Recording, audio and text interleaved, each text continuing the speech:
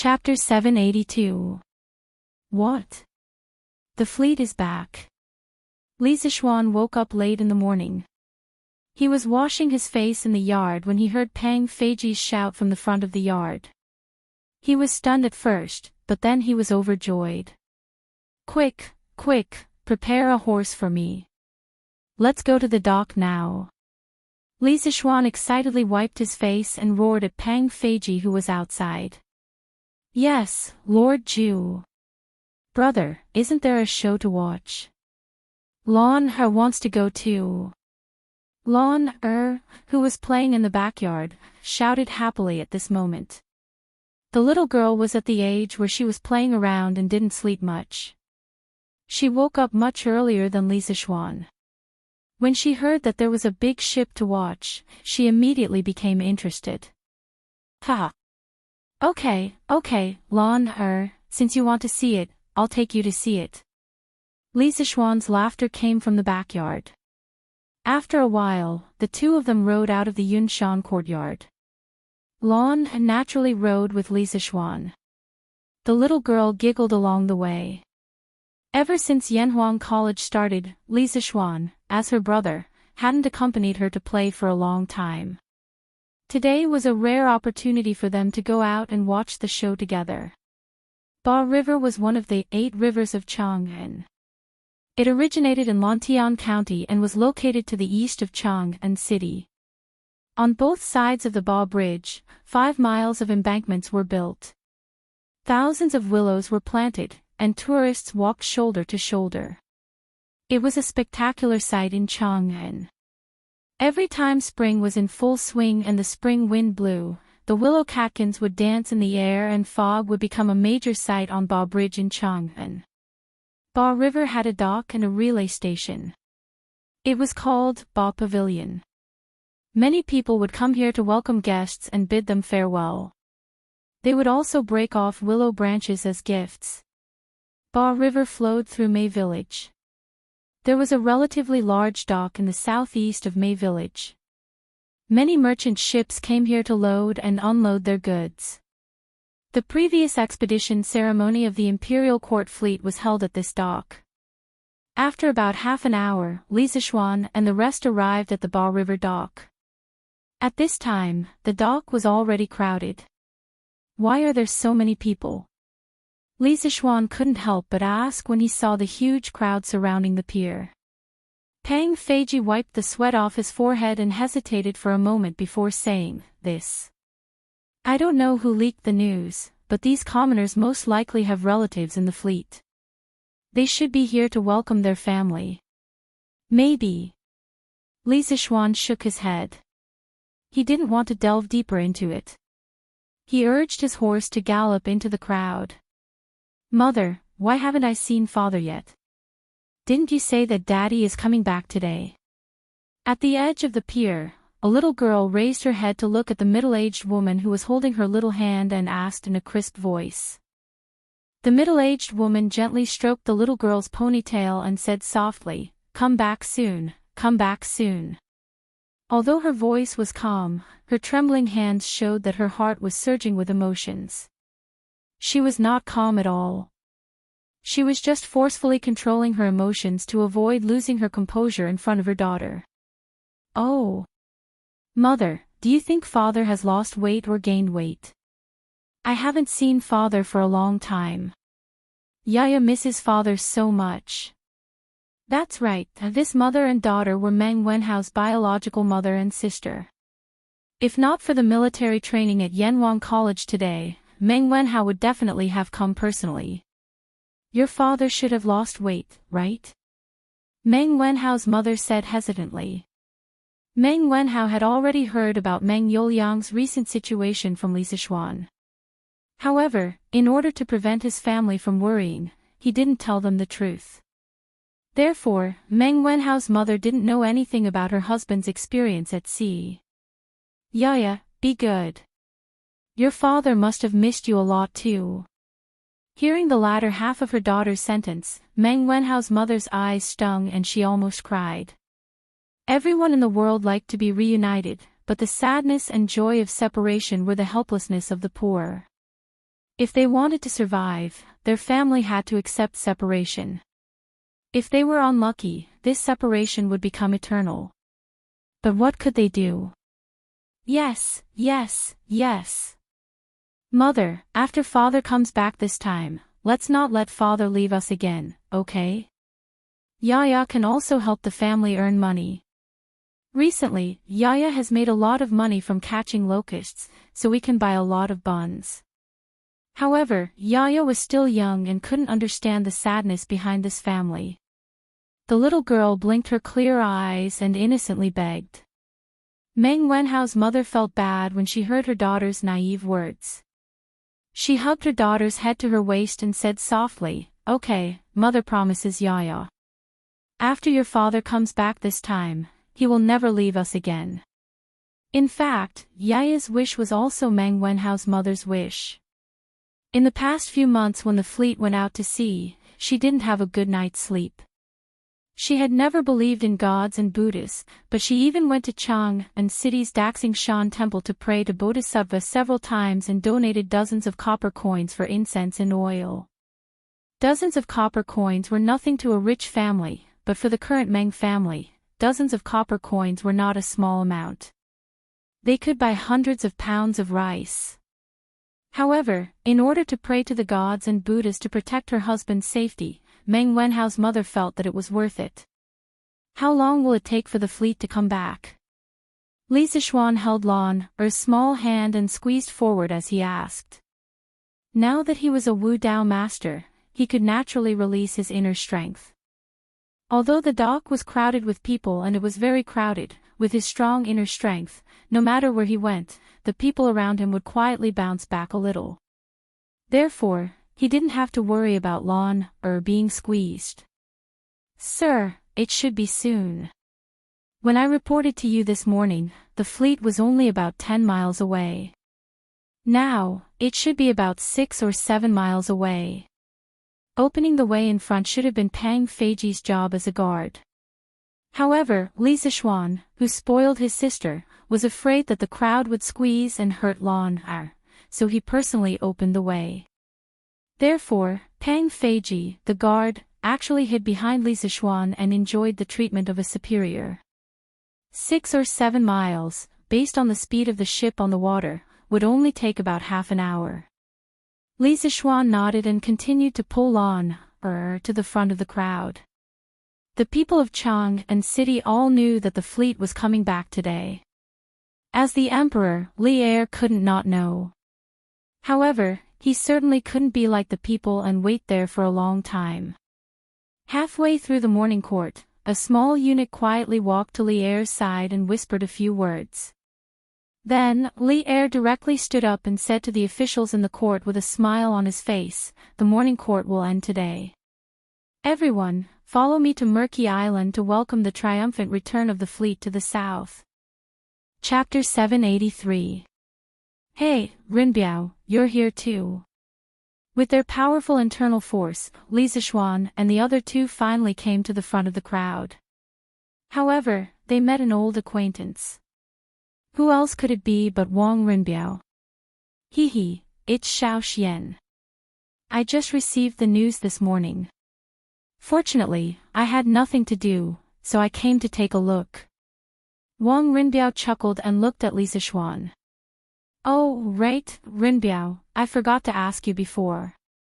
Did the fleet find the rubber I told you about in Nanyang? A few days ago, he asked Wang Rinbiao to help him inquire about the news. He only cared about Meng Youliang's situation and forgot about his own business. When Wang Rinbiao heard this, he was stunned. He then shook his head and said, "I don't know about this yet. I only asked people to help inquire about the fleet. I didn't ask about the harvest of my fleet." Li Zixuan was speechless. He thought to himself, this Wang Rinbiao's heart is really big. He doesn't even care about his own family's business. His attitude of treating money like dirt is comparable to mine. Well, then we can only wait for the fleet to come back in a while. Li Zixuan said helplessly. Oh. Look, the fleet is here. The fleet is here. At this moment, a mast finally appeared on the surface of the Ba River. Then, the figure of a huge turreted ship slowly emerged from the water and was exposed to everyone's vision.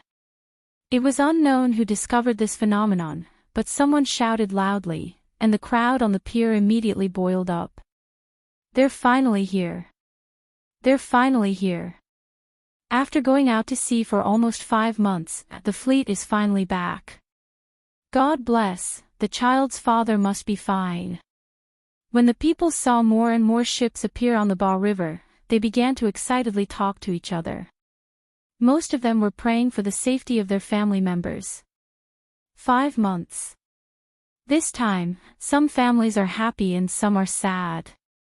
At this moment, Li Zixuan was holding Lan Er's hand and standing at the front of the crowd. He looked at the densely packed boats on the river and sighed with mixed feelings. Although Wang Rinbiao did not mention the details of the ambush on the fleet, Li Zixuan had obtained more detailed information from Li Qingqian. Of course, the source of the information was definitely related to Li Er. Therefore, he was very clear that the fleet's journey south this time was not without casualties. Not to mention the storms and diseases that took away the crew members on the sea route to the Nanyang countries, just the sneak attack of the pirates that night caused the fleet to lose 28 soldiers and 12 civilians. This meant that a small-scale battle had caused 40 Tang soldiers to be buried in the sea, with no complete corpses left. 40 originally happy and blissful families were torn apart in an instant. At that time, who knew how many tears would be shed? Boo-hoo! As time passed, the 1,500-some merchant ships that had come south to trade 5 months ago appeared before everyone's eyes. The mournful sound of a bugle horn came from the ship in the center of the fleet, and then all the other ships began to drop their anchors, lower their sails, and slowly approach the shore. "We're home. We're finally home." On a merchant ship, Meng Yuliang stood on the deck and leaned against the railing. As he looked at the sea of people on the shore, he couldn't help but sigh. On this voyage, he had almost been separated from his family forever. He was far from alone in his thoughts. Whether it was the civilian workers on the merchant ships or the Navy soldiers on the official ships, all of them couldn't suppress the joy in their hearts as they looked at the dock. Homesickness, homesickness, what could be more important than the fact that they would be home soon? "Your Highness, we can go ashore." The main ship had already reached the dock, and people had already laid down the planks. Wu Di walked up to Li Xiaogong and clasped his fist. This prince will come right away." A few moments later, Li Xiaogong disembarked from the main ship with his guards. Li Zixuan walked up and cupped his hands in greeting. "Congratulations on your Highness's triumphant return. Long time no see." "Your Highness, how have you been?" Li Xiaogong gave a hearty laugh and patted Li Zixuan on the shoulder. "This prince is in good health.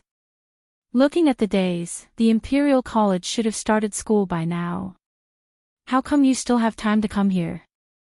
Before leaving, he had entrusted his son to Li Zixuan. At the time, Li Zixuan was still an official at the Imperial College and had yet to fall out with Kong Yingda. Thus, Li Xiaogong's memories were still stuck at the time when Li Zixuan was still teaching at the Imperial College. He had no idea what was going on at Yanhuang College. "Your Highness, this child is no longer at the Imperial College. 3 months ago, I resigned from my position at the Directorate and opened my own academy. Today, Huai Ren is also in my academy." Li Zixuan knew that Li Xiaogong was asking this because he wanted to know more about his son, Li Huairen, so he gave him a simple explanation. "What? Xiao Xian, you're no longer at the Imperial College. Did something happen in between?" Li Xiaogong had indeed asked this question to find out more about his son, but he hadn't expected to ask such a shocking question. "It's a long story. I'll tell your Highness in detail in the future." Li Zixuan knew that this wasn't the place to talk, so he said this to Li Xiaogong. "His Majesty has arrived." As they were speaking, another group of people arrived on the road to the west of the docks. When they heard the words "His Majesty has arrived," they all hastily turned around. When they saw the person in bright yellow at the front of the group, they all bowed and said, "Paying respects to your majesty."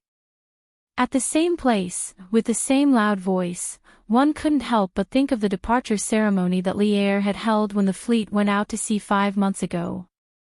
Li Er followed the path that the crowd made and came to the edge of the docks, not far from Li Xiaogong. He stopped and turned around to look at the densely packed crowd, saying, "Rise."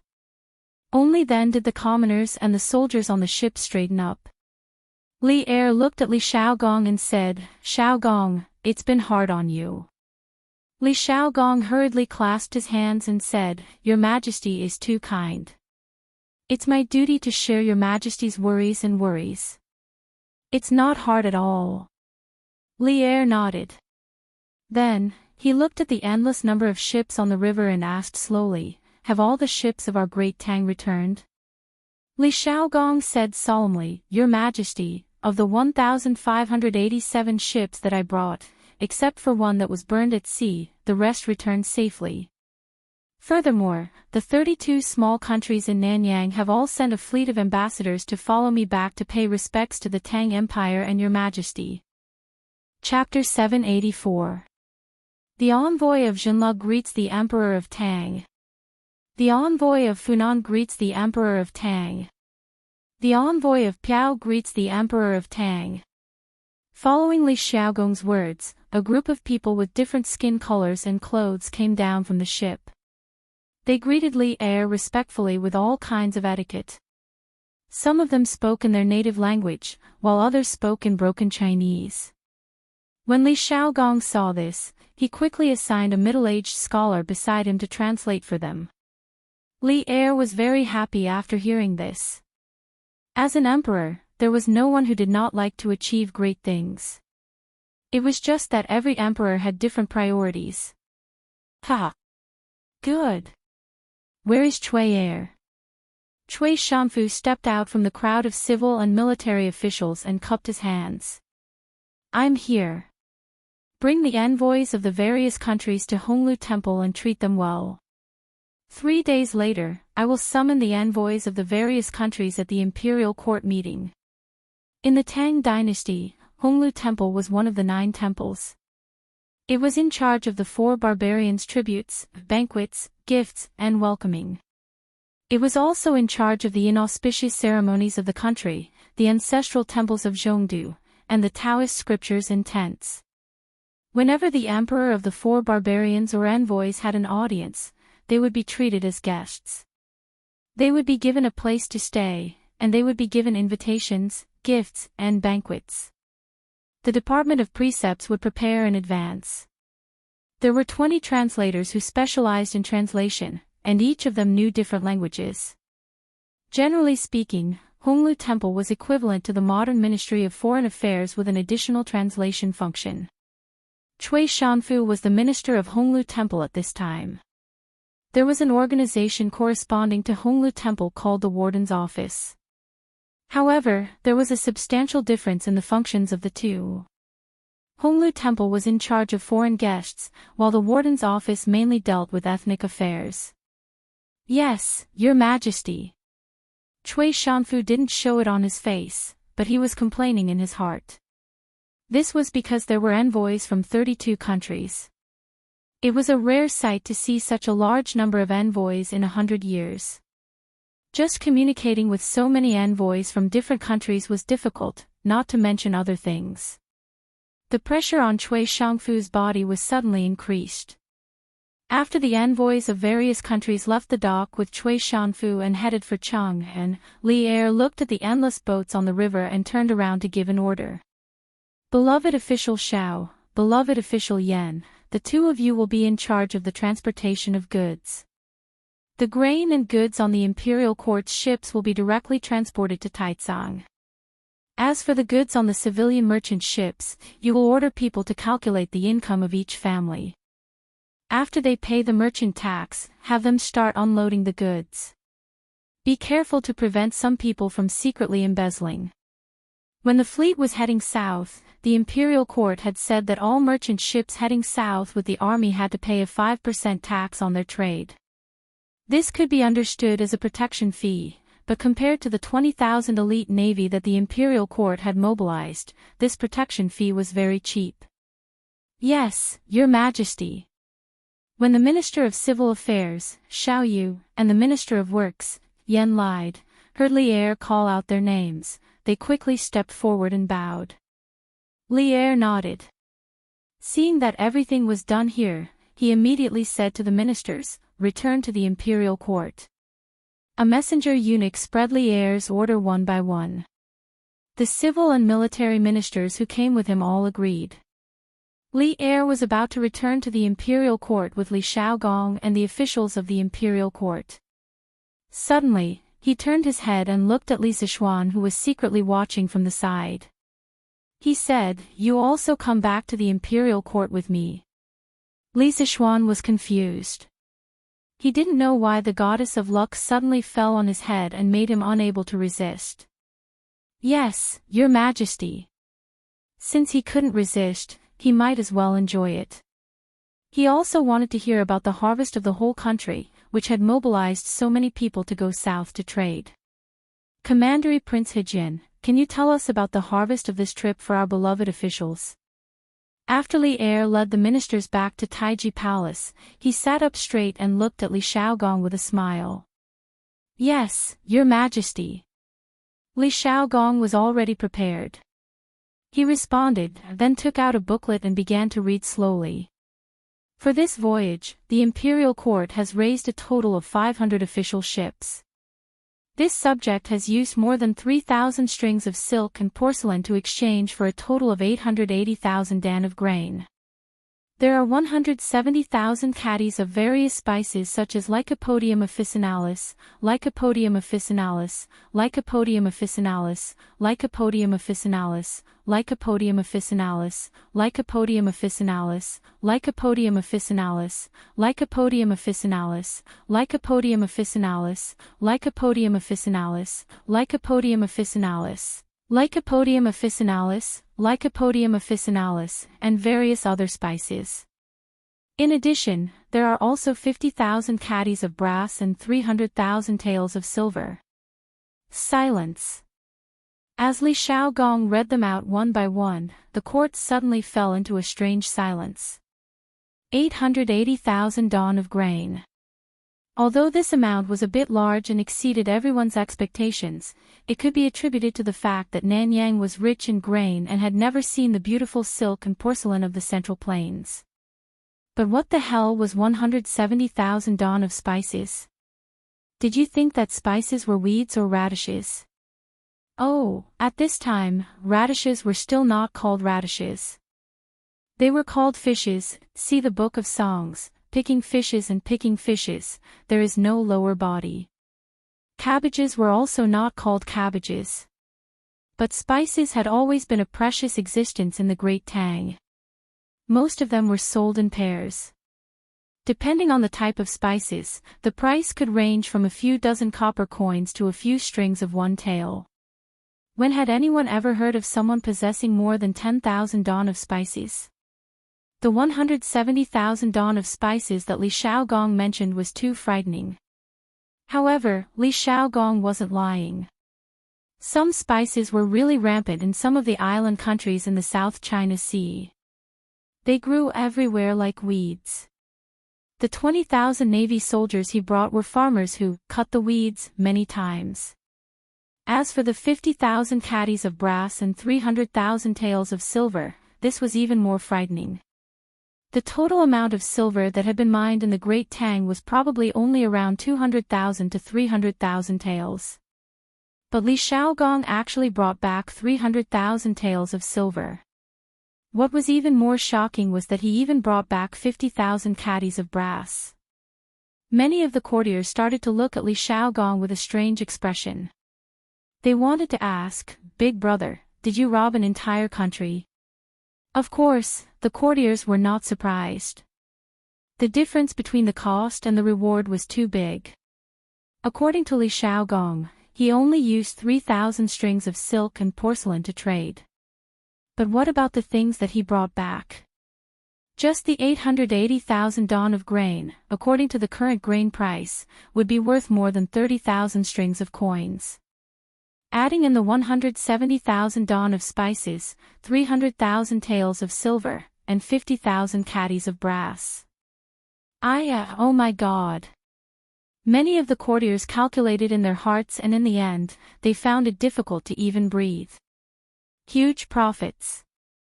This was more than 10 times the profit. It was more than 100 times the profit. What else in the world could be more profitable than this? Chapter 785. Some people might question whether 500 ships could transport 880,000 dan of grain. Of course they could. There was no doubt about it. During the Qin and Han dynasties, the development of our country's shipbuilding industry reached its peak. During the war to unify the southern part of China, Qin Shi Huang organized a fleet that could transport 500,000 dan of grain. With the technology at that time, they could build ships that could transport 50 to 60 tons of grain. 1 dan was 50 kilograms. In other words, a ship during the Qin and Han dynasties could carry more than 1,000 dan of grain. During the Tang and Song dynasties, the second peak in China's shipbuilding history was the dragon boat that Emperor Yang of Sui rode. It was 5 feet tall and 200 feet long. The upper level had the main hull, the inner hull, and the east and west imperial hulls. The middle 2 levels had 120 rooms with a capacity of more than 300 tons. Of course, it was even more impressive during the Song dynasty. The Song dynasty built a divine boat for Korea. It had a capacity of more than 1,500 tons. Some large ships could carry tens of thousands of dan of grain and had a rudder that was 30 to 50 feet long. Taiji Palace. Although Li Er, who was sitting high above, was mentally prepared, he was still shocked by Li Xiaogong's work report. His eyes were as wide as the others. Fortunately, the courtier's attention was not on him, otherwise, if the remonstrant saw his gaffe, he would definitely be criticized again. Ahem. This trip to the south was really fruitful. Xiaogong and the soldiers have worked tirelessly across thousands of miles and have contributed to the country. They should be rewarded. Li Er recovered from his shock and praised with a face full of emotion. Your Majesty. As soon as Li Er finished speaking, Wei Jing walked in front of him. The old man cupped one hand and the other before his chest and said, "Congratulations to Commander Prince Hejian for leading the fleet to the south. But there is still one thing that I don't understand. Where did you get these 300,000 taels of silver and 50,000 kilograms of brass?" Wei Zheng was not targeting anyone. He was just stating the facts. Grain, spices, and ivory were all fine. But the amount of brass and silver was too huge for him to understand. After all, which country would use these things for trade? It didn't make any sense no matter what. After hearing Wei Zheng's question, the other ministers all cast doubtful glances at Li Xiaogong. However, Li Zishuan's heart skipped a beat. According to the information he had gathered, the 50,000 jin of brass and 300,000 taels of silver that Li Xiaogong had brought back were the war reparations that he had extorted from the Wen nation. If this was revealed, Li Xiaogong would most likely be impeached. Li Er's eyes darkened. Obviously, he also knew the inside story of the Japanese war. But now that Wei Jing had asked in public, he could only watch Li Xiaogong's performance. As soon as Li Er left with the civil and military officials, the docks by the murky river immediately became lively. There were more than 1,000 large ships, and they definitely could not all dock at the same time to unload their cargo, so they could only come in batches. At the very front were the 500 official ships of the imperial court. Wu Di, the captain of Li Xiaogong's personal guard, came to Xiaoyu with a man who looked like a steward. He respectfully handed over a booklet and clasped his hands. "Minister Xiao, this is the list of all the cargo on the official ship. He is the steward of the cabin, Yao Jing. If Minister Xiao has any questions, please ask me or Steward Yao. We will tell you everything we know. Well, okay. Thank you. Xiao Yu said politely and took the booklet. When he opened it, he was shocked. So much food. I'm afraid the granary of Chang and City can't hold it all. Hearing this, Yen Lide was very curious. He thought that the official ship of the imperial court had only brought a little silk and porcelain. At most, it could be exchanged for more than 100,000 jin of food. How could the granary of Chang and City not be able to hold it all? Shiwen, Xiao Yu's courtesy name, let me see how much food you have. Then, Yen Lide eagerly came over and wanted to see what was on the booklet. When he saw the number on the booklet, his eyes widened and he exclaimed. This, 880,000 jin. So many jin of food, Taizong can't hold it all. It has to be transported to Hanjiatsong and Luoyang. The Taizong he was talking about was the largest granary in Chang and City. It was also the granary of the imperial family. Its main function was to provide for the imperial family's consumption, rewards, salaries of officials, military supplies, and government accounts. Although Taizong's main function was to serve the central government, it also had some positive functions. For example, every time there was a famine, Taizong would take out grain to replenish Chongpingcang and suppress the price of grain. It would also sell some grain at a low price to help the victims. However, Taizong's total storage was not very high. It could only store 500 to 600 jin of grain at most. Moreover, the autumn harvest had just passed, so there was even less space left in Taizong. That was why these two big shots of the imperial court sighed with emotion. As for the Hanjiatsong that Yen Lide mentioned, it was the largest granary in the Tang Empire. At the start of the Sui dynasty, Chang'an was built, but the Guangzhou region was unable to satisfy the needs of the imperial family, officials, and the central army.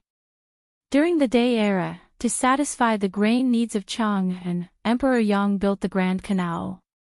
Later on, Yang Guang directly moved the capital to Luoyang. After establishing Luoyang, Yang Guang first built Huiluotsang as the national granary in Luoyang. The entire Huiluotsang city was 1,000 meters from east to west, 335 meters from north to south, and around 700 warehouses with a diameter of 10 meters. Each warehouse could store 4,000 jin of grain, and the entire city could store 3 million jin of grain. As Huiluotsang was built outside of Sui Tang Luoyang City, at the end of the Sui dynasty, the world was in chaos. Li Mi took Huiluotsang, and Luoyang City fell into a situation where there was no grain. Later on, Huiluotsang became the focus of the war between Li Shimin and Wang Shichong. The warehouses outside the city were occupied, and Wang Shichong lost due to a severe lack of grain. Later on, Li Shimin saw the disadvantages of having a granary outside the city, and he decided to build one within Luoyang City to prevent the same thing from happening.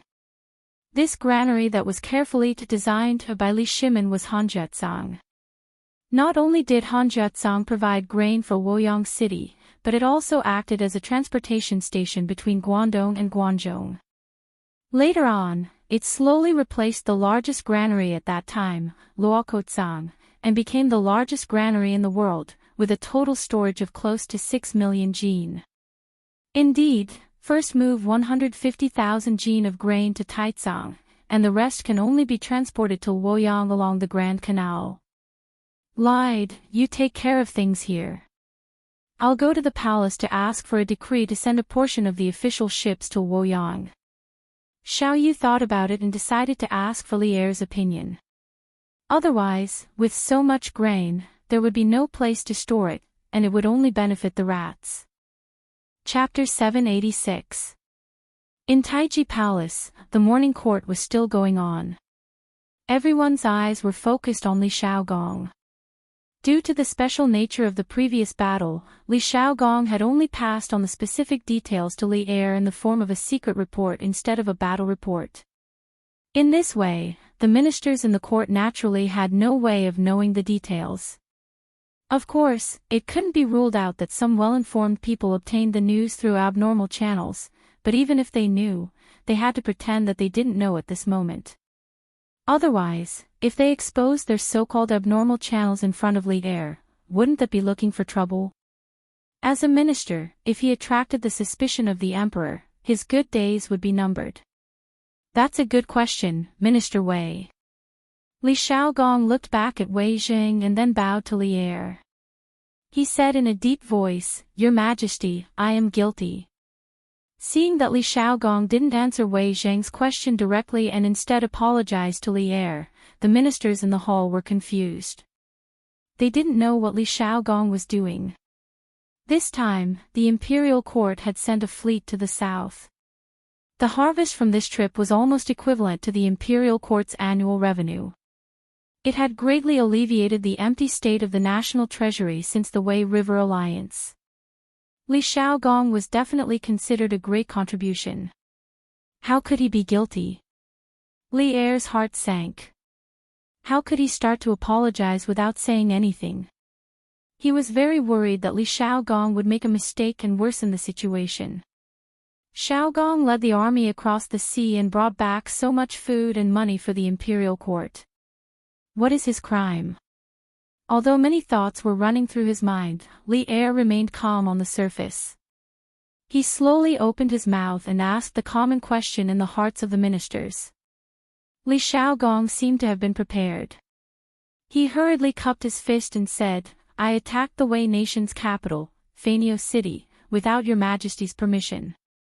The 50,000 kilograms of brass and 300,000 taels of silver were given to me by the Wei nation's queen. I am guilty."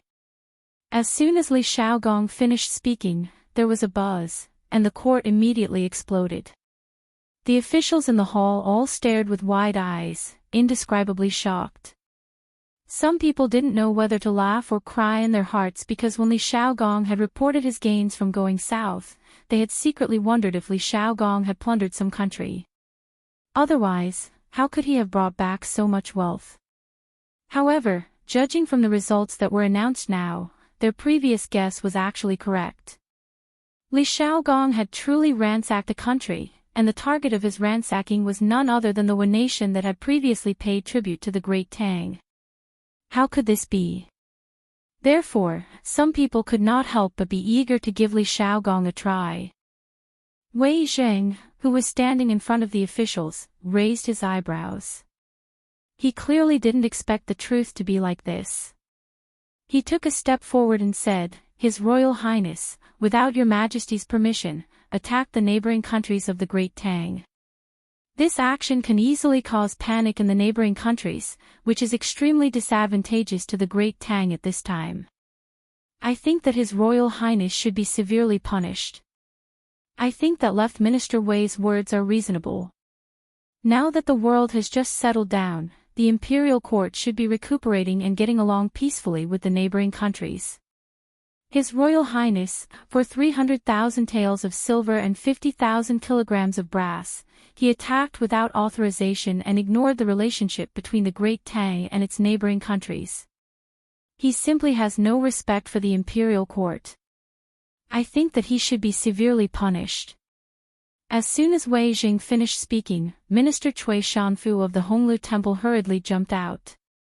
As the leader of the Honglu Temple, who specialized in dealing with the relationship between neighboring countries, he naturally had the right to express his opinion. Of course, as a core disciple of the Shandong aristocratic family, he also wanted to use this opportunity to bring down Li Xiaogong, the only person who could be used in the Li Tang imperial family. If he didn't know how to make good use of such a heaven-sent opportunity, he would really be blind. I second the motion. His Royal Highness must be severely punished. Severely punish your grandma. Li Xiaogong's identity was not only that of the Li Tang imperial family, but also that of a general. Although he usually didn't like Li Xiaogong, at this time, Qing Jijia wouldn't just watch Li Xiaogong be besieged by Cui Shanfu and the others. The devil incarnate wouldn't talk about rules with you. This old guy came up and directly pushed Cui Shanfu more than 10 steps away and almost fell to the ground. He stood up angrily and was about to argue with Qing Jijie, but he heard old Qing directly scold him in his rough voice. Damn it! Xiaogong didn't say why he attacked Neon. How do you know that he went for the silver and brass? Is your father in Neon? Did he tell you in your dreams? Cui Shanfu's expression changed and he felt greatly humiliated because Qing Jijie was saying that his father was from Neon. As a person of the Celestial Empire, anyone who was said to be a descendant of the short and wretched people of Neon would be angry. Qing Jijie, you've gone too far and disgraced the refined. At this time, Cui Shanfu was obviously blinded by anger and directly called Qing Jijie by his name. Bah! You slandered Xiaogong without any evidence. Isn't this a disgrace to the refined? This old guy actually spat a mouthful of thick phlegm in Cui Shanfu's direction and continued to scold him. However, he also knew that it was not a good idea to continue scolding like this. If this continued for a long time, it would be counterproductive. Therefore, after scolding Cui Shanfu, he cupped his hands and said to Li Er, Your Majesty, Xiaogong is not a person who is greedy for money and doesn't know the severity of the matter. This old official thinks that there must be something hidden. Your Majesty, this official also thinks that this matter is not simple. Why don't we let Xiaogong finish speaking before making a conclusion? The taciturn gourd, Li Jing in the imperial court also made a rare sound today. In this way, no one in the entire Tang military was still indifferent, this official agrees. The general's camp all agreed in unison.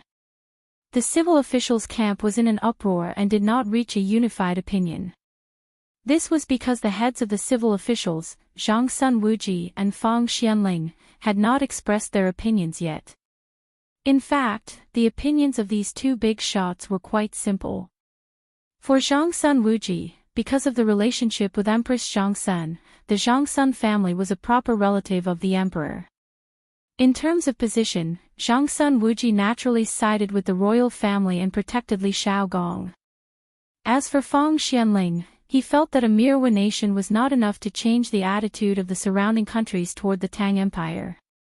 Moreover, the Tang Empire's current number one enemy was the Turks. The other small countries could not make any waves at all. Cui Shanfu's words were a little exaggerated. How could he agree? Silence. Li Er coughed softly and the noisy imperial court immediately quieted down. Then he stared at Li Xiaogong and asked in a deep voice, Xiaogong, why did you lead troops to attack nation? You better explain the reason to Jin now. Don't hide anything. Chapter 787. Hearing Li Er's words, Li Xiaogong cupped his fists and said, Yes, Your Majesty. Half a month ago, I led the fleet back to the southeast coast. One night, I ordered the fleet to dock on a nameless deserted island to replenish fresh water and fruits and vegetables. Who would have thought that we would be ambushed by a group of bandits? There were about 100 of them.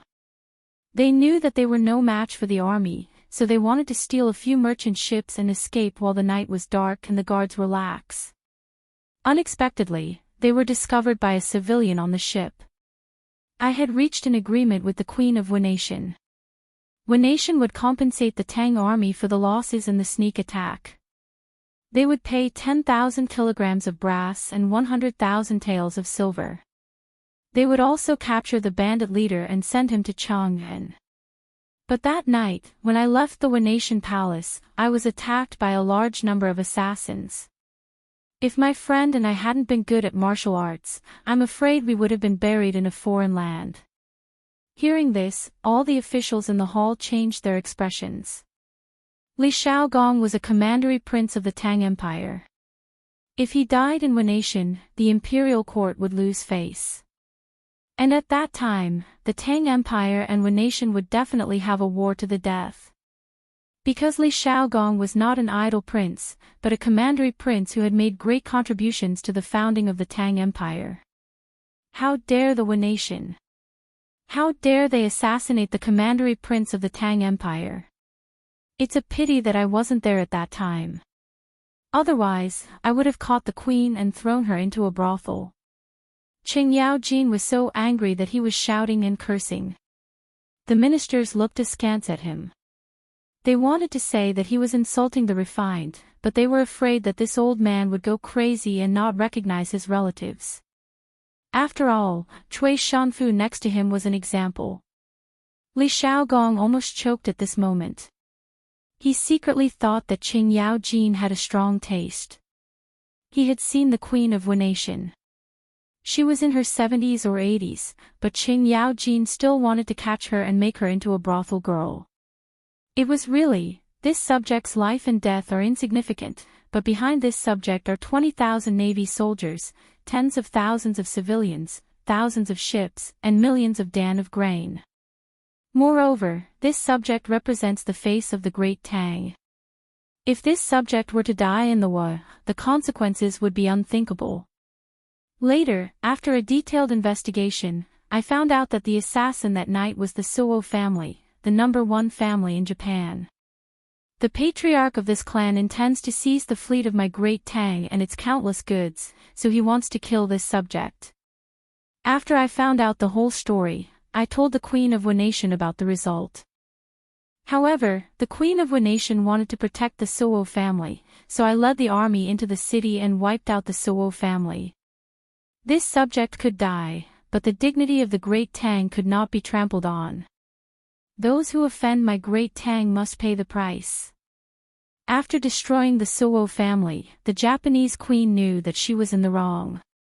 She took the initiative to increase the compensation from the original 10,000 caddies of brass and 100,000 taels of silver to 50,000 caddies of brass and 300,000 taels of silver.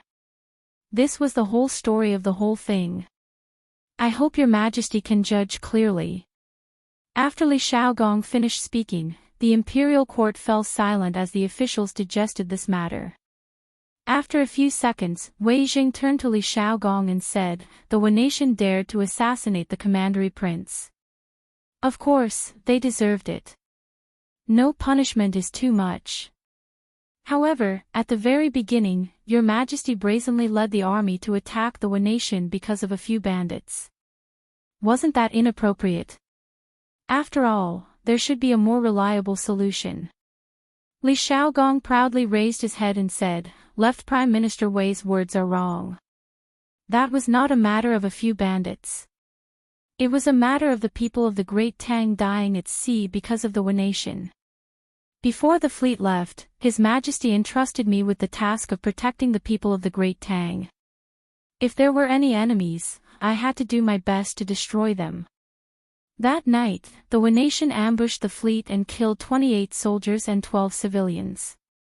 As the commander-in-chief of the army, I had to give them an explanation. Otherwise, how could I, Li Xiaogong, continue to lead this army? How could I have the face to come back and see His Majesty again?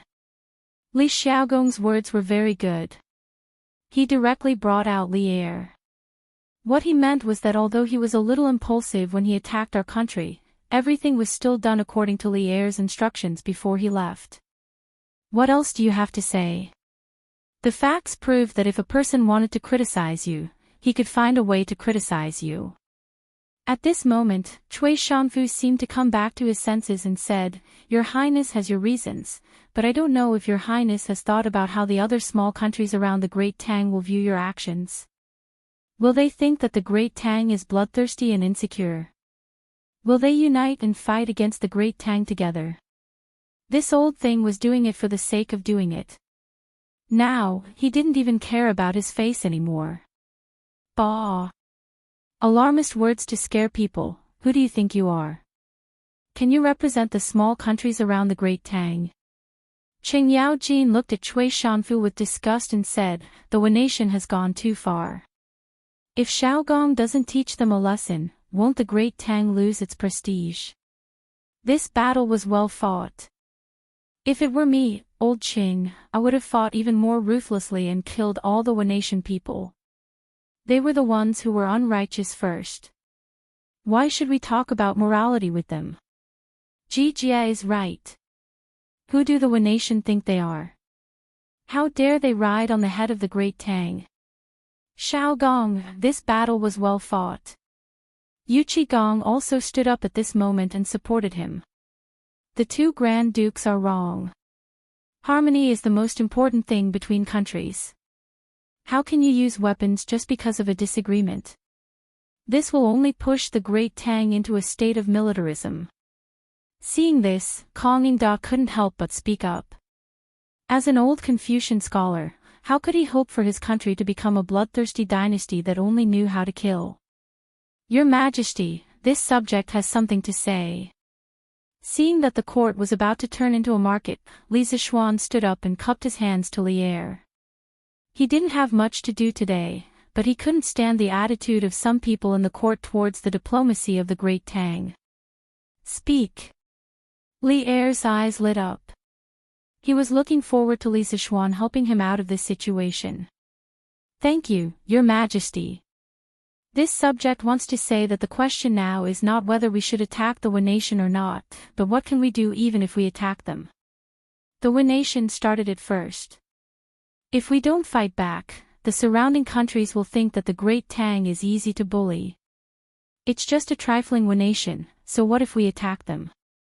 Are we going to punish the generals of the Great Tang for a trifling Wanation? As for Minister Cui Sijing's worry that the other countries will panic because of this subject believes that there is nothing to worry about.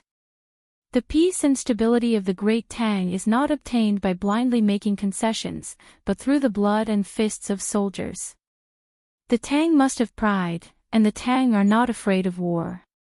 Even if the entire world attacks the Great Tang will be able to break through. What is there to fear from a trifling Wanation? Chapter 788. Good. Well said. In Taiji Palace, Li Zishuan's passionate words caused the eyes of all the generals to light up. Li Er, who was sitting at the head of the table, didn't show any change on his face, but if one was close enough, one would be able to hear that his breathing had quickened. Qing Yao Jin had never liked to hide his emotions. Old Qing shouted, "Okay." Then, the old man still felt uncomfortable. He laughed loudly and walked over. He patted Li Zishuan's shoulder hard and said, "Li Zishuan, I'm not going anywhere." "Brat, you've said exactly what we old generals are thinking.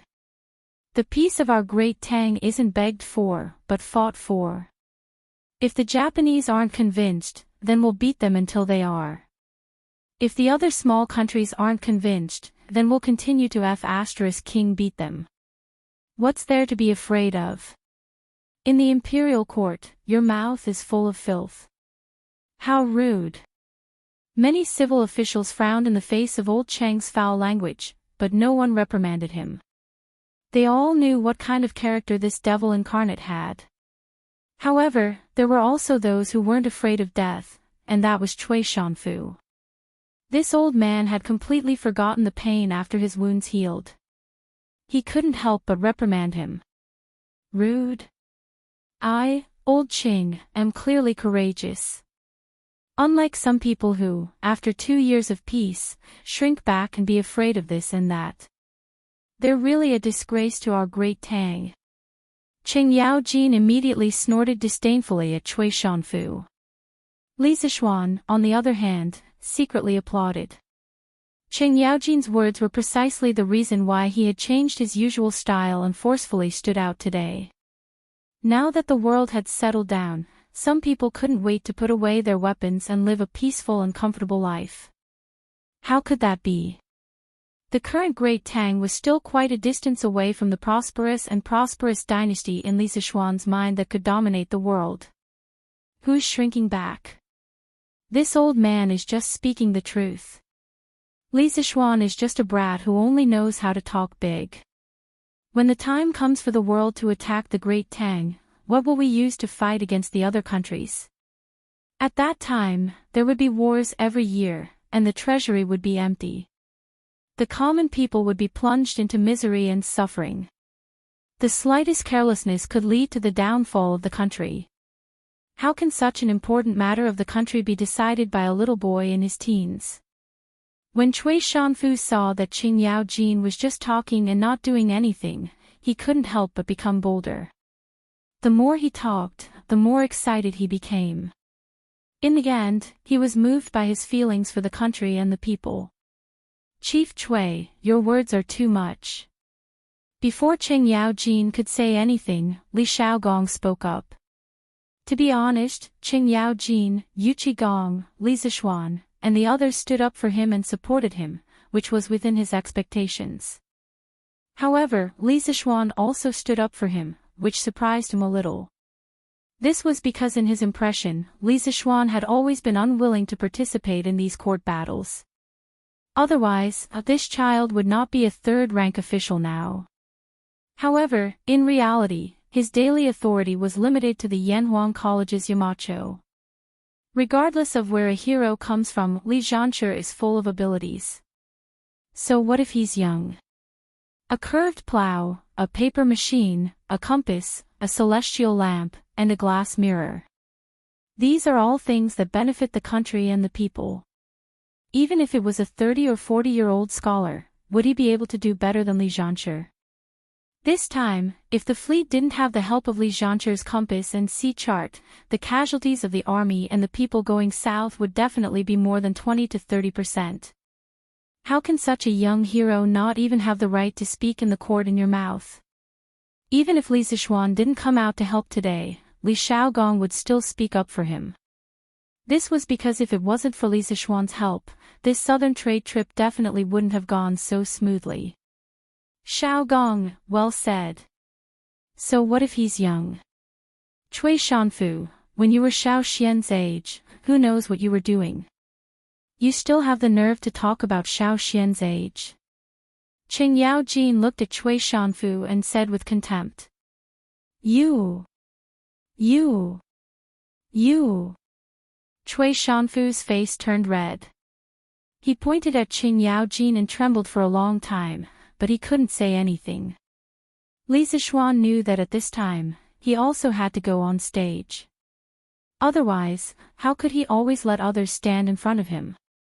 Thus, he stepped forward and clasped his hands at Cui Shanfu. Minister Cui just said that this kid was just talking big. When the time comes to attack the Tang Empire, I can't do anything. Ha, how ridiculous. This kid here swears to the heavens that when the time comes, this kid is not only willing to use all of his family's wealth as military supplies, but this kid's 7 feet tall body is also willing to jump on the battlefield, lay down his head, and shed his blood. The yellow sand wears golden armor after 100 battles, and Lu Lan won't return until it's broken. This kid dares to say, dares to do, and dares to take responsibility for his actions. As for the empty national treasury and the suffering of the people, it's not like there's no solution. Not to mention that this southern trade trip brought a huge amount of income to the imperial court that was comparable to the annual tax revenue of the national treasury. There's also Yanhuang College. There are hundreds of engineering students there, and what I'm teaching them is all knowledge that can make the country prosperous and the people strong. Once they complete their studies and leave the mountain, there will be hundreds of Li Zixuan who are good at creating wealth, and the number will only increase in the future. The lives of the people will also get better and better. In comparison, this kid can't stand some people who are afraid before the battle. Things haven't even happened yet, but they're already afraid of this and that, cowering in fear. You must know that nothing in this world is difficult for those who set their mind to it. As long as you set your mind to it, there's nothing in this world that can't be done. The Tang Empire was founded on martial arts.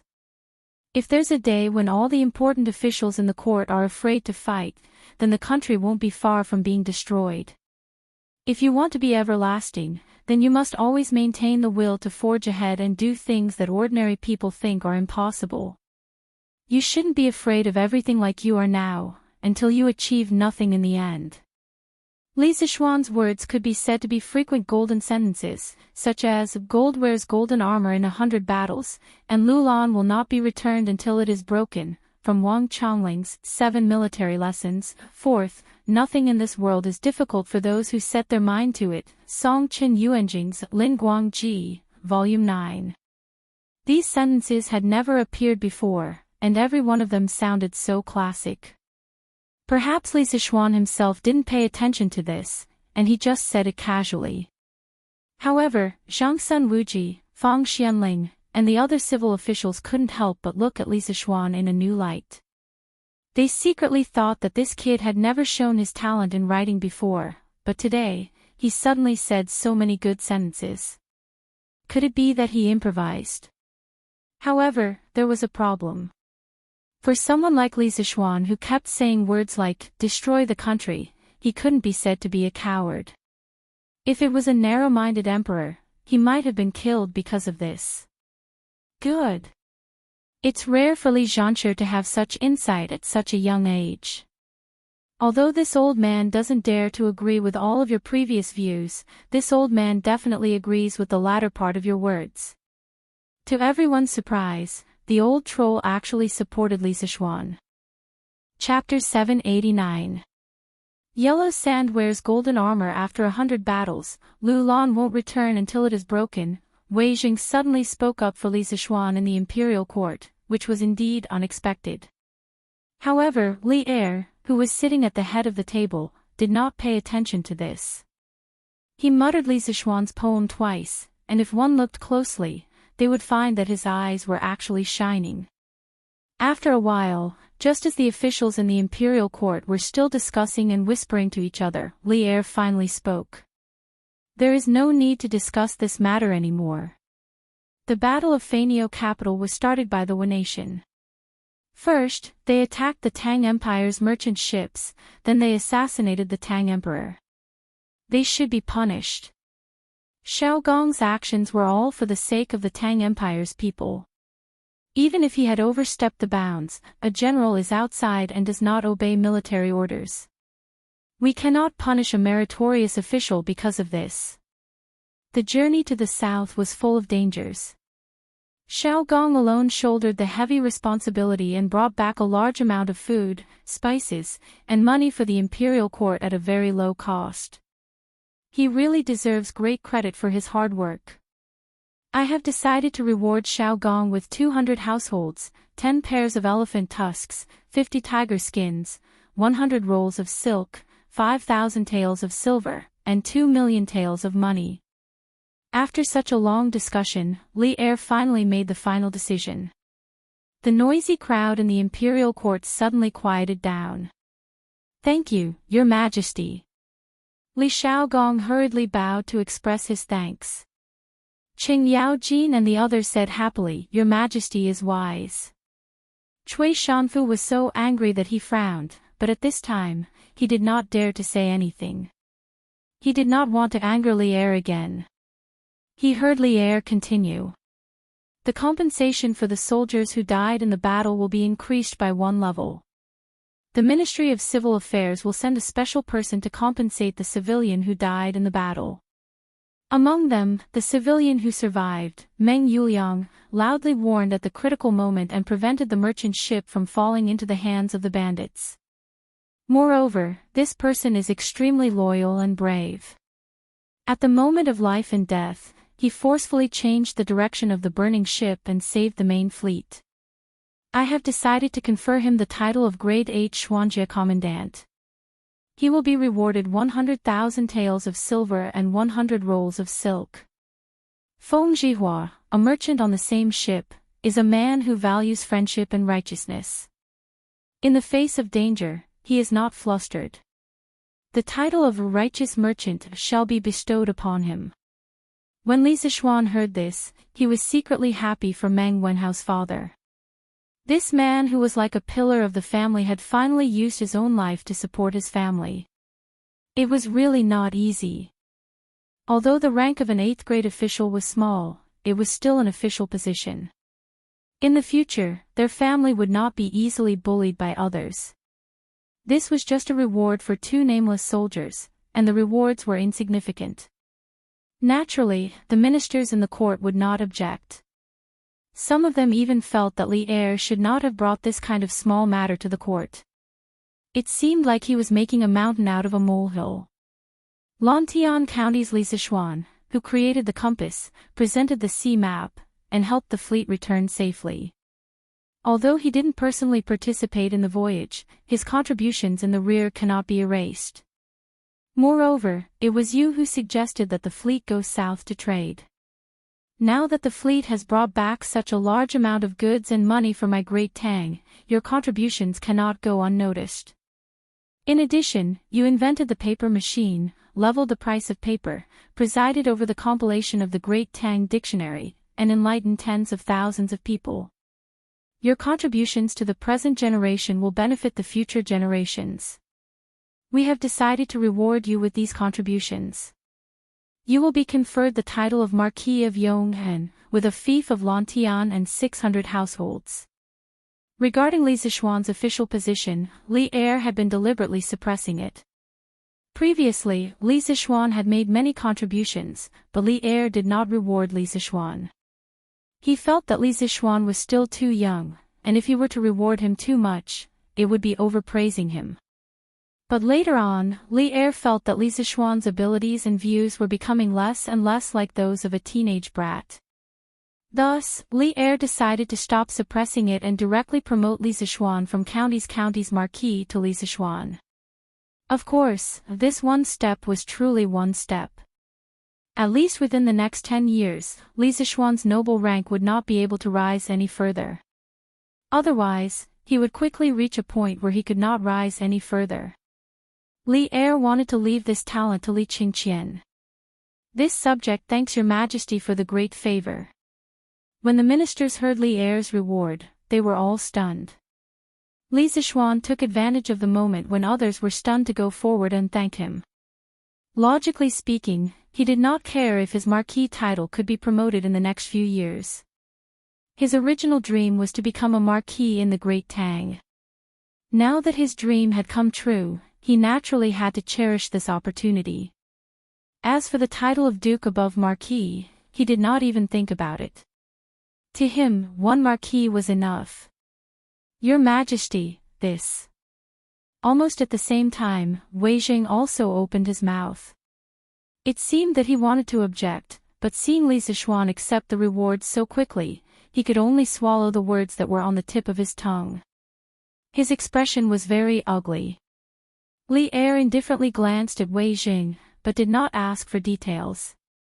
He waved his hand and said, "The matter of the reward ends here. Officials, if there is anything, please submit a memorial. If there is nothing, the court is dismissed." The officials looked at each other. After the establishment of the Great Tang, marquis titles were extremely rare. But now, Li Er had so casually rewarded a founding marquis. No matter how they looked at it, this was very imprudent. But once the domineering Li Er made up his mind, there was no room for discussion. They could only secretly glare at each other. Zhang Sun Wuji pursed his lips, seemingly itching to make a move. But after thinking for a long time, he did not say anything. On the other hand, Qin Yao Jin was beaming with joy, as if he was the one being rewarded by Li Er. After waiting for a while, seeing that no one objected, Li Er was just about to announce that the court was dismissed when he saw a person walk in. Who else could it be but Xiao Yu? Beloved official Xiao, why have you returned? Could it be that the matter at the docks was resolved so quickly? Li Er asked curiously when he saw Xiao Yu hurrying over. How could 880,000 dan of grain be transported in such a short time?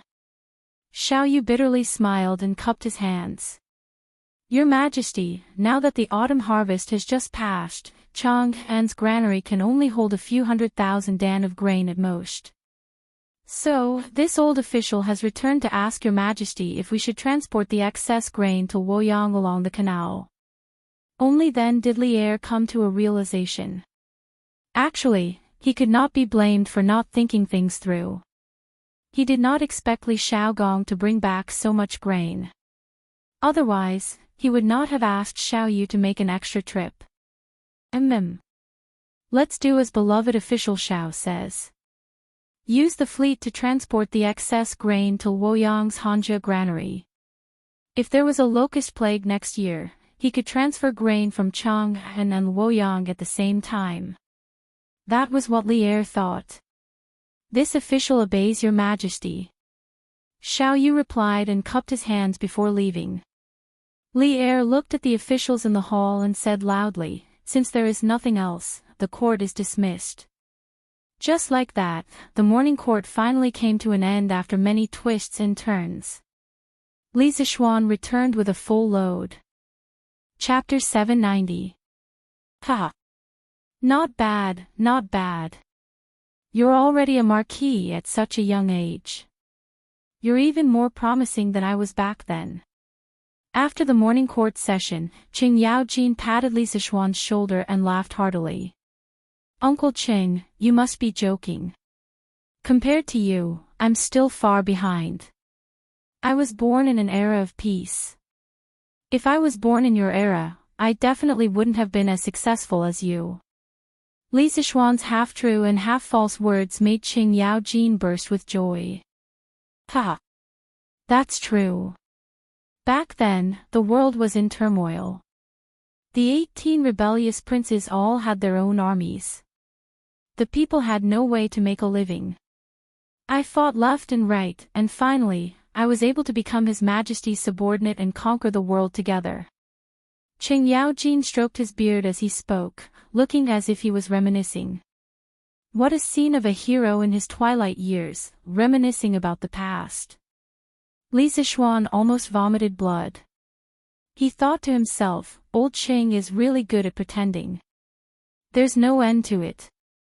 I'd better slip away quickly and go home to hug my wife. Uncle Qing, your generation really didn't have it easy. Ahem, I still have something to do at home. I'll take my leave first. I'll treat you to a drink some other day. After waiting for so long, he finally got a marquis. He was eager to go home and share this good news with his wife and parents. He didn't want to talk nonsense with old Qing here. Qing Yaojin smacked his lips and said, Heh, then you go first. Xiao Xian, you've been made a marquis. You should go back and celebrate. Of course, this old man will definitely go and eat your celebratory wine. Oh, right, second brother Qin still doesn't know that you've become a marquis, right? Since it's my day off tomorrow, I'll go to the academy in the afternoon and tell him the good news. I'll also give those kids another round of special training. At the mention of special training, the old demon's eyes immediately lit up, and a cruel smile appeared at the corner of his mouth. Li Zishuan couldn't help but mourn for the students of Yanhuang College in his heart. The old demon is here. Your good days are coming to an end. A new round of brutality was about to begin. Cough, cough. Uncle Qing, you've really put a lot of thought into this. The students will definitely be grateful to you. I'll go back first. Li Zishuan said some polite words and then ran away. As for whether the students would be grateful to old Qing, even if he used his but to think, he knew that they definitely wouldn't. Old master, old madam, young madam, this is great news. Young master has been conferred the title of marquis. At the first courtyard of Cloud Mountain, Li Zishuan still hadn't returned home, but Sanbao had already rushed into the courtyard while shouting loudly. If it were any other day, he would definitely be reprimanded for being so rash and noisy. But today, there was too much information in his words. Li Jingma and Mrs. Li, who had heard the news, couldn't help but be stunned. What? Sanbao, you said that Xian has been conferred the title of marquis. Li Jingma's old face was flushed red with excitement. He looked at Sanbao and asked with a trembling voice. Of course, he hoped that Sanbao was telling the truth, but he was afraid that he had misheard and rejoiced for nothing. Madame Li and Han Yushi also looked at Sanbao with hopeful expressions. Yes, it's true. Old master. Young master has really been conferred the title of Marquis Yonghan, personally conferred by His Majesty, with 600 households. It's all over Chang'an now. Everyone is saying that young master is the youngest marquis since the establishment of the Tang Empire. Sanbao wasn't nervous at all, as this was the first time he had become the center of attention. Or perhaps his excitement had diluted the nervousness in his heart, and he spoke loudly with excitement. It's true, it's actually true. Madam, Xian has become a marquis. Xian is promising. Li Jingma was stunned for a long time before he finally reacted. He held his wife's hands and said excitedly. He used to be a businessman. Although he didn't lack in food and drink, the status of businessmen was low since ancient times. Even his descendants couldn't enter the imperial court as officials. He had only hoped that his son would be able to live a safe and healthy life. He had never thought that his son would one day become an official. However, ever since Li Zishuan returned from Longhu Mountain, he had given him too many surprises. First, he was conferred the title of Marquis, then he was promoted to third-grade Crown Prince Zhanshi, and now, he had become a Marquis. All of this sounded like a dream, but reality told him that it was all real. How could Li Jingma not be excited? That's great, my Xian is promising, he has become a Marquis. The excitement in Madame Li's heart was no less than Li Jingma's. She was old and a little sentimental. At this moment, tears welled up in her eyes. Han Yushi stood at the side and looked at her parents-in-law silently. Her eyes were filled with joy. She was happy for her husband and for the whole family. Sister Yushi, what is a marquis? Is it delicious? Why are father and mother so happy? Lon, the little cutie, came out of nowhere. She tugged at Han Yushi's sleeve, looked up, and blinked her bright eyes as she asked. Although Han Yushi had been married to Li Zishuan for a long time, Lon still called Han Yushi Sister Yushi and not sister-in-law. It wasn't that no one corrected her, but the little girl didn't listen to them. Ah. Lon, don't talk nonsense. A marquis isn't for eating, it's a very, very big official. In the future, Lon, you will be the marquis' younger sister. No one will dare to bully you. Hearing this little cutie's innocent words, Han Yushi didn't know whether to laugh or cry. She saw Li Jingma glaring at her, as if he wanted to scold her. She quickly squatted down, stroked Lon's little head, and explained gently. Oh, so it's brother who got promoted. When brother comes back, I'll ask him for the wedding money. Lon suddenly understood. She shook her little head and said excitedly. Oh, why is it so lively today? Father, mother, wife, why are all of you here? And little sister, who are you looking for to ask for the wedding money? At this moment, Li Zishuan had already stepped through the door. When he saw the whole family in the backyard, he said with a smile. Of course it's for you, brother. When Lon saw that Li Zishuan had returned, she quickly ran to his side and shook his arm. She said with a smile, Brother, you've been promoted. Hurry up and give me the wedding money. Li Zishuan lowered his head and looked at his little sister's bright smiling face. He couldn't help but feel a little absent-minded. Why was this the same as the children in the modern world who shouted, Congratulations, get rich, give me the red packet? He didn't know where the little girl learned this from. Chapter 791. The whole family had a happy and harmonious lunch. Li Zishuan's laziness relapsed and he didn't even want to go to the academy.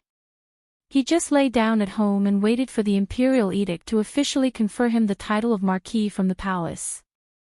Around 1 in the afternoon, Li Zishuan did not receive an imperial edict from the imperial palace, but a person did. Oh, Your Highness, you're here.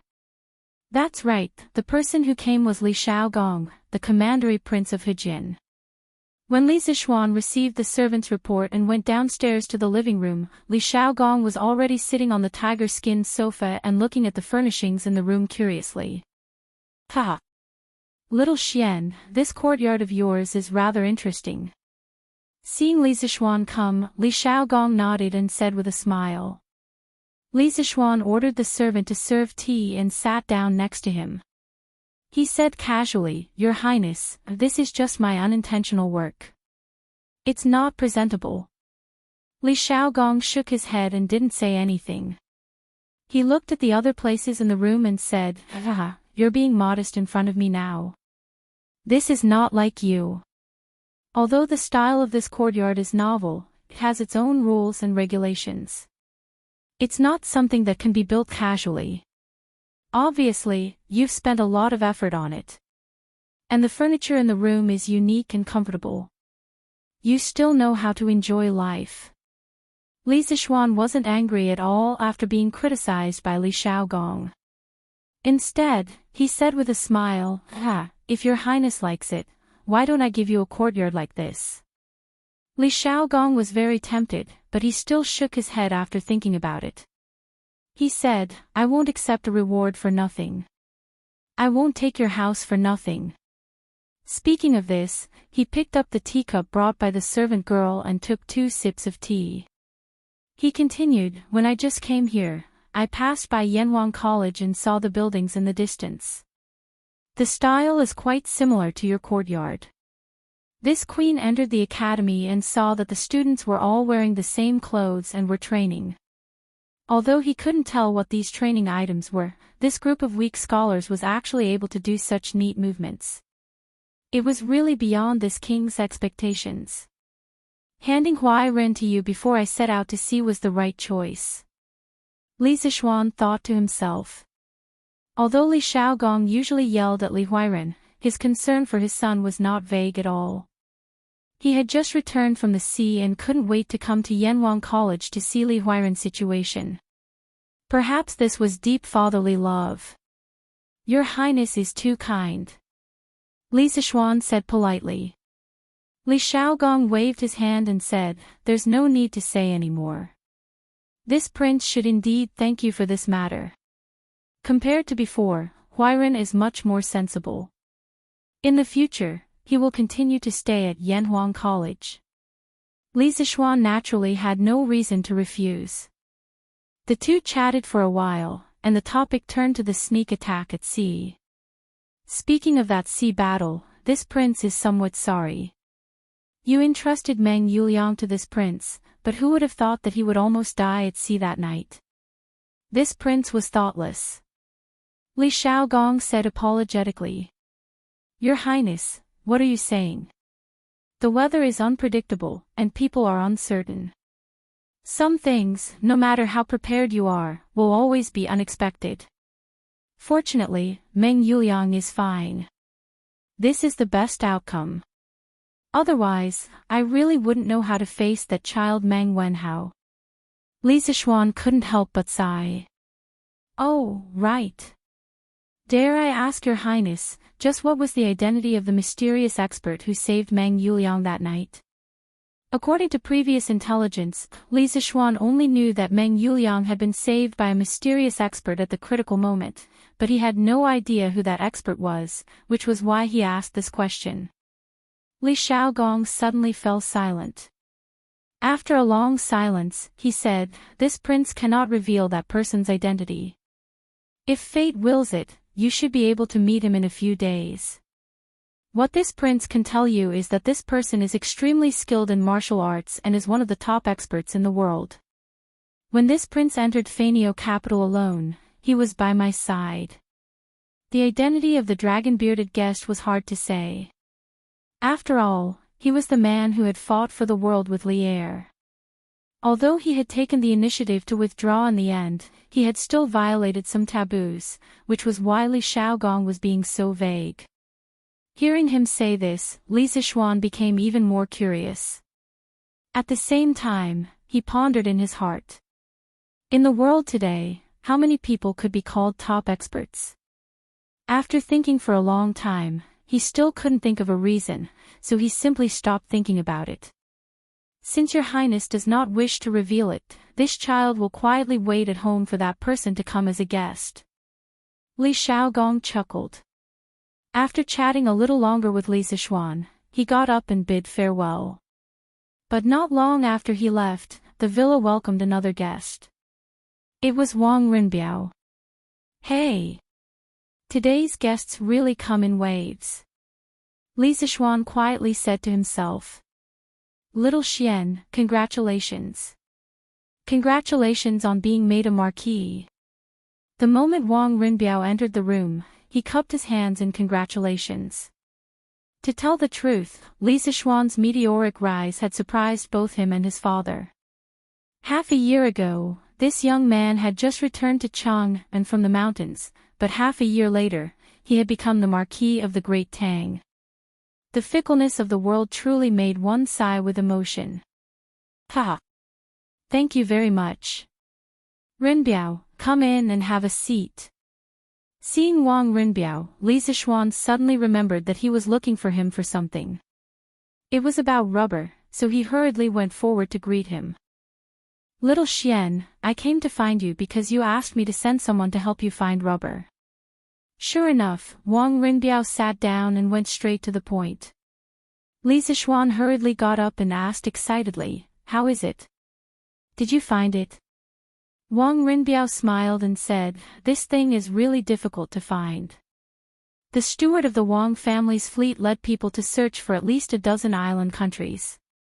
Finally, on a long island in the South China Sea, they found a forest with tree trunks that could flow white sap. But the trees there were much thicker than what you described before. Basically, one person couldn't hold it. Later, the steward of the Wang family's fleet released all the sap from the trees in the forest and transported it back to the ship. Now, it's all at the dock. Li Zishuan was overjoyed. He realized that today was really his lucky day. Good things were happening one after another. That's great, that's great. I didn't expect you to really find rubber. Rinbiao, you've helped me a lot this time. Let's go and have a look now. Li Zishuan stood up and said eagerly. Chapter 792. According to modern historians, rubber was originally produced in the Brazilian Amazon rainforest. Later, when Columbus returned from America, he brought rubber back to Europe. Later, with the beginning of the British colonial era, they introduced rubber trees to Southeast Asia and opened plantations there to produce rubber. Therefore, according to modern history books, it was impossible for rubber trees to appear in Southeast Asia during the Tang dynasty. However, the reason why Li Zishuan asked the Wang family's fleet to help him find rubber trees was because he was betting. He was betting that there were wild rubber trees in Southeast Asia a long time ago. Southeast Asia's unique climate conditions were too suitable for rubber trees to grow. This could be seen from a set of data. Although rubber trees originated from Brazil, in modern times, Southeast Asia accounted for more than 90% of the world's natural rubber production, while Brazil accounted for less than 1%. The reason for this pattern, in addition to specific historical conditions, was also inseparable from Southeast Asia's unique climate conditions. Therefore, Li Zishuan guessed that there were wild rubber trees in Southeast Asia before the Tang dynasty or even longer. Later, they went extinct for some reason. When the British colonists introduced rubber from Brazil to Southeast Asia, the world thought that rubber originated from Brazil.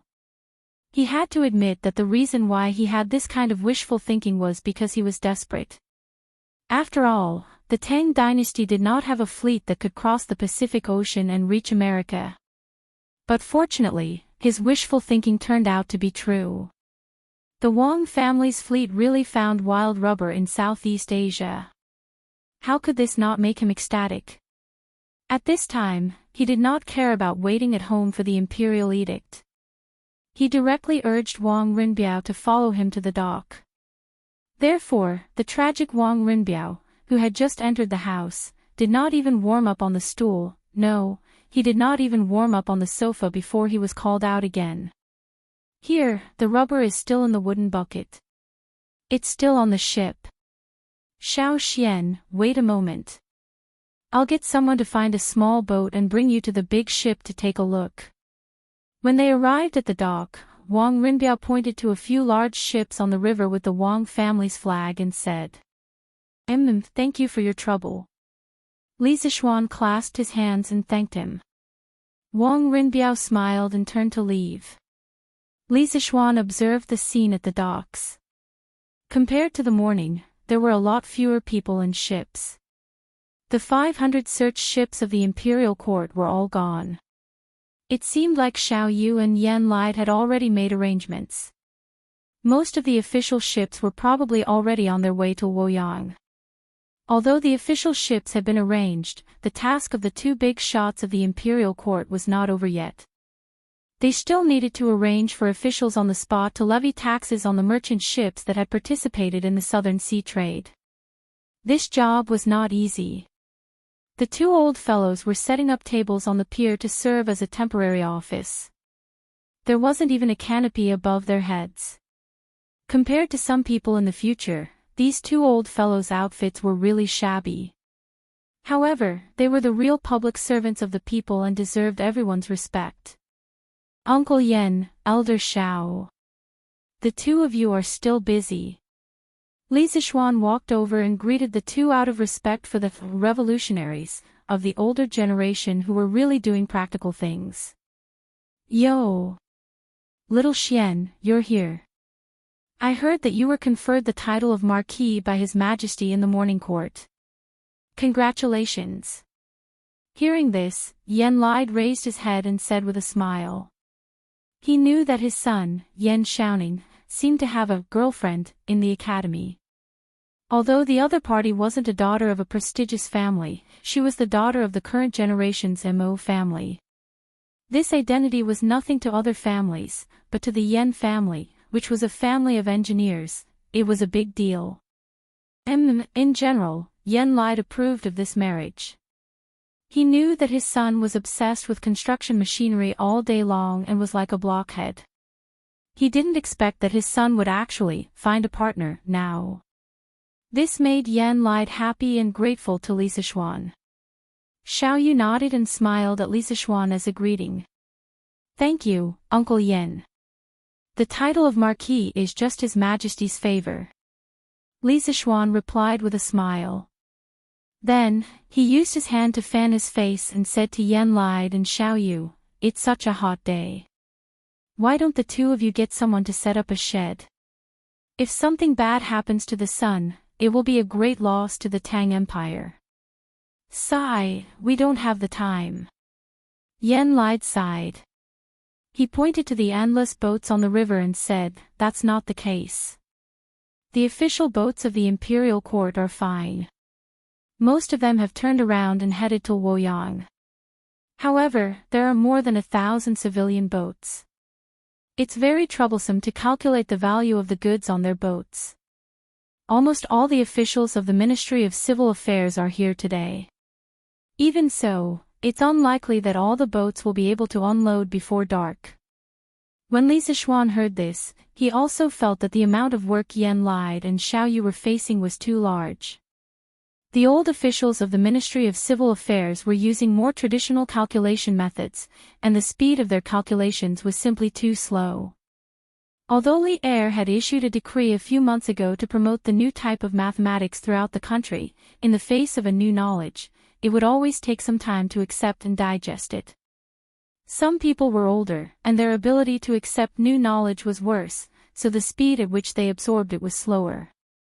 We can't go on like this. Uncle Yen, Elder Xiao, I'll get someone to set up a few sheds for you.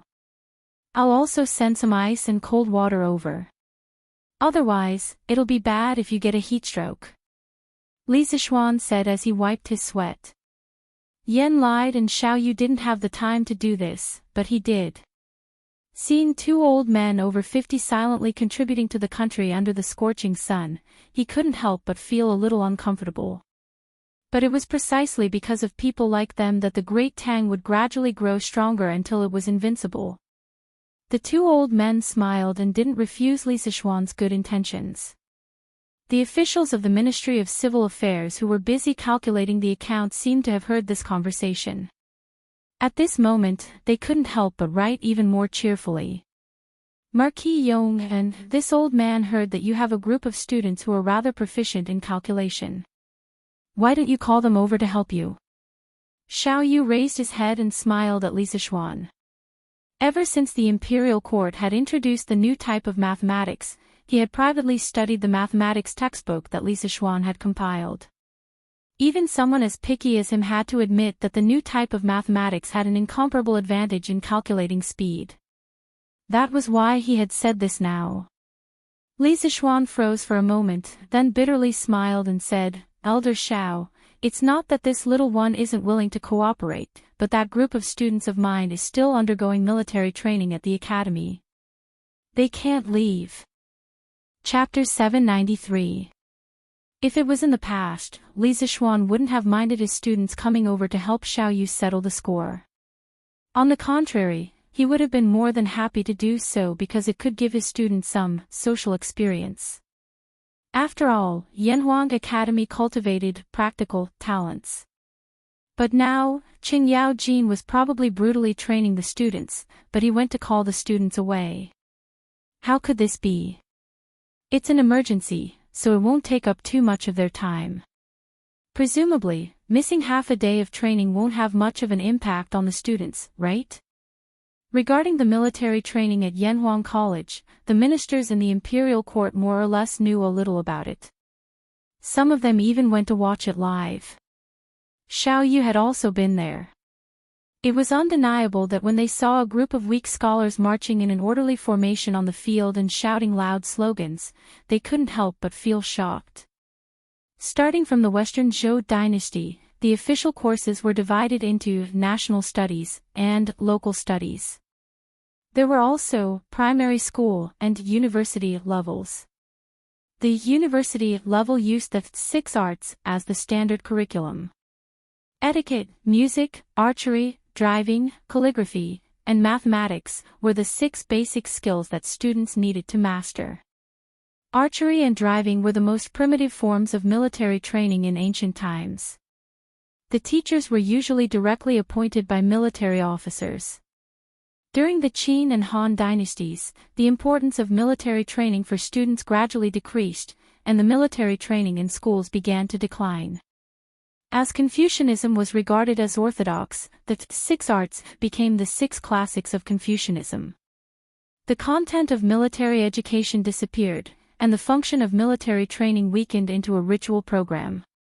During the Sui dynasty, martial arts and literature began to greatly reduce military equipment.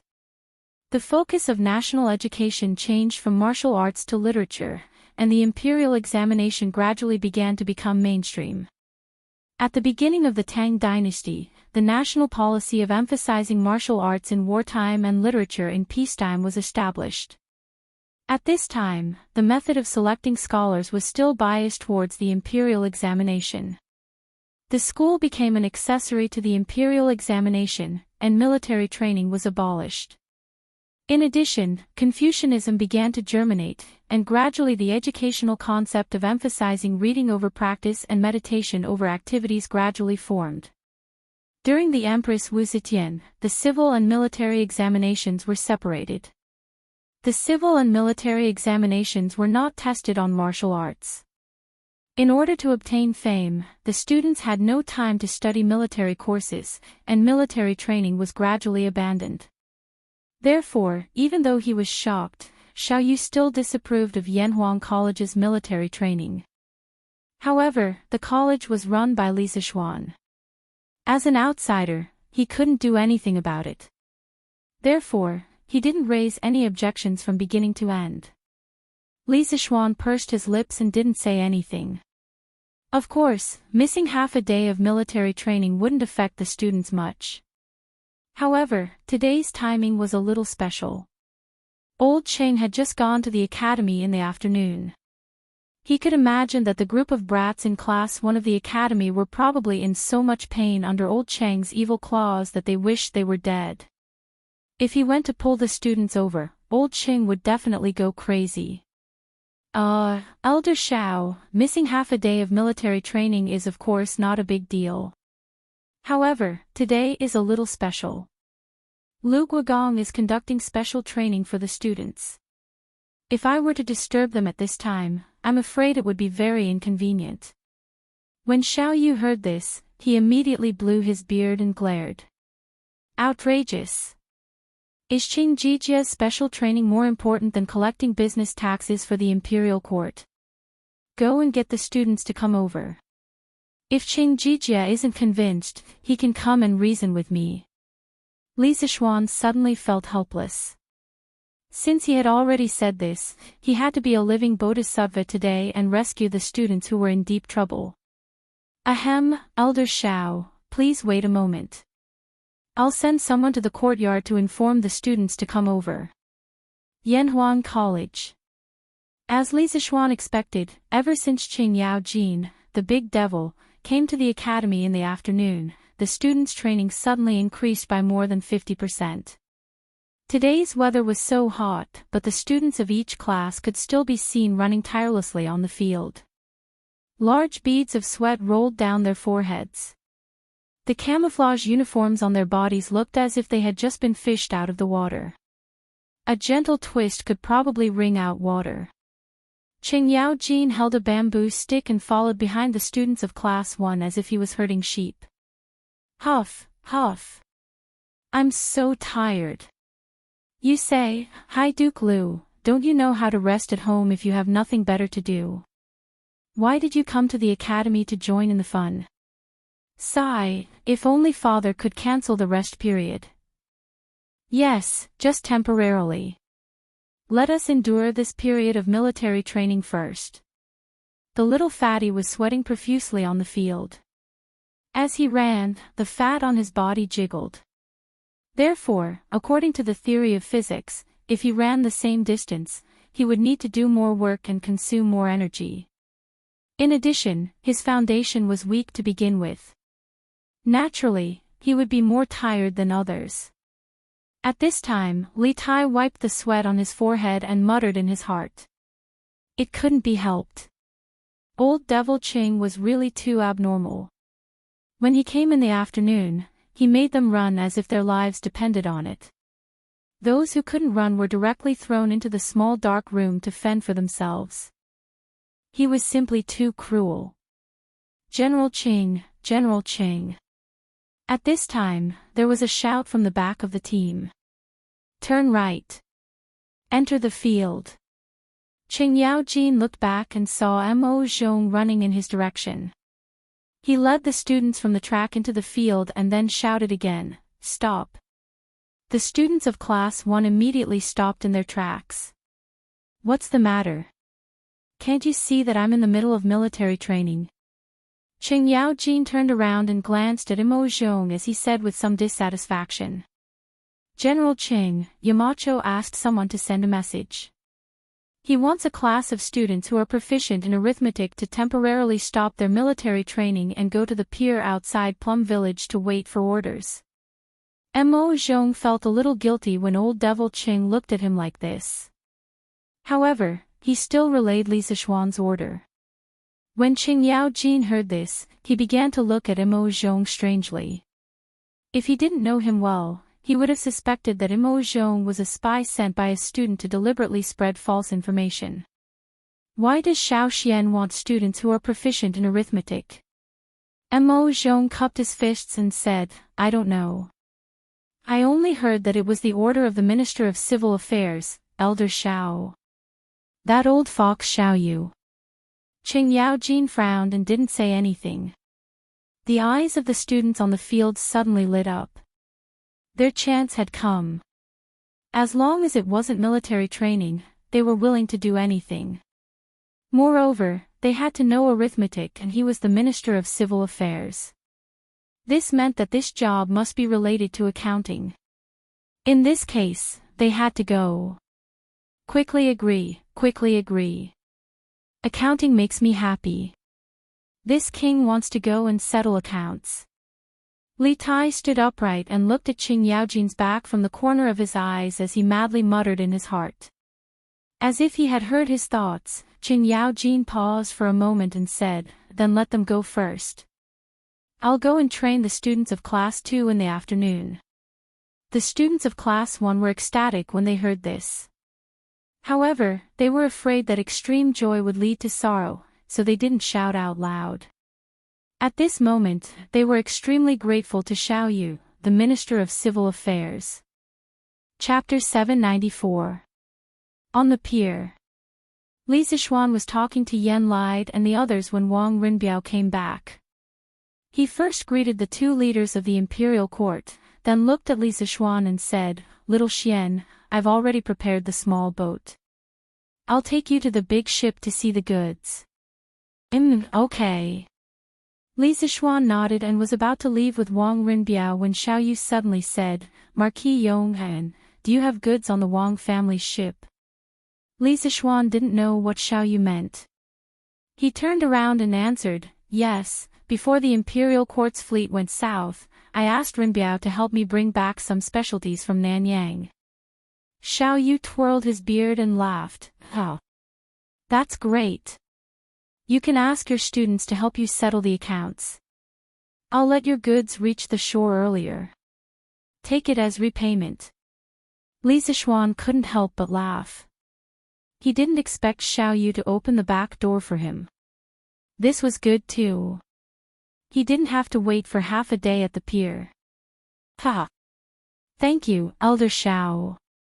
Li Zixuan thanked Xiao Yu, then followed Wang Rinbiao onto the boat and went to the Wang family's main fleet. "Xiao Xian, come and take a look. Is this the rubber you need?" The boat followed the Ba River and rowed for more than a mile before reaching the Wang family's fleet. From this, one could see how many ships were waiting to dock. If Xiao Yu didn't open the back door for Li Zixuan, they would have to wait for an entire afternoon. After boarding a large ship, Wang Rinbiao said to Li Zixuan behind him. Li Zixuan responded, his heart full of anticipation. Many modern industrial products required rubber, and he really needed it. A person who seemed to be in charge of the ship led the two of them into the cabin. They saw that the huge cabin was filled with rows and rows of wooden barrels. "Young master, Marquis, this is the rubber we brought back from Nanyang. Please take a look." The guide bowed and smiled at Wang Rinbiao and Li Zixuan. At this time, Li Zixuan couldn't be bothered to exchange pleasantries with others. He took a big stride and arrived in front of a wooden barrel. He deftly opened the lid and saw that it was filled with a white glue-like liquid. When he sniffed it carefully, he could smell a faint fragrance. What else could this be but natural rubber? Oh, no, it should be called natural latex. In Li Zixuan's previous life, when he was in university, one of his university classmates opened a factory that produced latex pillows and mattresses. The rich second generation generally liked to show off. When he was in his second year of university, that guy invited everyone in his class to visit his factory. That was the first time Li Zixuan saw what natural latex looked like. It was also from that visit that Li Zixuan learned that natural latex didn't have a pungent smell. Instead, it had a faint fragrance. Some people bought natural latex pillows from the internet, but when they bought them, they would come back with a pungent smell. This meant that you bought a fake product. It was synthetic rubber, not natural. "Little Xian, how is it? Is this the rubber you need?" Wang Rinbiao asked worriedly when he saw Li Zixuan staring at the wooden barrel for a long time without saying anything. Yes, this is rubber. This is the rubber I need." Li Zixuan recovered from his chaotic thoughts. His voice was unusually excited. "Rinbiao, it's all thanks to you this time. How much rubber did you bring back in total?" From his voice, Wang Rinbiao could hear a trace of expectation. This made Wang Rinbiao a little surprised. One must know that this young man in front of him held a high position at such a young age. Moreover, he had a huge family fortune.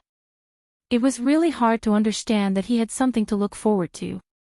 Wang Rinbiao looked at the manager beside him, indicating that he should answer this question. The middle-aged manager didn't dare to be negligent. He cupped his hands towards Li Zixuan and said, replying to Marquis, "We found the rubber on the island." The island was full of rubber trees. We filled 20 boats, but we didn't finish loading them. However, in order to not fall behind the team, we only brought back 20 boats of rubber. Each boat was loaded with about 50,000 pounds of rubber.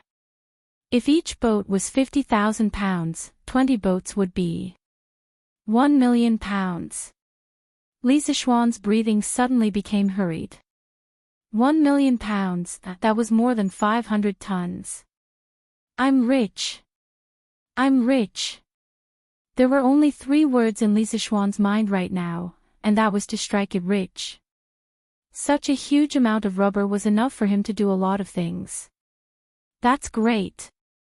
Rinbiao, I won't beat around the bush, but I'll remember this kindness. I'll have someone send the money to your house now. Get someone to row these boats upstream for another 3 li.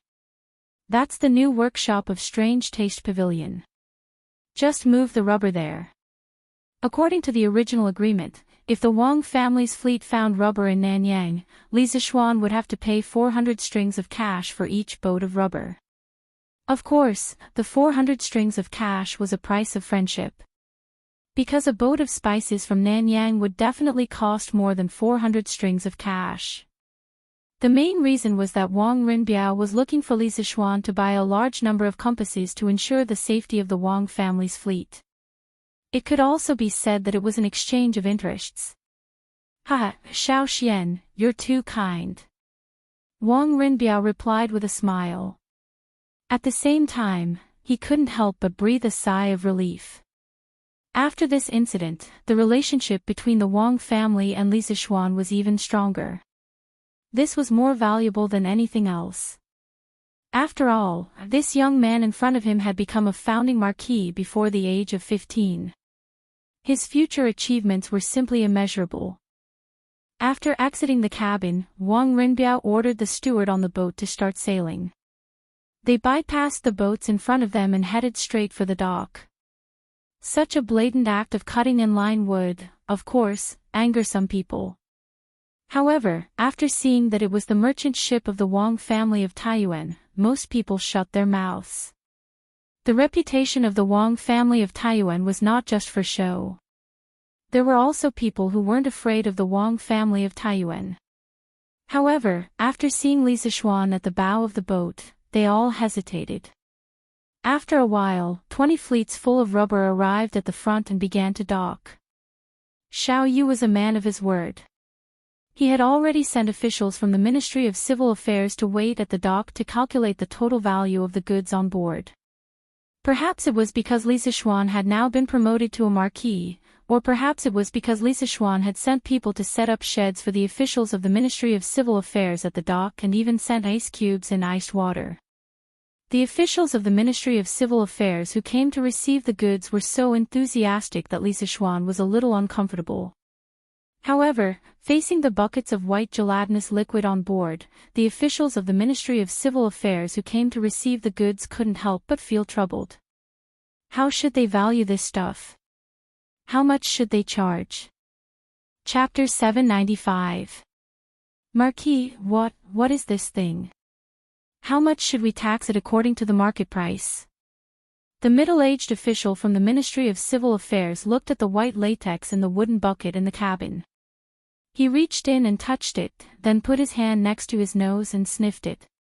In the end, he still couldn't recognize what it was, so he walked behind Li Zishuan and asked with an awkward expression.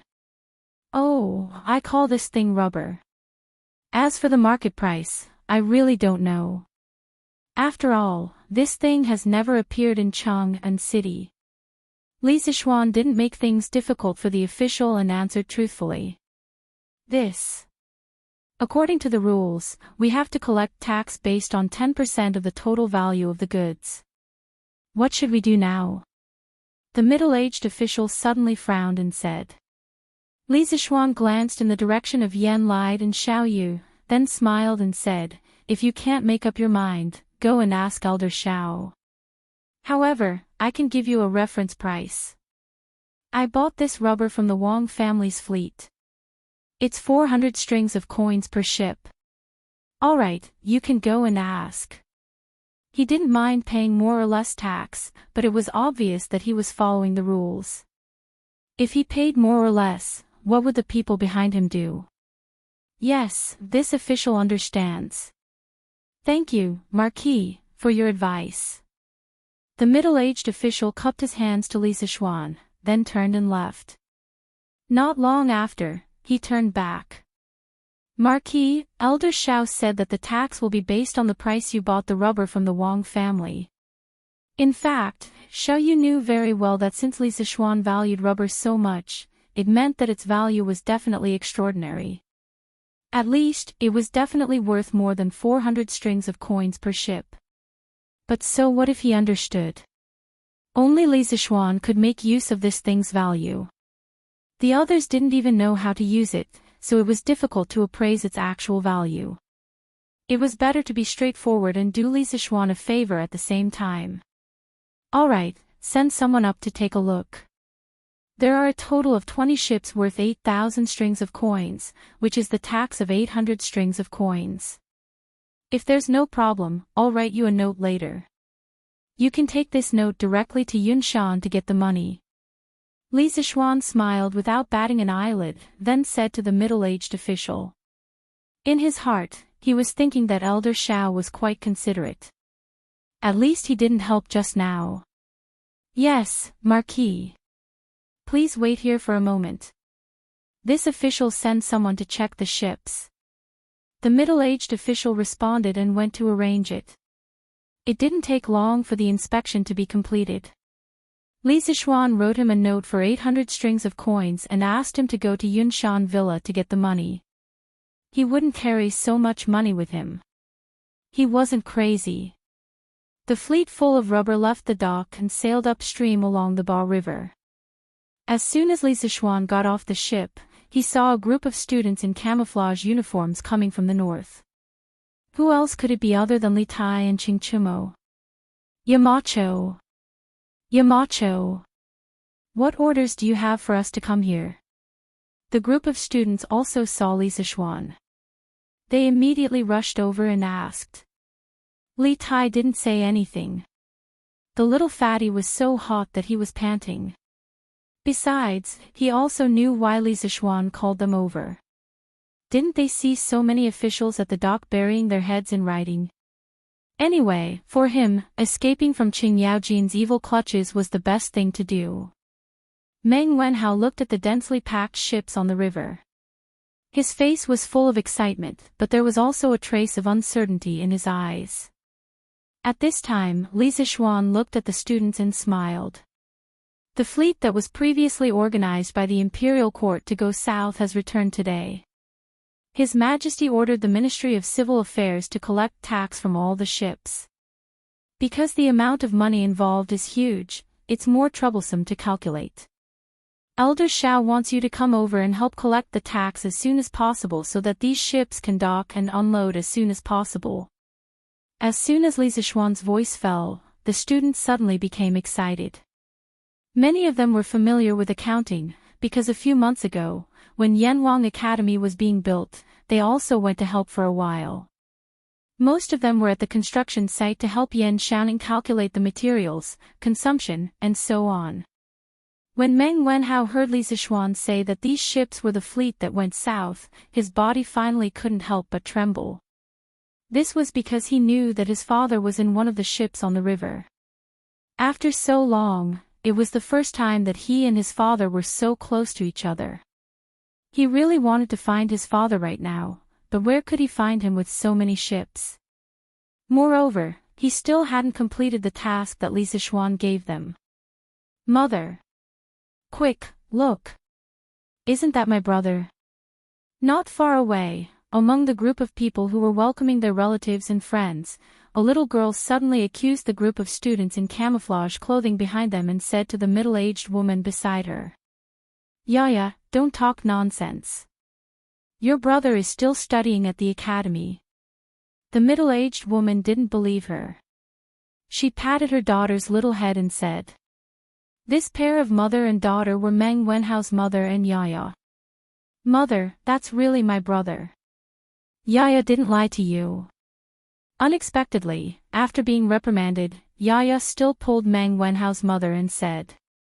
Meng Wenhao's mother turned around suspiciously. When she looked in the direction of her daughter's finger, she was suddenly stunned. On the other side, Li Zixuan brought more than 40 students from Class 1 to Xiao Yu's place. Xiao Yu personally assigned them tasks. Li Zixuan seemed to have noticed Meng Wenhao's abnormal mood. He walked over and patted the latter's shoulder and said in a low voice, "Your father has profited from this disaster. Your family's good days are coming soon. After the Feng Jihua's fleet docks, you can leave first to reunite with your father. But don't forget to return to the academy before dark." Meng Wenhao obviously didn't know that his father had been promoted to an official, but this didn't stop him from being grateful to Li Zixuan. "Thank you, Yamacho." He clasped his fists at Li Zixuan excitedly. The waiting time was always long. At around 5 in the afternoon, it was the Feng Jihua's fleet's turn to dock. Meng Wenhao's eyes were sharp. He took the initiative to follow the officials of the Ministry of Civil Affairs to welcome them. After a while, he saw the man on the ship whose blood was thicker than water. "Father," because the weather was too hot, Meng Yuliang was shirtless at the moment. In this way, the dozens of scars on his body were exposed. When Meng Wenhao saw them, the corners of his eyes couldn't help but sour. Why are you here? And Yaya, Yulan, why are you all here?" It was Meng Wenhao's mother and daughter. At this moment, when they saw the Feng Jihua's fleet docking, they also followed. The family that had been separated for nearly 5 months was now reunited at the murky harbor. Chapter 796. Not far from the dock of the Ba River, there was a tea shed. It was specially designed for merchants to rest and quench their thirst. A few hundred steps to the east, one could see some restaurants, shops, grocery stores, and so on. It was like a small market dedicated to the dock of the Ba River.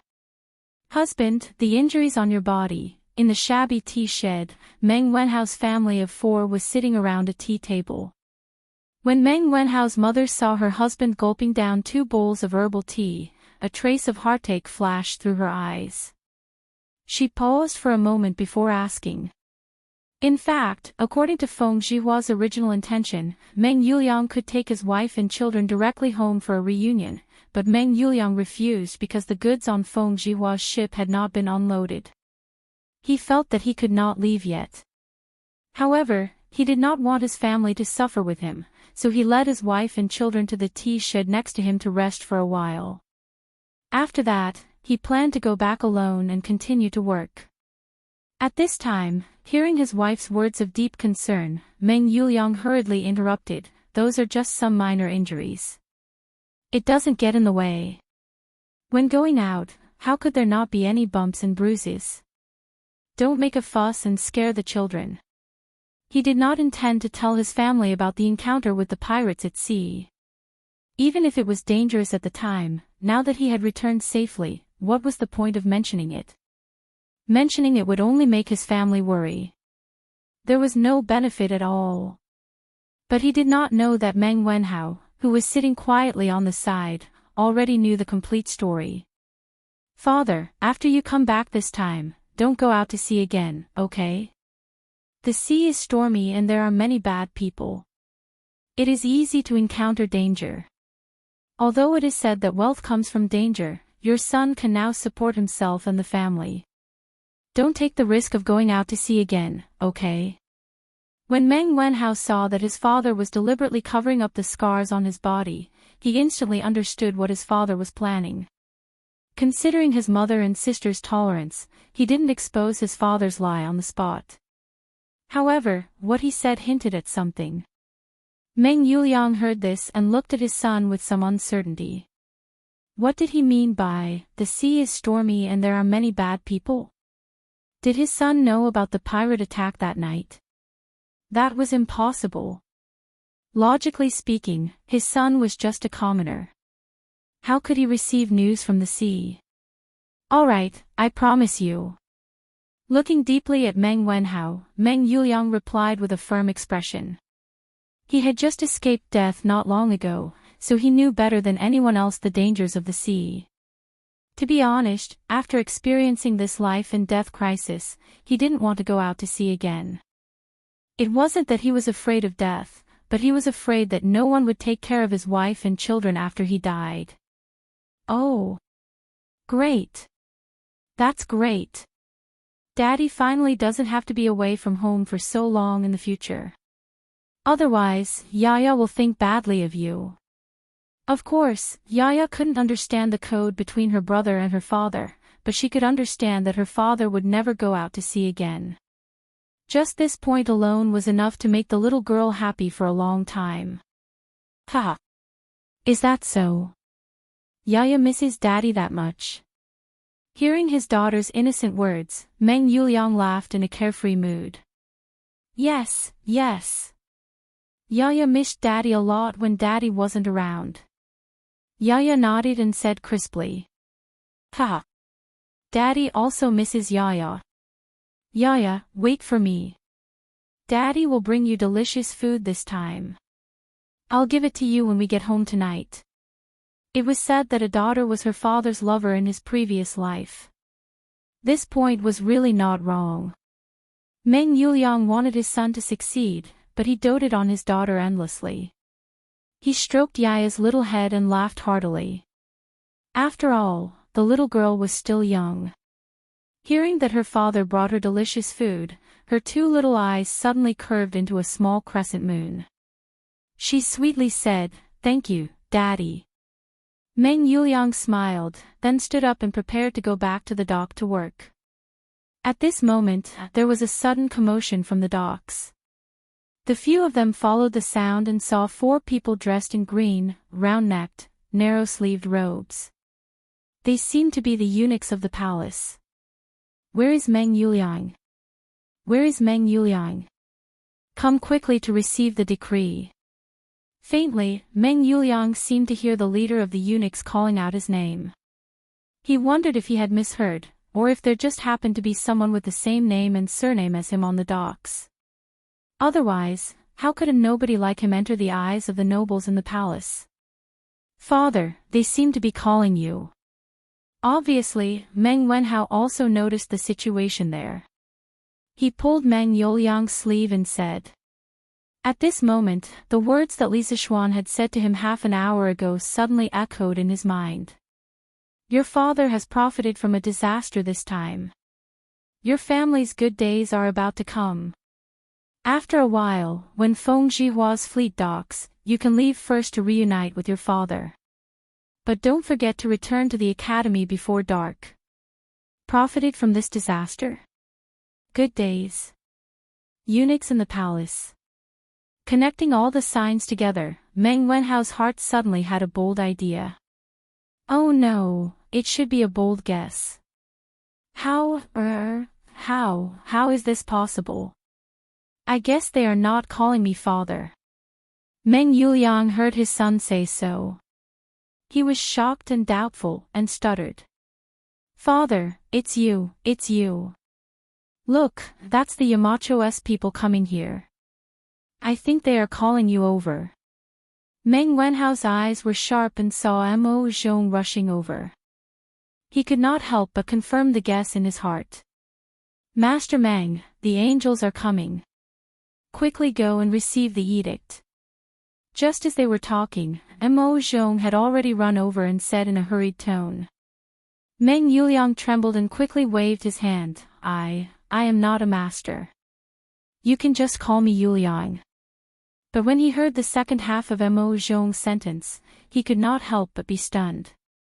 Those eunuchs were really here to find him. And they were going to give him an imperial edict? A peasant like him was going to receive an imperial edict one day. Why did it feel like a dream? Father, don't worry, it must be a good thing. Go quickly. Don't be late and let the angels wait impatiently. Meng Wenhao saw his father in a daze and quickly went forward to push him and urged him. Oh. Good. Father will go right away. Meng Yuliang returned to his senses and hurriedly followed Mo Zhong towards the docks to receive the imperial edict that had descended from the heavens. Chapter 797. Oh, Marquis. Why are you still here? Meng Yuliang and Meng Wenhao had just walked to the dock when they heard the eunuch shouting at Li Zixuan. Marquis. When Meng Yuliang and Meng Wenhao heard how the eunuch addressed Li Zixuan, they couldn't help but be surprised. They secretly wondered when Li Zixuan became Marquis. One of them had just returned after drifting on the sea for several months, while the other had received close military training in the academy. They had no way to know about the news from the outside world, so they didn't know that Li Zixuan had been conferred the title of Marquis today. His Majesty conferred Yamacho the title of Marquis of Yong, and in the morning court. This news had already spread by noon. Although the father and son of the Meng family spoke softly, Mo Zhong was a martial arts expert in the Qi transformation realm, so he naturally heard it clearly. Therefore, he explained to the two in a low voice. Yamacho has been conferred the title of Marquis. That's really great. Meng Wenhao was sincerely happy. Although Li Zixuan was strict with his students, he was always full of kindness behind his sternness. The other students of Yanhuang College might not know this, but the group of students who used to study in the mathematics school all wanted Li Zixuan to be well. At this time, Li Zixuan asked, "What does this little eunuch mean? If I'm not here, where should I go?" The little eunuch hurriedly trotted to Li Zixuan's side with a flattering face and said, "Marquis, Steward Zhao left the palace with us to deliver the decree. He's probably looking for you all over the Yunshan mountain right now. Quickly go back and receive the decree."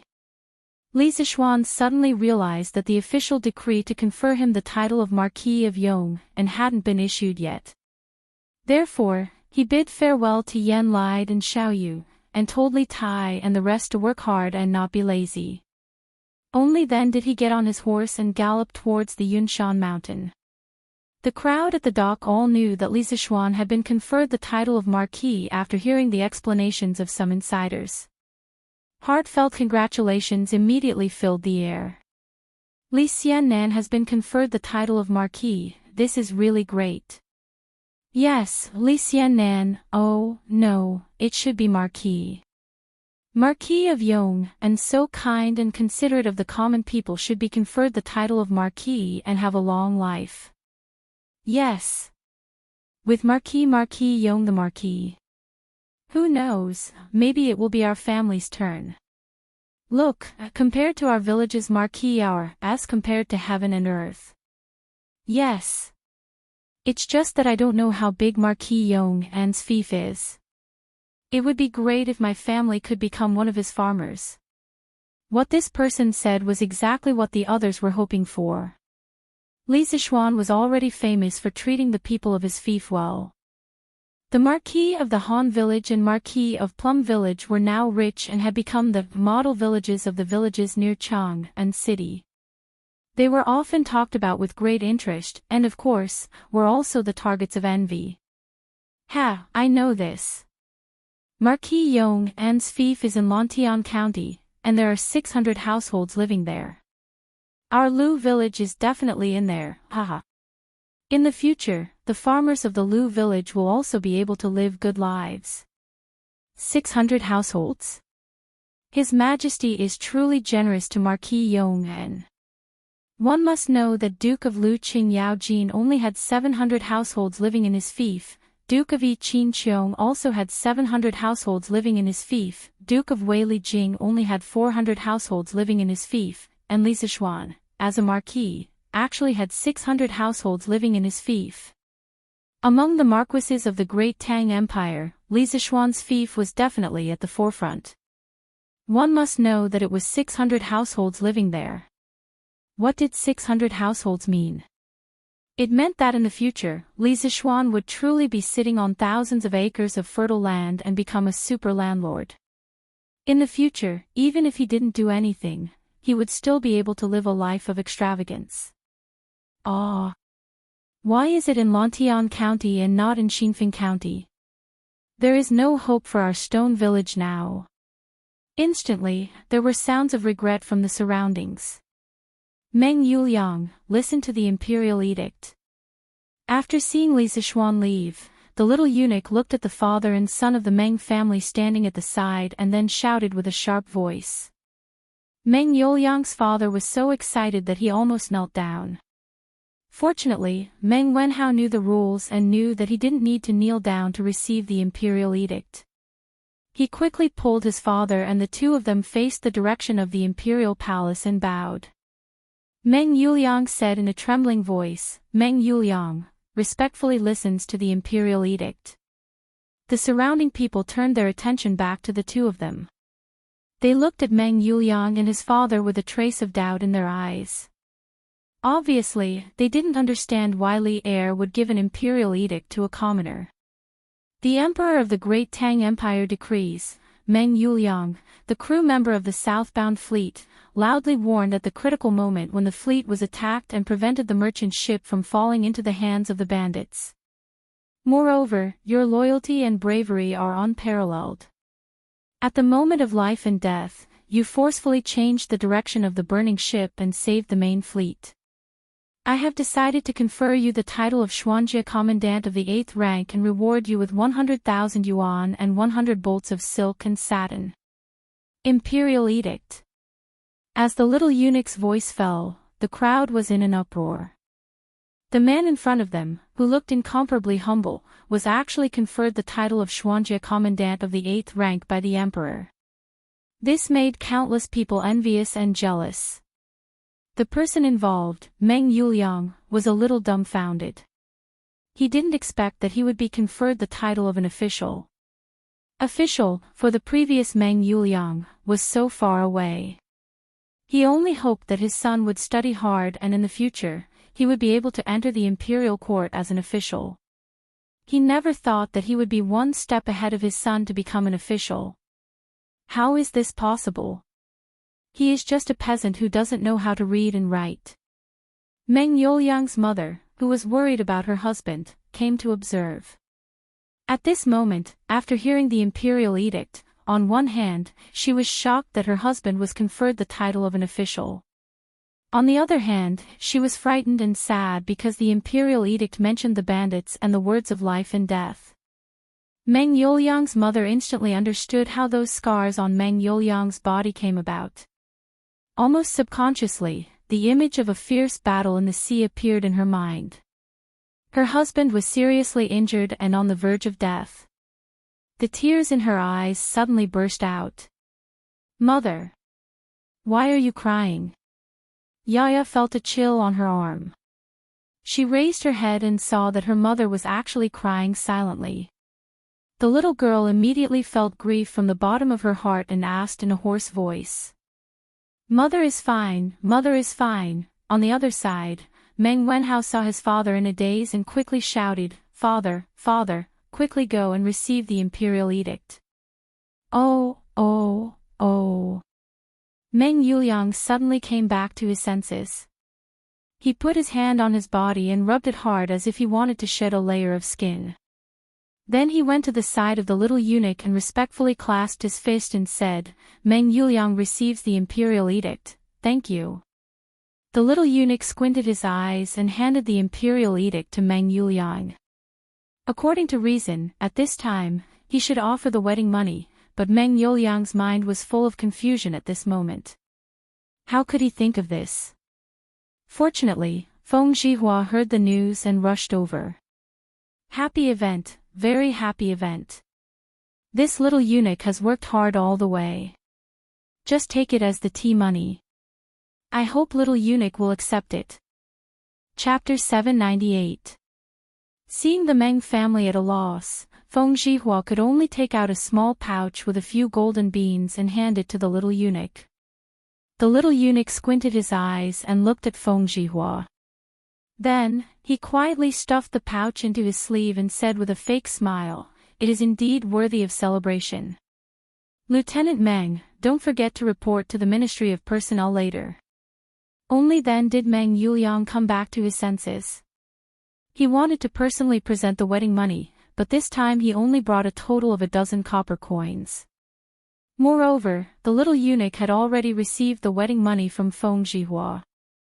If he were to present the wedding money again, it would be very inappropriate. Therefore, he put on a smiling face and stepped forward. Thank you for your reminder. I will go to the Ministry of Personnel tomorrow to report. The little eunuch faintly said, N.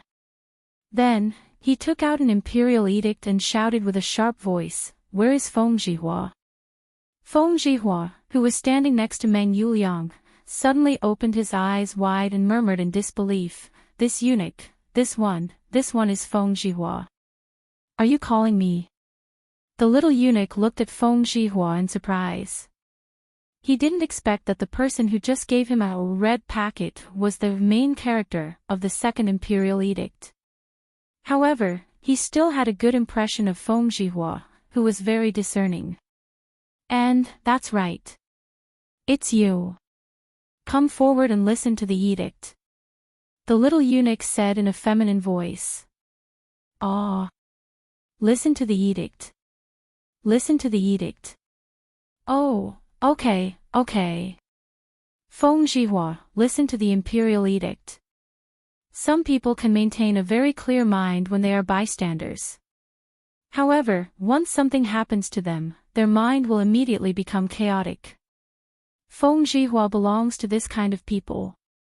Now, his heart is still in a mess. He even stuttered when he spoke. The Tang Emperor decrees, southbound merchant Feng Zhihua, who values friendship and righteousness, when the pirates attacked the fleet, he didn't panic in the face of danger. He joined hands with the crew to turn the tide and prevent the main fleet from suffering a huge loss. He is awarded the title of Righteous Merchant. He will live with the country for generations to show his appreciation. Wow! As soon as the little eunuch's voice fell, the surrounding people suddenly exclaimed in surprise. Feng Zhihua was stunned for a moment, and then he was ecstatic. Feng Zhihua accepts the decree. Thank your majesty for your kindness. Since ancient times, the status of merchants had always been low, and they were often exploited by local officials. Moreover, after being exploited, they had to swallow their anger, and no one would seek justice for them. This was because the hierarchy of agriculture, industry, and commerce firmly nailed the merchants to the ground, and they would never be able to move. But now that he had the title of Righteous Merchant, at the very least, when he walked around the local government, he would encounter fewer difficulties.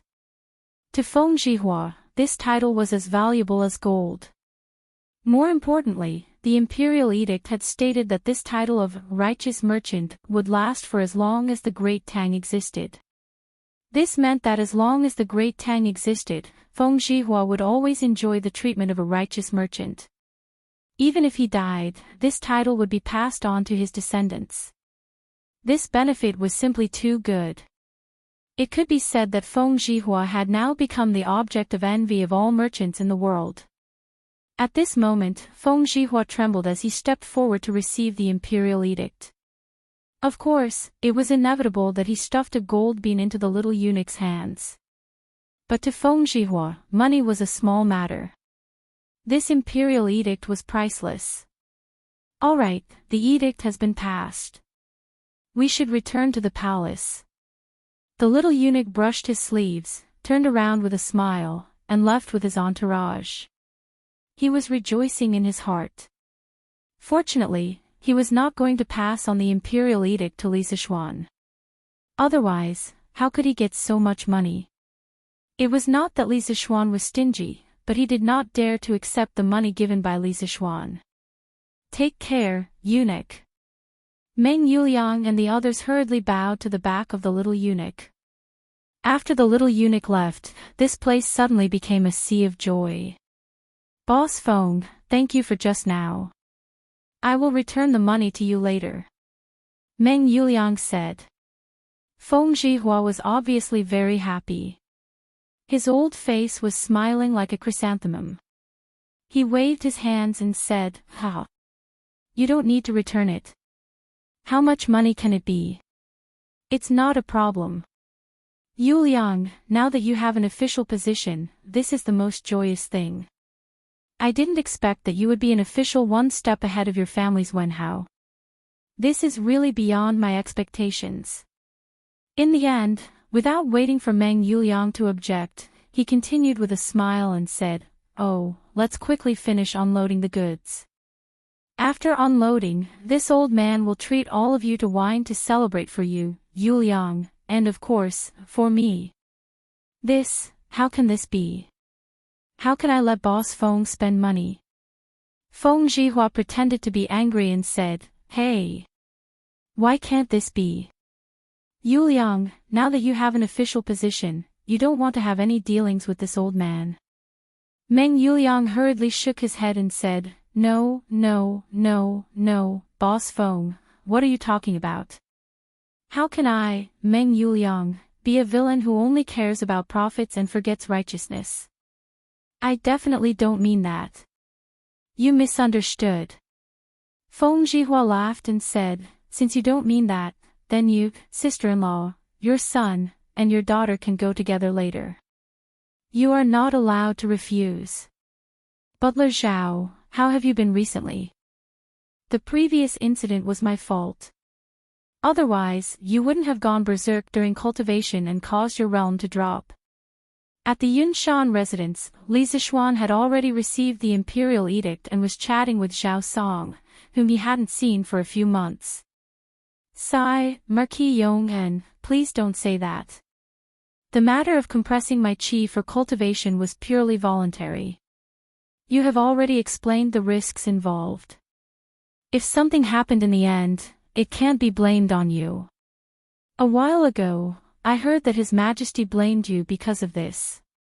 I felt very apologetic in my heart and have been wanting to visit you to apologize. As for the drop in realm, so be it. We can just cultivate again." Zhao Song was drinking tea. When he heard Li Zixuan say this, he hurriedly put down his teacup and said. Li Zixuan smiled knowingly. He thought to himself that Zhao Song was an open-minded and straightforward person. One had to know that the realm of martial arts was the lifeblood of many martial artists. A drop in realm was equivalent to taking away one's life. If this happened to others, it was hard to guarantee that they wouldn't resent it. Hee. With Butler Zhao's state of mind, it's only a matter of time before you break through to the Great Grandmaster realm. Let's not blame this and that. If Butler Zhao is free in the future, I will treat you to wine. More haste, less speed. In order to break through to the Great Grandmaster realm, not only did one need to make a breakthrough in strength, one also needed to make a breakthrough in one's state of mind. Li Zixuan felt that the current Zhao Song looked more mature and reserved than before. In such a state, the chances of him breaking through to the Great Grandmaster realm were undoubtedly higher. Thank you for your auspicious words. Zhao Song pursed his lips and smiled faintly. Chapter 799. We haven't seen each other for a few months, but I feel that Duke Yong'en's martial arts have improved again. In the Yunshan residence, Zhao Song could not help but squint his eyes at the mention of the realm of martial arts. He took a good look at Li Zixuan and was immediately surprised. He could vaguely feel that the sword will on Li Zixuan's body was sharper than before. This was hard for him to accept. The young man in front of him had just broken through to the Guru realm. Oh. Really? I've been thinking about a new sword technique recently, and I haven't been practicing it deliberately. Li Zixuan hadn't paid much attention to his own realm. He just combined it with the Dugu family's solitary wind swordsmanship to improve the 9 strategies beyond the swords in his free time. To him, improving his martial arts realm wasn't the most important thing. He didn't want to improve his realm too quickly and cause his foundation to be unstable. Zhao Song was speechless. He hadn't practiced much, but his martial arts had improved so quickly. How could he, who had been practicing hard every day, endure this? He wanted to ask what kind of sword technique it was that it had such magical power. But he thought that it was taboo to inquire about other people's martial arts, so he didn't say anything. Duke Yong'en is really talented. No wonder he was valued by spiritual master Lingxiu and accepted into the sect. Zhao Song sighed and then got up to leave. It's getting late. We have to go back to the palace. If we have time in the future, we'll talk about old times with Duke Yonghen. Li Zixuan got up and said, "Take care, Butler Zhao." "Hey, Wenhao, I heard that your father was promoted to an official. Congratulations." With the help of Class 1 of Yanhuang College's students, the ships at the dock were finally unloaded before dark. Meng Wenhao didn't go to the banquet with his family because he had to rush back to the academy before dark. In the Yanhuang College's cafeteria, Li Tai, Sun Zifan, Qing Chumo, and the others all congratulated Meng Wenhao. Although they were busy with the accounts in the afternoon, they had also noticed the movement over there. It was just that they didn't have time to care about it at that time. "Thank you." In the face of these congratulatory words from his classmates, Meng Wenhao politely responded with a forced smile. However, in his heart, he was bitterly laughing. Was this really worth congratulating? Meng Wenhao felt that this was not worth congratulating. He even felt that if he could, he would rather not have this Xian Jie chaplain as long as his father was safe and sound. Ha! Tomorrow is Friday, it's finally the holidays again. Wenhao, you've become a rich man now. You have to treat us to a meal when the time comes. Qing Chumo laughed heartily. This time, Li Er not only rewarded the Meng family with a Xian Jia commandant, but also a lot of money. That was why he said that Meng Wenhao was now a rich man. That's how it should be. In the past, Wenhao has received a lot of care from all of you. It's time to treat all of you to a drink. Although Meng Wenhao's mind wasn't here, he still replied. The sharp-eyed Li Tai noticed the change in Meng Wenhao's emotions, but he didn't say anything. Hey! Speaking of which, this is the 3rd week, right? The 1-month military training period is about to end. We can finally relax. Now, I finally understand how blissful it is to sit in the classroom and listen to lectures. Sun Zifan, the little fatty, said with a face full of emotion. Calling him a little fatty now wasn't very appropriate. After such a long period of military training, his physique was now at an average level. He couldn't be considered fat at all. At most, he was a little sturdy. As for Li Tai, he had also lost a lot of fat. However, Li Tai was much fatter than Sun Zifan before, so he still looked a little fat now. However, it was much better than his previous round appearance. Sigh, Sun Zifan, I say, let's think about how we're going to spend tomorrow. This afternoon, because we helped the Ministry of Civil Affairs settle the score, we escaped a calamity. However, we can't escape the calamity forever. I heard that this afternoon, the people of Class 2 were badly scolded by Lu Guogong. Now, they're all lying on the sports field. Wang Meng, who was sitting at the next table, glanced at Sun Zifan, who was in a happy mood, and said mercilessly. "Ah, that's true." When Sun Zifan heard this, he immediately lost his spirit like a frosted eggplant. He muttered in a melancholy mood, "When we left in the afternoon, I felt that Lu Guogong was not in a good mood. We are bound to be unlucky tomorrow. I say, Chonyo, can you ask your father not to come tomorrow? It's not so bad for the academy. We can have a break every 5 days, but the ministers only have 1 break every 10 days. It's not easy. Your father should be resting at home while the imperial court is on holiday." Yes, Zifan is right. Chonyo, you have to persuade Lu Guogong. Li Tai also voiced his agreement. Qing Chumo said with a bitter face, "Do you think I don't want to persuade him? But my father is so stubborn. How can I persuade him?" In fact, Qing Chumo knew that the reason why his father came to the academy as a military training instructor, other than helping Li Zixuan train the students, was to help him improve his state through military training. But now that more than half of the military training was over, his martial arts state was like Mount Tai, not moving at all. So compared to Li Tai and the rest, he was the one who was under a lot of pressure. That's right. This prince can still take leave.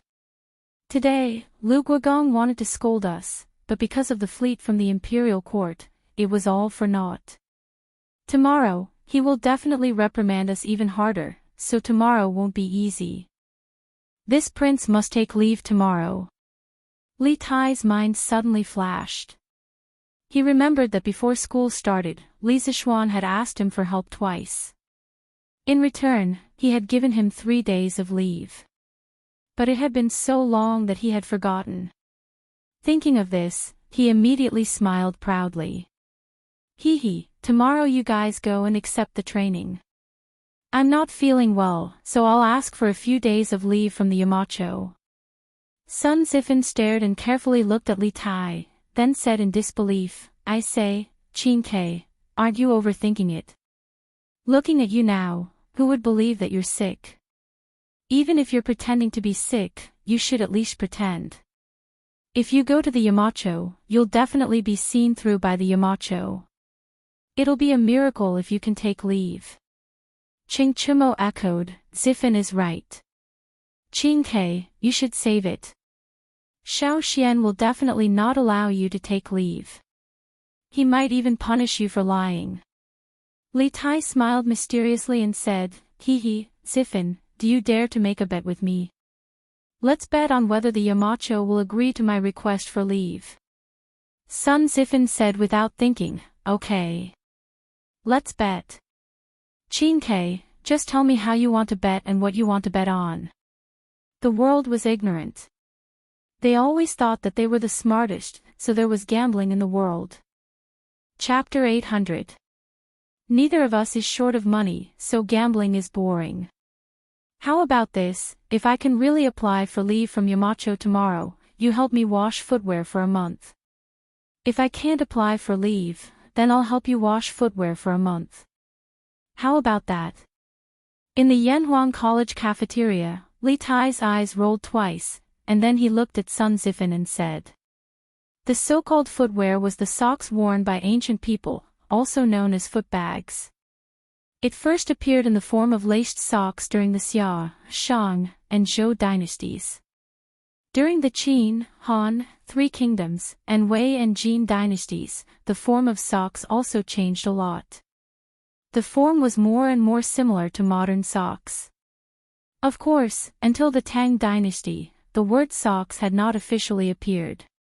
According to reliable records, the word socks first appeared in the ancient and modern Chinese annotations written by Ma Huan of the Liang dynasty. F*CK, Qin Ke, you win. But who's afraid of who? I'll take this bet. Sun Zifan's appetite suddenly became bad when he thought about washing someone's smelly socks on a hot day. But how could he be afraid at such a critical time? Moreover, in his opinion, Li Zixuan would never agree to Li Tai's request for leave. So he looked at Li Tai and agreed decisively. Okay. Then it's a deal. The little fatty was suddenly happy. He thought to himself, hee, there's really someone who isn't afraid of death. For the next month, I won't have to wash footwear at all. It's a deal. Sun Zifan also said loudly. He didn't think he would lose. Husband, what are you busy with?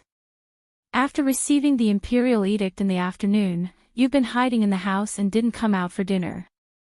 Mother even asked about you. At night, Yunshan Villa. Han Yushi walked into the bedroom on the 3rd floor with a wooden food box in her left hand and a candle in her right hand. She put the food box next to Li Zixuan, who was hunched over the desk, and then turned to change the candle on the candlestick that was about to burn out. She asked Li Zixuan softly while changing the candle. Oh, nothing. Your husband is still pondering over some things. If it were someone else who asked this question at this time, Li Zixuan, who was in deep thought, might not pay attention to them at all. However, Han Yushi was different. He had always doted on his wife very much. It was not an exaggeration to call him a wife-doting maniac. He lowered his head and drew something while answering Yushi's question. What are you thinking about? After changing the candles, Han Yushi curiously walked behind Li Sichuan. She glanced at the white paper in front of him that was filled with various symbols and asked, "Hey, wife, come and sit." Li Sichuan stopped writing when he heard this. He laughed and pulled Han Yushi into his arms. Then, he explained, "I'm not sure. Wife, you also know that we bought over 1,000,000 caddies of rubber latex from the Wang family this time. Your husband is thinking of a way to refine the latex. Otherwise, wouldn't the nearly 10,000 strings of coins be wasted?" Han Yushi glanced at Li Sichuan. She did not believe that her husband worked so hard just to not spend a few thousand strings of coins in vain. "By the way, husband, I still don't know the use of this rubber that looks like soy milk." The ancients also drank soy milk. The inventor of soy milk was Luan, the king of Huainan in the Western Han dynasty. It was said that Luan was a filial son. When his mother was ill, Luan would make soy milk with soaked soybeans every day for his mother to drink. Mother Lu's illness quickly recovered. Since then, soy milk gradually became popular among the people. Hey! This rubber has too many uses. Let me tell you, although this rubber latex looks like soy milk, once it is refined, it will become something soft and elastic. The simplest use is to use it on wheels. The outer wheels made of rubber are much faster than wooden ones. Of course, this is only the simplest use. Your husband still has some complicated tools that must use rubber. Oh, by the way, rubber can also be used to make a very interesting thing. In the future, your husband may be able to discuss it with my wife." Li Sichuan was still serious when he said the first few words, but in the end, his tone suddenly became extremely wretched, and his hands began to become dishonest. He was grabbing at a certain part of Han Yushi's body. "Ah! Husband, you can slowly think about it. I won't disturb you anymore." The weather was hot now, and Han Yushi was wearing thin clothes. How could she withstand such teasing? She was so scared that she quickly stood up and retreated far away in an instant. She wasn't the least bit interested in the interesting thing that Li Sichuan had mentioned. Although they had been married for so long and had experienced a lot of things in bed, Han Yushi still couldn't help but be shy when it came to it. Moreover, she didn't want Li Sichuan to be obsessed with these things and neglect the proper business. Therefore, except for the first few days after they got married, she had always been extremely restrained in this aspect. Li Sichuan touched his nose gloomily when he grabbed nothing. However, the fragrance of Han Yushi's body inevitably came from his hand, which made his heart restless again. But when he saw his wife retreating far away as if she was guarding against a pervert, walking to the bedside and beginning to embroider, he knew that now was not the time to do that kind of thing. Thus, he dispelled the evil thoughts and began to work honestly. After about an hour, Li Sichuan finally stopped writing. He raised his head and stretched lazily. He looked at the food box that Han Yushi had just brought over. He shook his head and did not touch the food. In front of a beautiful woman, who was a feast for the eyes, why would he need any food? This guy chuckled, then rubbed his hands and walked toward Han Yushi, who was sitting by the bed and doing needlework. "Ah! Husband, don't. Let me finish the rest of the embroidery first." Someone's bear hug completely disrupted the rhythm of the needlework in Han Yushi's hands. Han Yushi exclaimed and quickly said. This was not an excuse on purpose, but this embroidery really only had a little work left. "Oh. Okay. Wife, you do it. I'll hug you and not move. It won't affect you." Li Sichuan responded in a muffled voice. Then, he wrapped his arms around Han Yushi's waist from behind and buried his head in her neck. Feeling the hot breath on her neck, Han Yushi suddenly blushed. She thought to herself, how can I do it with peace of mind when you are like this? After sighing helplessly, Han Yushi forced herself to calm down and began to do the unfinished work. "Ah! Wife, this won't do. The light at night is too dim. Needlework hurts the eyes. Let's not do it. Let's sleep. After a while, Li Zixuan felt that it was still difficult to do embroidery with the weak candlelight in the room, so he spoke up. At the same time, he wondered if he should find a way to install electric lights in the courtyard. Otherwise, it would be inconvenient. Chapter 801. Once a person's dream was achieved, it was easy to become lazy, and this laziness would continue until a new goal appeared. Li Zixuan was like this. When he first came to this dynasty, he dreamed of becoming a marquis and then waiting for death to come. Life was short, and he still had a wealthy family and a beautiful wife. He had to enjoy it as soon as possible. So the next day, Li Zixuan slept very late and didn't wake up. Of course, part of the reason was because he had slept rather late last night.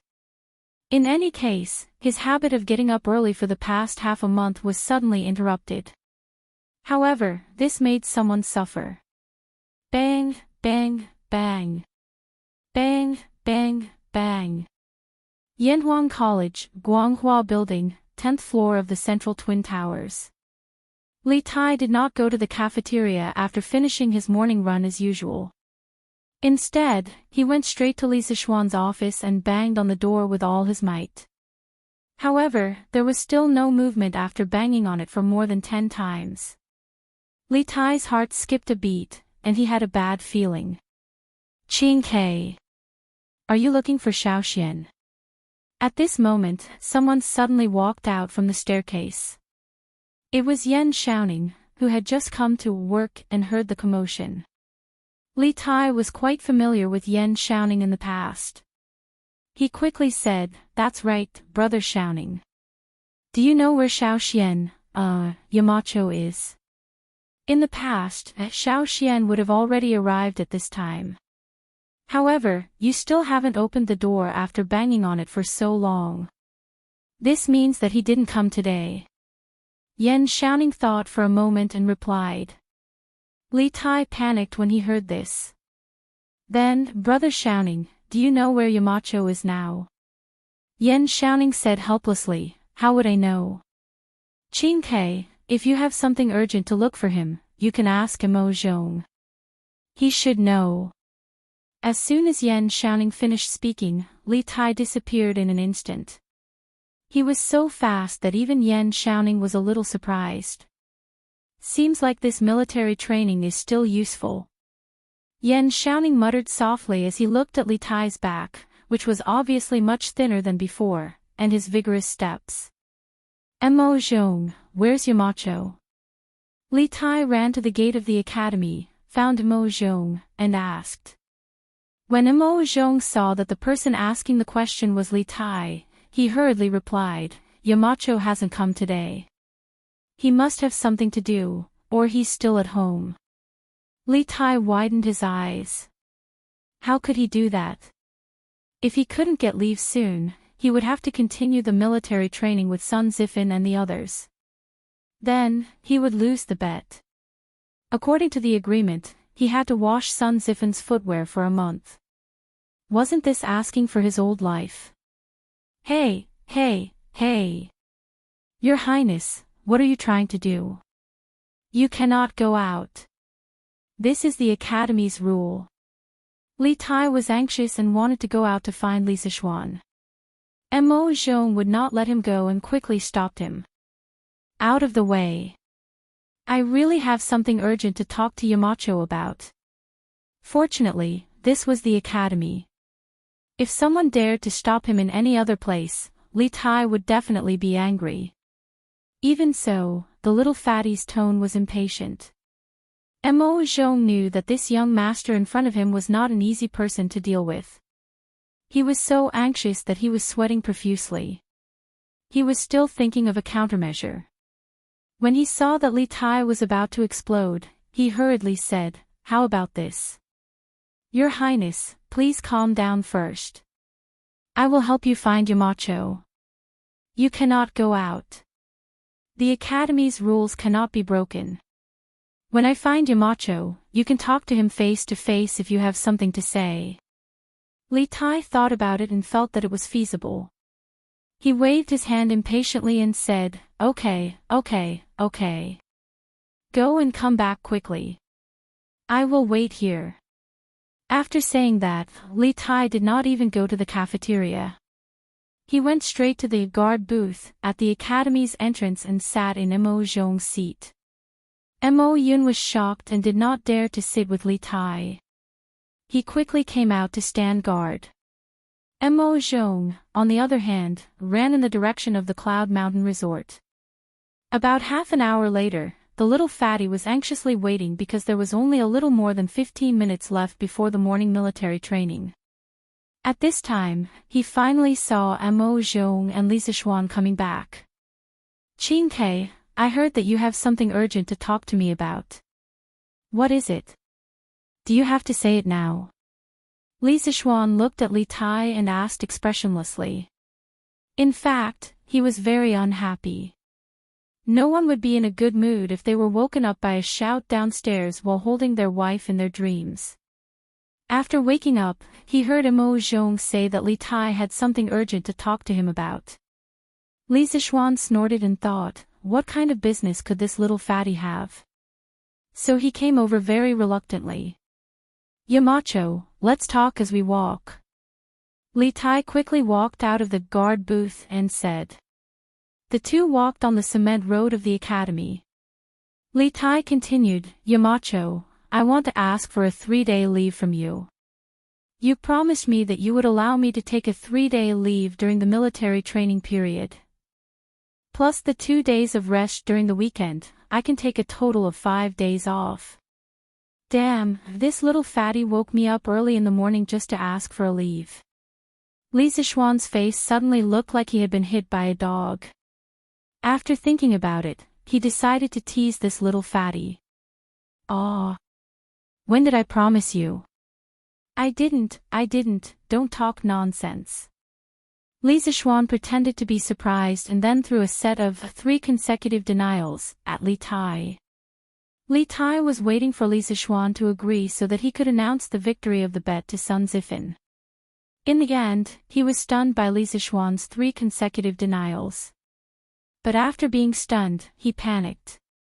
He immediately became anxious when he thought of the consequences of losing the bet. "Hey! Xiao Xian, as a Yamacho of Yanhuang College, you can't go back on your words. You allowed me to take a 3-day leave when I helped compile the geography textbook and asked my father to give you a plaque for the academy. Did you forget? You can't go back on your words." Li Zishuan found it funny when he saw Li Tai so anxious that his face was flushed red, looking like he was about to fight to the death with someone. However, he pretended to be enlightened. "Oh. I remember now, it seems like there was such a thing." But when Li Tai heard that Li Zishuan remembered, he immediately let out a sigh of relief. However, when he heard the damn turn of events, his heart immediately jumped to his throat. "But what? You can take a leave if you want, but not today. Lu Guogong wanted to come over yesterday to give you extra training, but because of the fleet, he made a wasted trip. So, the students of Class 1 can't be absent today." Although Li Zishuan didn't know about the bet, he could guess that Li Tai wanted to take a leave at this critical moment to avoid being tortured by Demon King Qing, so he immediately refused. Li Tai was dumbfounded when he heard this. He was King done for. Chapter 802. Yamacho, when you promised me 3 days of leave, you didn't say when I could ask for leave and when I couldn't. Now there are so many additional conditions. You're going back on your word. Li Tai said unwillingly on the cement road in the academy. Li Zishuan spread his hands and pretended to be helpless. "Qin Ke, when I made the promise to you, how could I have expected this situation? Anyway, no means no. Even if I agree, Lu Guogong won't agree. If you really want to ask for leave, then delay it for a few days." "I can't delay it. I have to ask for leave today." Li Tai couldn't accept the suggestion of delaying it for a few days. He shook his head like a rattledrum. Yamacho, is there really no room for negotiation? No. Chinke, do you have to go this far? Luguagong will at most increase your training load by 40%. Look at how scared you are. It's not like you haven't experienced it before. Seeing Li Tai's unrelenting attitude, Li Zixuan glanced at the little fatty and said with a strange expression. At the same time, a trace of suspicion arose in his heart. Logically speaking, Li Tai wouldn't force himself to do it even though he knew it was impossible. Li Tai wanted to say that if he didn't ask for leave today, he would have to wash Sun Zifan's feet for a month. However, he swallowed the words back down because he felt that if Li Zixuan knew the truth, then it would be even more impossible for him to ask for leave. After interacting with Li Zixuan for so long, he knew that Li Zixuan liked to trick him the most. I'm not feeling well today. I have to ask for leave. After hemming and hawing for a long time, Li Tai finally made up an excuse. However, he forgot that this excuse was the worst excuse for Li Zixuan. Li Zixuan narrowed his eyes and looked Li Tai up and down. Li Tai suddenly felt uncomfortable being looked at. Li Zixuan saw this and knew that things weren't as simple as he thought. Chinke, you're not feeling well. Where are you? It just so happens that I know a little about medicine. Come, let me take your pulse. To be honest, how could this guy know how to take a pulse? He was just bluffing. However, Li Tai was really bluffed. After all, Li Zixuan's medical skills were well known. No, Chinke, are you hiding something from me? Li Zixuan's eyes were fixed on Li Tai as he indifferently said. I'm not, Yamacho, don't talk nonsense. Li Tai felt guilty under Li Zixuan's penetrating gaze. In a moment of desperation, the little fatty actually used Li Zixuan's 3 consecutive denials and threw them back at Li Zixuan. Li Zixuan was speechless when he heard this. Speaking of the 3 consecutive denials, the I'm not, don't talk nonsense emoji from his previous life subconsciously appeared in his mind. It was really funny. At first, he wanted to tease the little fatty, but he didn't expect that he would be the one being teased in the end. Thinking of this, he suddenly became angry out of humiliation. Alright, don't talk nonsense with me, there's no room for discussion. It's almost time, why aren't you going to military training? If you're late, you'll be punished again. Li Tai looked at Li Zixuan with a tragic expression. Suddenly, he had an idea and said, can't you make an exception? I can use those 3 days of leave in exchange for today's day, is that okay? Li Zixuan hesitated when the little fatty said this. But why was this kid willing to put in so much effort? Was there something fishy about this? Then tell me first, are you hiding something from me?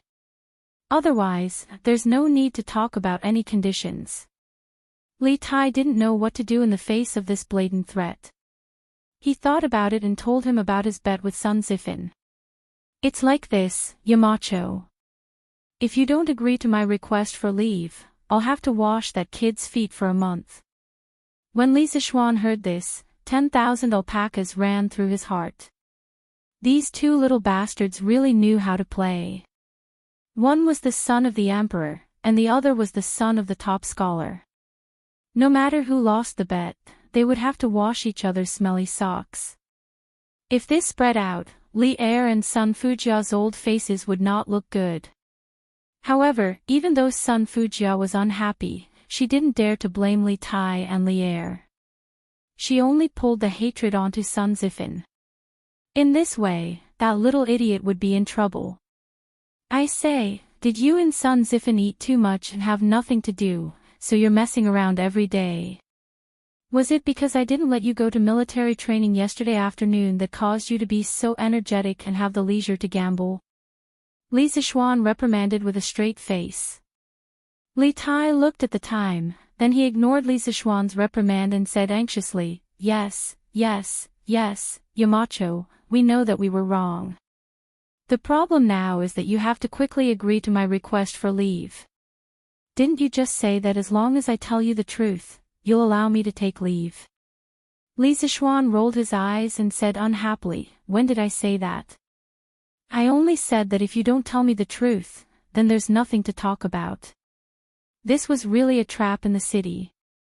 Li Tai didn't pay attention and fell into the trap. Little Fatty said anxiously, then what do you mean? Do you agree or not? Li Zishuan sighed and said unhurriedly, after hearing what Qin Kai said, I can't agree even more. Because if I agree, wouldn't it be unfair to Sun Zifan? If this was in a gambling house, your actions would be considered cheating. You were the one who wanted me to tell you the truth, but after I told you, you said this. I think you did it on purpose. Li Tai breathed heavily, obviously flustered and exasperated. At this time, he didn't care about his tone of voice. Li Zishuan didn't get angry because of this. He thought for a while and said, Qin Kai, I'm not targeting you on purpose. What I said is the truth. Now, there are only two paths in front of you. 1. Lose the bet and obediently go to military training. You'll also obediently wash Sun Zifan's socks, oh no, wash his feet. 2. I can agree to your request for leave today. In addition to exchanging 3 days of leave for 1 day today, you have to carry 20 buckets of water on Saturday. You're not allowed to spend money to hire people or ask your subordinates to help. You have to carry these 20 buckets of water to the student dormitory's water tower. If you don't do this, Sun Zifan will definitely feel bad. Time is of the essence. Which path do you prefer? F*CK, I like your grandpa. I don't like any of the paths. You're F*King cheating me. Li Tai's face was full of grief and indignation. If he won, he really wanted to fight Li Zishuan to the death. How could he bully people like this? I choose the second path. Seeing that the students who had finished breakfast were walking to the field, Li Tai gritted his teeth and said. Chapter 803. Qin Kai, how was it? Did your macho allow you to take a leave of absence? On the sports field of Yanhuang College, in Class 1's camp, Sun Zifan was a little guilty at first, but after waiting for Li Tai for a long time and not seeing him, he suddenly felt that this bet was as stable as a dog. At this moment, seeing Li Tai's drooping face, this guy secretly thought that he had a chance. He immediately went forward and pretended to be concerned, but anyone could see the smugness in his eyes. In fact, this amusing idiot's thinking was wrong. The reason why Li Tai's drooping face and looking unhappy was entirely because he had paid an extremely painful price to win this bet. Not only did he sacrifice 2 days of vacation that originally belonged to him, but he also had to carry 20 buckets of water. This really cost the little fatty his life. 20 buckets, Li Tai felt that he would have to carry them for a day. At this moment, when he heard Sun Zifan ask him, Li Tai raised his head and quickly restrained the dejected look on his face, revealing a victorious smile. Hee, of course. You brat, just wait to wash my feet for a month. At the end of his words, Li Tai's tone became a little vicious. In his opinion, the whole thing was caused by Sun Zifan. Li Zishuan deliberately asked for a sky-high price and deliberately cheated people. Although it was infuriating, Sun Zifan, the initiator, still had a reason to be very angry. How is that possible? Sun Zifan, who was originally winning, heard such an unexpected answer and suddenly felt a little incredulous. How could Yamacho allow you to take a leave of absence for no reason? Besides, if it's really like what you said, then why are you here now? Li Tai smiled and said condescendingly with the attitude of a victor, oh, believe it or not, it's up to you. I just came here to tell you the result. Now that I'm done, I can start my vacation. See you later. Ha! With that said, he waved his hand. Under the stunned gazes of Sun Zifan, Qing Chumo, Li Qingqian, Yuchi Baolin, and the others, he walked out of the sports field. His footsteps became faster and faster. He had no choice but to hurry. The little fatty was afraid that if he met Qing Yaojin, he wouldn't be able to leave. Although this holiday was approved by Li Zishuan, if Qing Yaojin really went crazy, he would not recognize anyone. Holy **T. He really left. Sun Zifin's arms were trembling. Firstly, he was shocked. Secondly, he was scared. Once he thought about washing Li Tai's smelly socks, how could he not be scared? At this moment, he felt like crying.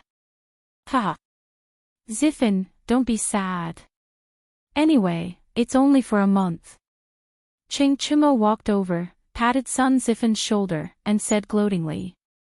This idiot had completely forgotten that he had the same attitude as Sun Zifin yesterday. It was just that Li Tai didn't choose to bet with him. Sun Zifin said angrily, "Get lost. Chou Niu, you're really a B***TCH. Xiao Xian, where did Prince Wei go? I heard from the Crown Prince that he asked for leave from you." During the morning break, Qing Yaojin found Li Zishuan, who was wandering around the sports field with his head lowered and thinking about something, and asked. Li Zishuan raised his head. He was already prepared for old Chang's question. Yes, Qing Ke asked for leave from me. I heard that Her Majesty had something to do with him, so I asked him to go back first. This guy was now used to scamming people. He didn't even blink when he lied, but Qing Yaojin really believed him. Oh, if that's the case, then go ahead and ask for leave. It's just that Prince Wei will regret it in the future if he doesn't have such a substantial training like today, right? Qing Yaojin smacked his lips and sighed with regret. Faced with such a narcissistic Qing Yaojin, Li Zishuan was speechless. Would he regret missing training? He was sure that to Li Tai, it was impossible for him to regret. He would never regret it in this lifetime. Guyi Lane. It was close to noon, and the pedestrians on the road had all gone home for lunch.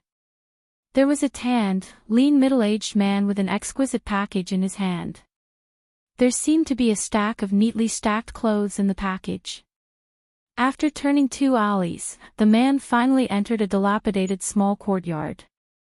Master, you're back. How was it? Those officials from the Ministry of Personnel didn't make things difficult for you, right? In the courtyard, a woman saw the man enter and quickly stood up to welcome him. As the middle-aged man walked into the house, he replied, "No, I'm just going to make a report. I'm not here to ask for help. Why would they make things difficult for me?" These two people were Meng Wenhao's parents. That's good, that's good. Meng Wenhao's mother sighed with relief. Then, she saw the bright yellow package placed on the table by Meng Wenhao's father. She was curious and asked, "Master, is this the official uniform given to you by the imperial court?" Meng Youliang's mind didn't seem to be here. He faintly said, "I just got it from the Ministry of Personnel. If you want to take a look, open it and take a look." Meng Youliang's mother was a little excited. After all, she had lived for more than half of her life and had never seen or touched an official's uniform at close range. Therefore, she carefully opened the package and saw a dark cyan round collar official's uniform lying inside. She was about to pick it up and carefully examine it when Meng Youliang suddenly stood up and only heard him say, "Mother of my child, take a look first. I'm going to Changgui's house." Meng Wenhao's mother was stunned and said, "Master, it's already noon. Why are you going to Changgui's house?" Meng Youliang stopped and let out a long sigh, "Alas. Changgui went to sea with me, but now he didn't even bring back his body. I'm his brother. No matter what, I have to send him on his way. Mother of my child, go and get me 3 strings of money. Changgui's orphan and widow are quite pitiful. We have to show our sincerity." Meng Youliang's mother immediately fell silent. Last night, under her persistent questioning, Meng Yuliang had told her the details of that terrifying night at sea. Until now, she still had a lingering fear in her heart. Moreover, she was also deeply rejoicing because many of the crew members who sacrificed themselves that night were from Guai Lane.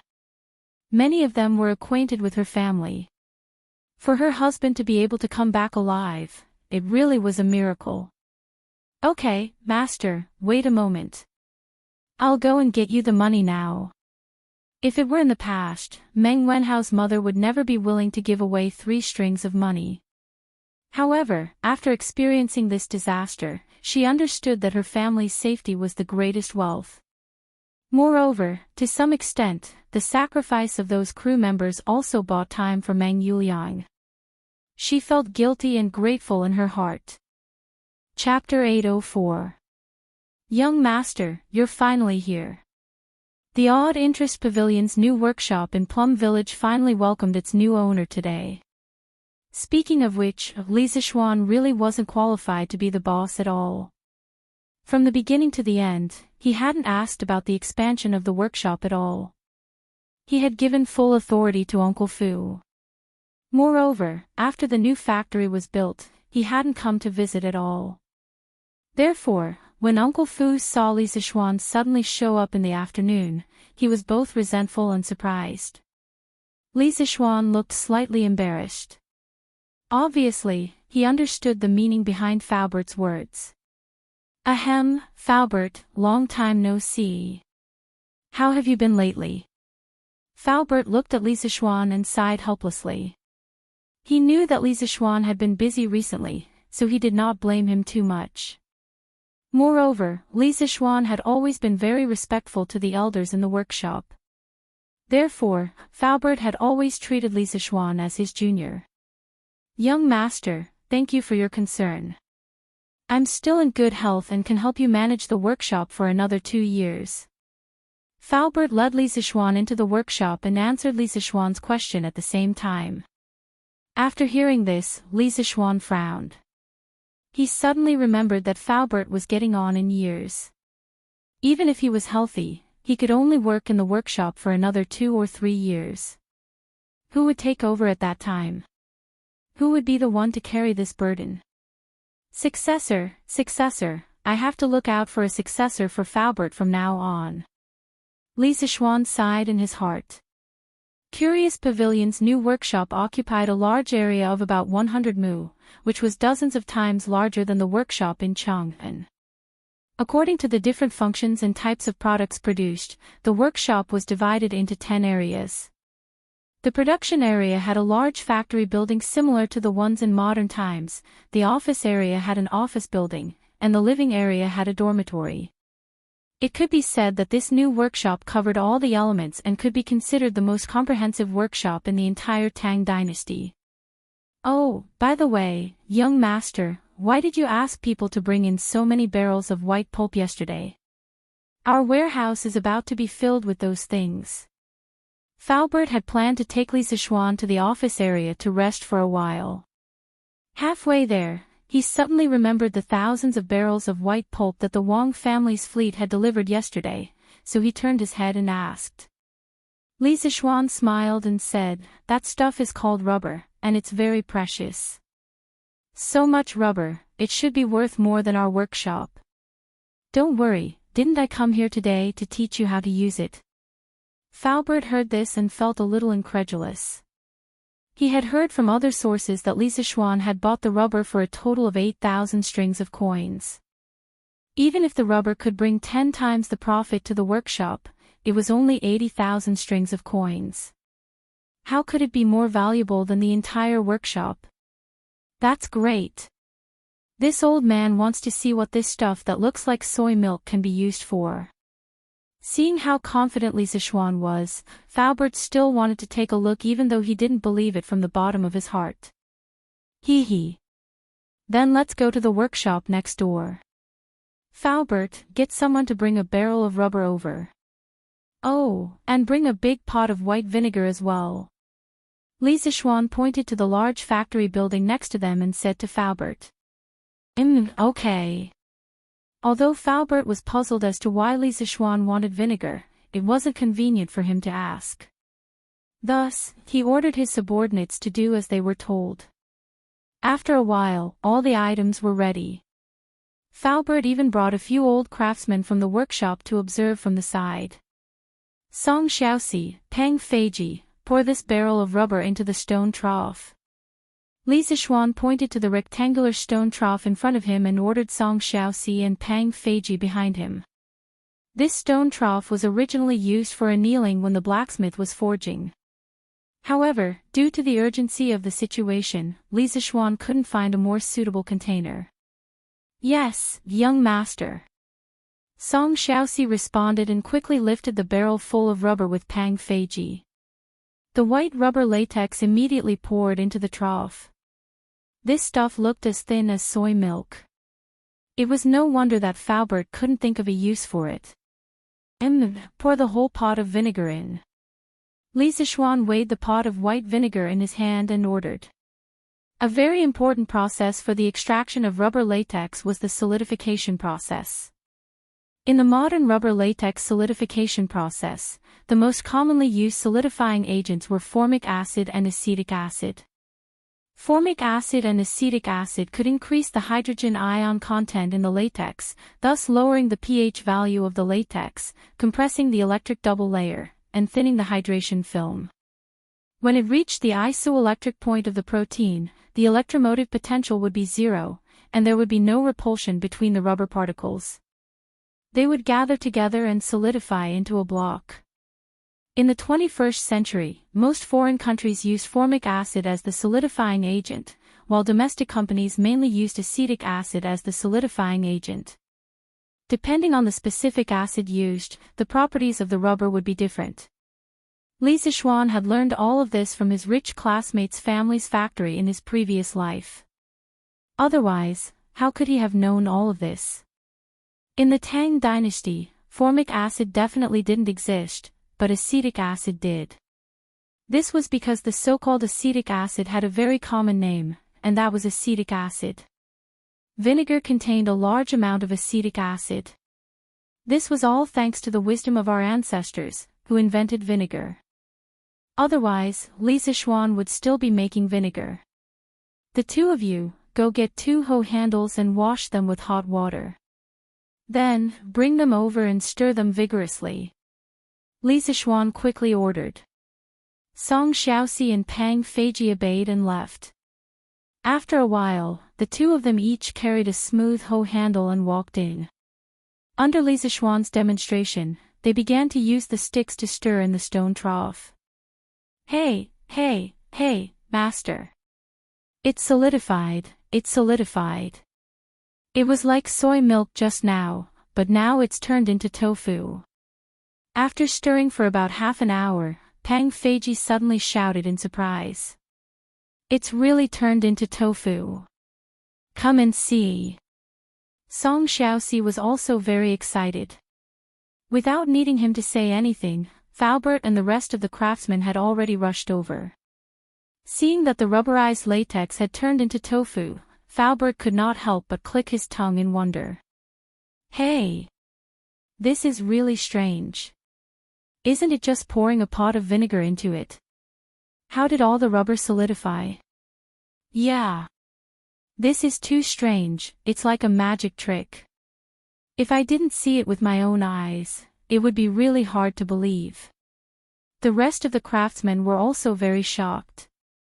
They had never learned about chemical reactions, so they could only categorize it as a magic trick. Chapter 805. Song Xiaoxi, Pang Feiji, take out the solidified rubber. Li Zixuan saw everyone's reaction, but he did not say anything. Everything was within his expectations. Ah. Take it out. Master, how do we take it out? Pang Feiji looked at the tofu in the stone trough and asked. To him, the solidified rubber latex was as fragile as tofu. Wash your hands and take it with your bare hands. Li Zixuan was speechless. After the rubber latex solidified, although it looked like tofu, it was actually much tougher than tofu. This was because the solidified rubber was sticky. Instead of saying that it was like tofu, it was more like a dough with a certain degree of toughness. Song Xiaoxi and Pang Feiji moved the rubber from the stone trough into the buckets that they had prepared beforehand. Both of you, follow me with the rubber. Li Zixuan looked at the rubber that was about to take shape. He was very happy. Although he knew the theory behind the solidification of rubber, it was only on a theoretical level. It was his first time doing it in practice. After a while, under Faubert lead, everyone arrived at the papermaking workshop area. Faubert, where is the papermaking machine? It was difficult to find something in such a big papermaking factory. Li Zixuan asked Faubert directly. Papermaking machine. Faubert was even more confused. What did the extraction of rubber have to do with the papermaking machine? Yes, it's the new papermaking machine that we made before. Li Zixuan nodded.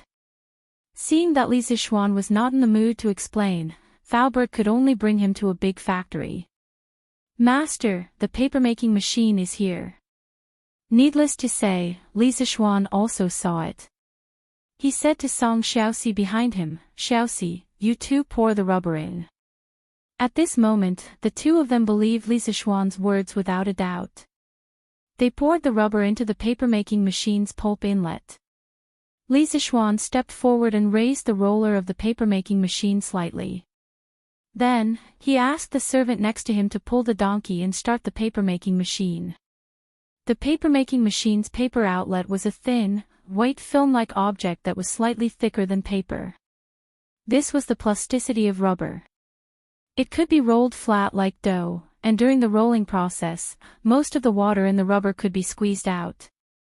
Xiaoxi, find someone to cut these rubber pieces into sections. Then, just like drying paper, put them outside to dry. At this point, the process had basically come to an end. In the modern rubber production and refining process, it was generally only at this step before it could be compressed and packaged and sold all over the world. Yes, boss. After staying in the workshop for so long, Song Xiaoxi was very familiar with the papermaking process. He responded and called for the servant next to him to cut the rubber. Master, that's it. But I still can't see the use of this rubber. Seeing this, Uncle Fu asked the question in his heart. Li Zixuan smiled and replied, it's not over yet. This is only the first step. Through the steps just now, Faubert, you must have seen that the rubber is very plastic. Its most important characteristic is that it can change its shape at will. After the rubber is completely dried, we can proceed to the second step, molding. By then, Faubert, you will know the magical use of this rubber. Faubert nodded thoughtfully. Li Zixuan did not disturb him. He left with Pang Feiji and looked around the new workshop. As they were about to go back, they met two people. They were two girls. Yamacho, you're here. Sir. Different names represented different identities of the owners of the voices. They were Mo Lingwei and Little Fishy. Ink Girl, Little Fishy, why are the two of you together? Looking at the two beauties, one big and one small, Li Zixuan did not feel any joy. Instead, he felt some lingering fear. Beauties were beautiful, but beauties with the characteristics of witches were not very good. Yamacho, your memory is really bad.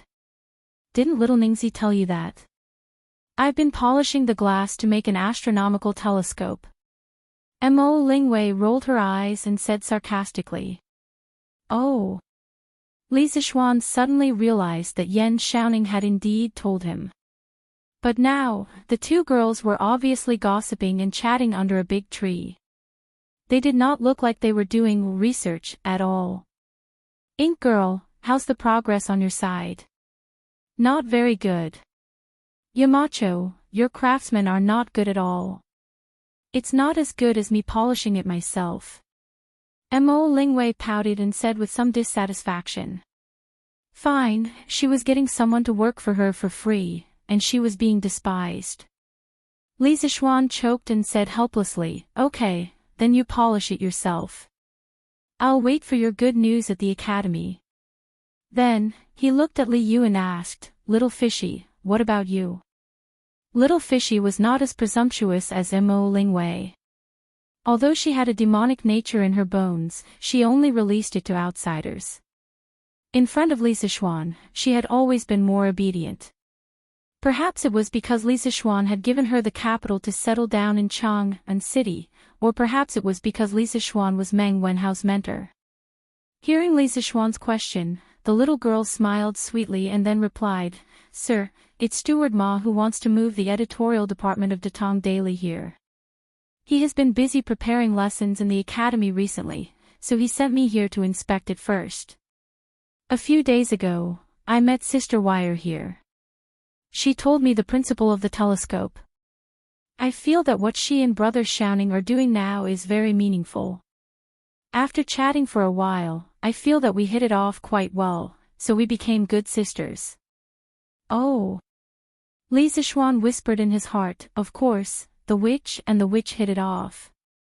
He actually knew about Ma Zhou's intention to move the editorial department to the new workshop, and he also agreed.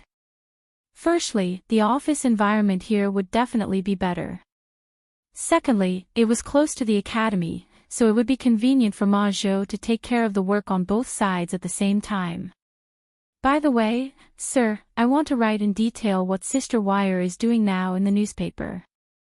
Although it looks boring, if it is displayed in the newspaper, it can promote Sir's work and attract more people to join it." Li Zishuan heard this and thought in his heart, "Isn't this similar to modern academic papers?" To be honest, he really wanted to set up a top academic journal similar to the Nature and Science in his previous life to gather the best academic results of mankind. But was this really appropriate? Once he did this, it would easily cause technology leakage. This was what Li Zishuan was very unwilling to see. The modern scientific knowledge he brought could only take root and sprout in the Tang Empire. It could never be spread to foreign countries and become a weapon for foreign countries to deal with the Han people. Chapter 806.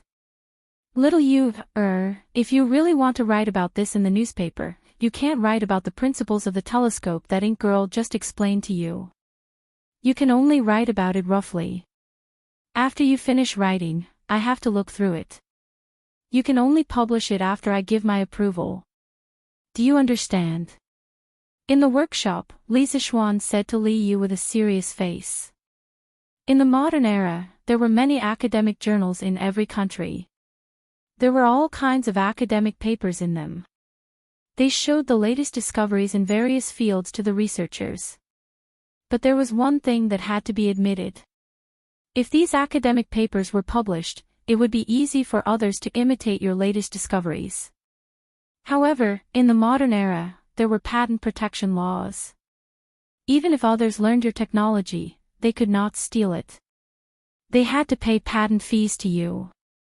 For example, in the 21st century in China, every mobile phone manufacturer had to pay patent fees of hundreds of billions to the United States because of 3G or 4G communication agreements.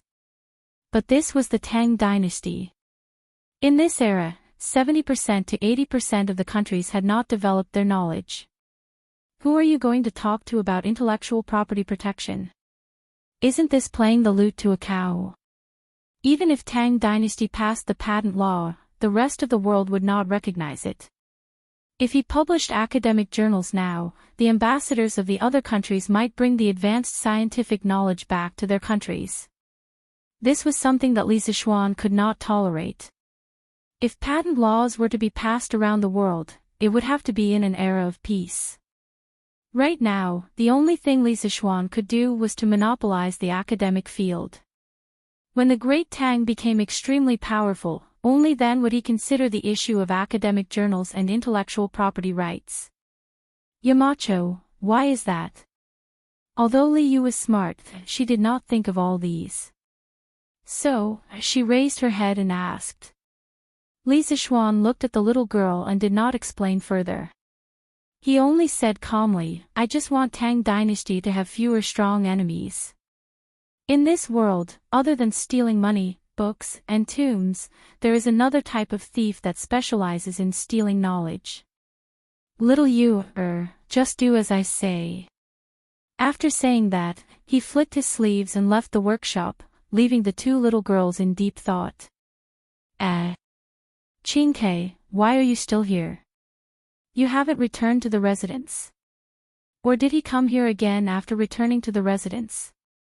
In the evening, with the sound of gongs and drums, the students of Yanhuang College were finally dismissed from school. At the same time, they also ushered in the long-awaited weekend holiday.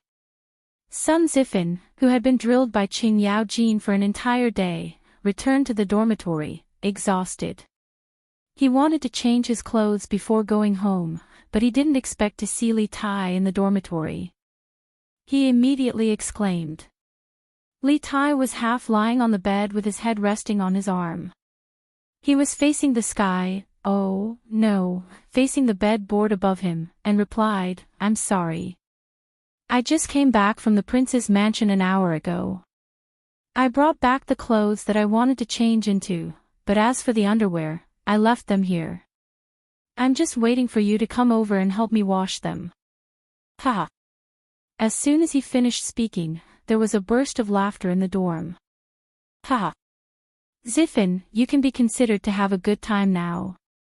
Qingchue's underwear, TSK, no, I have to go quickly. Wait for me to leave before you wash them. Qing Chumo had a gloating expression on his face.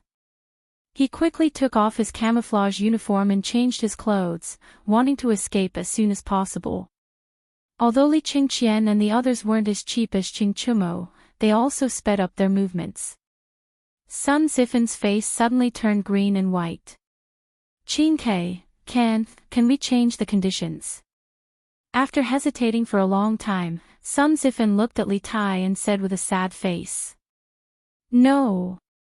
Don't you know that if you agree to a bet, you have to accept defeat? Zifan, don't tell me you want to go back on your word. Li Tai replied without thinking. In order to win this bet, he had paid a painful price. At the end of the day, how could he let Sun Zifan go? Damn. Qingke, we don't have to be so ruthless, right? During the military training, I helped you many times, didn't I? You should at least consider our old friendship. Sun Zifan said unwillingly. You can consider our old friendship, but you can't consider it on this matter. Zifan, just give up and help me wash my underwear. Li Tai said resolutely. Is there really no room for compromise? There really isn't. Zifan, quickly help me wash today's underwear. Li Tai said with a satisfied face as he lay on the bed with his legs crossed. This situation was exactly the same as when he pleaded with Li Zishuan in the morning. However, the person pleading was Sun Zifan, and the person being begged was himself. Li Tai felt an inexplicable sense of pleasure in his heart. However, when he thought of carrying 20 buckets of water tomorrow, a thick haze appeared in his heart. Damn. You win. So be it. I'm a man of my word. Once I've said it, I'll keep my word. Sun Zifan roared in grief and indignation. Then, he bent down to pick up Li Tai's underwear from under the bed. Suddenly, a stinky smell hit him in the face. Oh, my God, Qingke, with your underwear in our dormitory, the 5 poisons will be avoided, demons and devils will bow their heads, and we will still be alive, unparalleled in the world. Fortunately, I brought back soap operas from home last time. Sun Zifan quickly covered his nose, took 3 steps back, and said in a muffled voice. This guy was really funny. He actually said the stinky socks in such a literary way.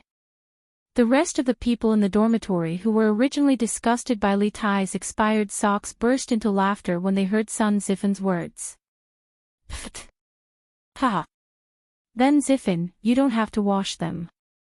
In the future, hang Qingchue's underwear at the dormitory door. It can also prevent mosquitoes. Qing Chumo laughed loudly. If that's really the case, won't we be unable to enter the dormitory in the future? Yuchi Baolin took Ching Chumo's words seriously and said with a face full of horror. Li Tai immediately blushed and said, "Why are you talking so much nonsense? Ziffin, go wash them quickly." Big brother, Cho Nyo, Baolin, Huayu, aren't you guys going home? Ha! I'm going back now. I hope you two have fun, hee hee hee. Ching Chumo waved his hand and laughed vulgarly. Then, he dragged Qin Huayu and Yuchi Baolin out. Qin Ke, aren't you going back to Changfan today? Li Qingqian, who was left behind, stood by Li Tai's bed and asked. I'm not going back. Big brother, you go first. Li Tai stood up and answered. He still had to fetch water tomorrow. Wouldn't it be a waste of energy to run back and forth? All right then, you rest well. I'll go first. Li Qingqian didn't think too much. He nodded and left. Chapter 807. Here, Qin Ke, your footwear is done. After they left, Li Tai lay on the bed alone, humming an unknown tune and shaking his legs, as happy as a lord. After a quarter of an hour, Sun Ziffin came out of the bathroom with a pair of white footwear in his hands. He handed the footwear to Li Tai and said in a muffled voice. Oh, it's done so quickly. Li Tai rolled like a carp and sat up. If it was in the past, with the little fatty's super fat body, he definitely wouldn't be able to do this. And, not bad, not bad. It's quite clean. Ziffin, help me dry the footwear again. Li Tai went forward and carefully looked at the footwear in Sun Ziffin's hands, then shamelessly asked for a yard after getting an inch. Get lost. Qin Ke, don't go too far. We didn't agree to dry the clothes in the beginning. If you want to dry them yourself. I'm going out to eat. Sun Ziffin wasn't a punching bag that was easy to bully, so he immediately said angrily. Li Tai sighed helplessly. He could only get up and dry the footwear on the clothes rack in the bathroom. Cough, cough. This clothes rack wasn't the modern clothes rack invented by Li Sichuan. When he was designing Yanhuang College, how could he have so much free time to think about everything? This clothes rack was a local product of the Tang dynasty. In fact, clothes racks were a type of furniture that existed even earlier than tables, chairs, and beds. There were already clothes racks as early as the Zhou dynasty. During the Zhou dynasty, etiquette was implemented. The aristocrats attached great importance to clothes. In order to meet this need, racks specially used to hang clothes appeared early on. Each dynasty had different forms of clothes racks, and their names were also different. During the spring and autumn period, a horizontal wooden pole used to hang clothes was called chang, also known as musher. Hey! Ziffin, you still have the appetite to eat. Hee hee. Li Tai was drying the footwear in the bathroom while turning his head to look at Sun Ziffin with a smirk. This sentence was quite self-deprecating, but there were only the two of them in the dorm. Anyway, Li Tai didn't care at all. Damn, Qin Ke, your skin is getting thicker and thicker. You have the nerve to say this kind of thing. Sun Ziffin scolded with a look of disdain, then replied, I was lectured by Lu Guogong today. If I don't eat, I'll starve to death. I'd rather die of disgust than starve. Li Tai walked out from inside and said with a smile, heh heh. If that's the case, I'll take you to eat. Let me tell you, the food at the small restaurant of the Hu family at the foot of the mountain is delicious. Let's go there and try it. My treat. Sun Ziffin looked at Li Tai suspiciously and curled his lips, Han family manner. What kind of delicious restaurant could there be? Qin Ke, don't tell me you're trying to save money and trick me into going there.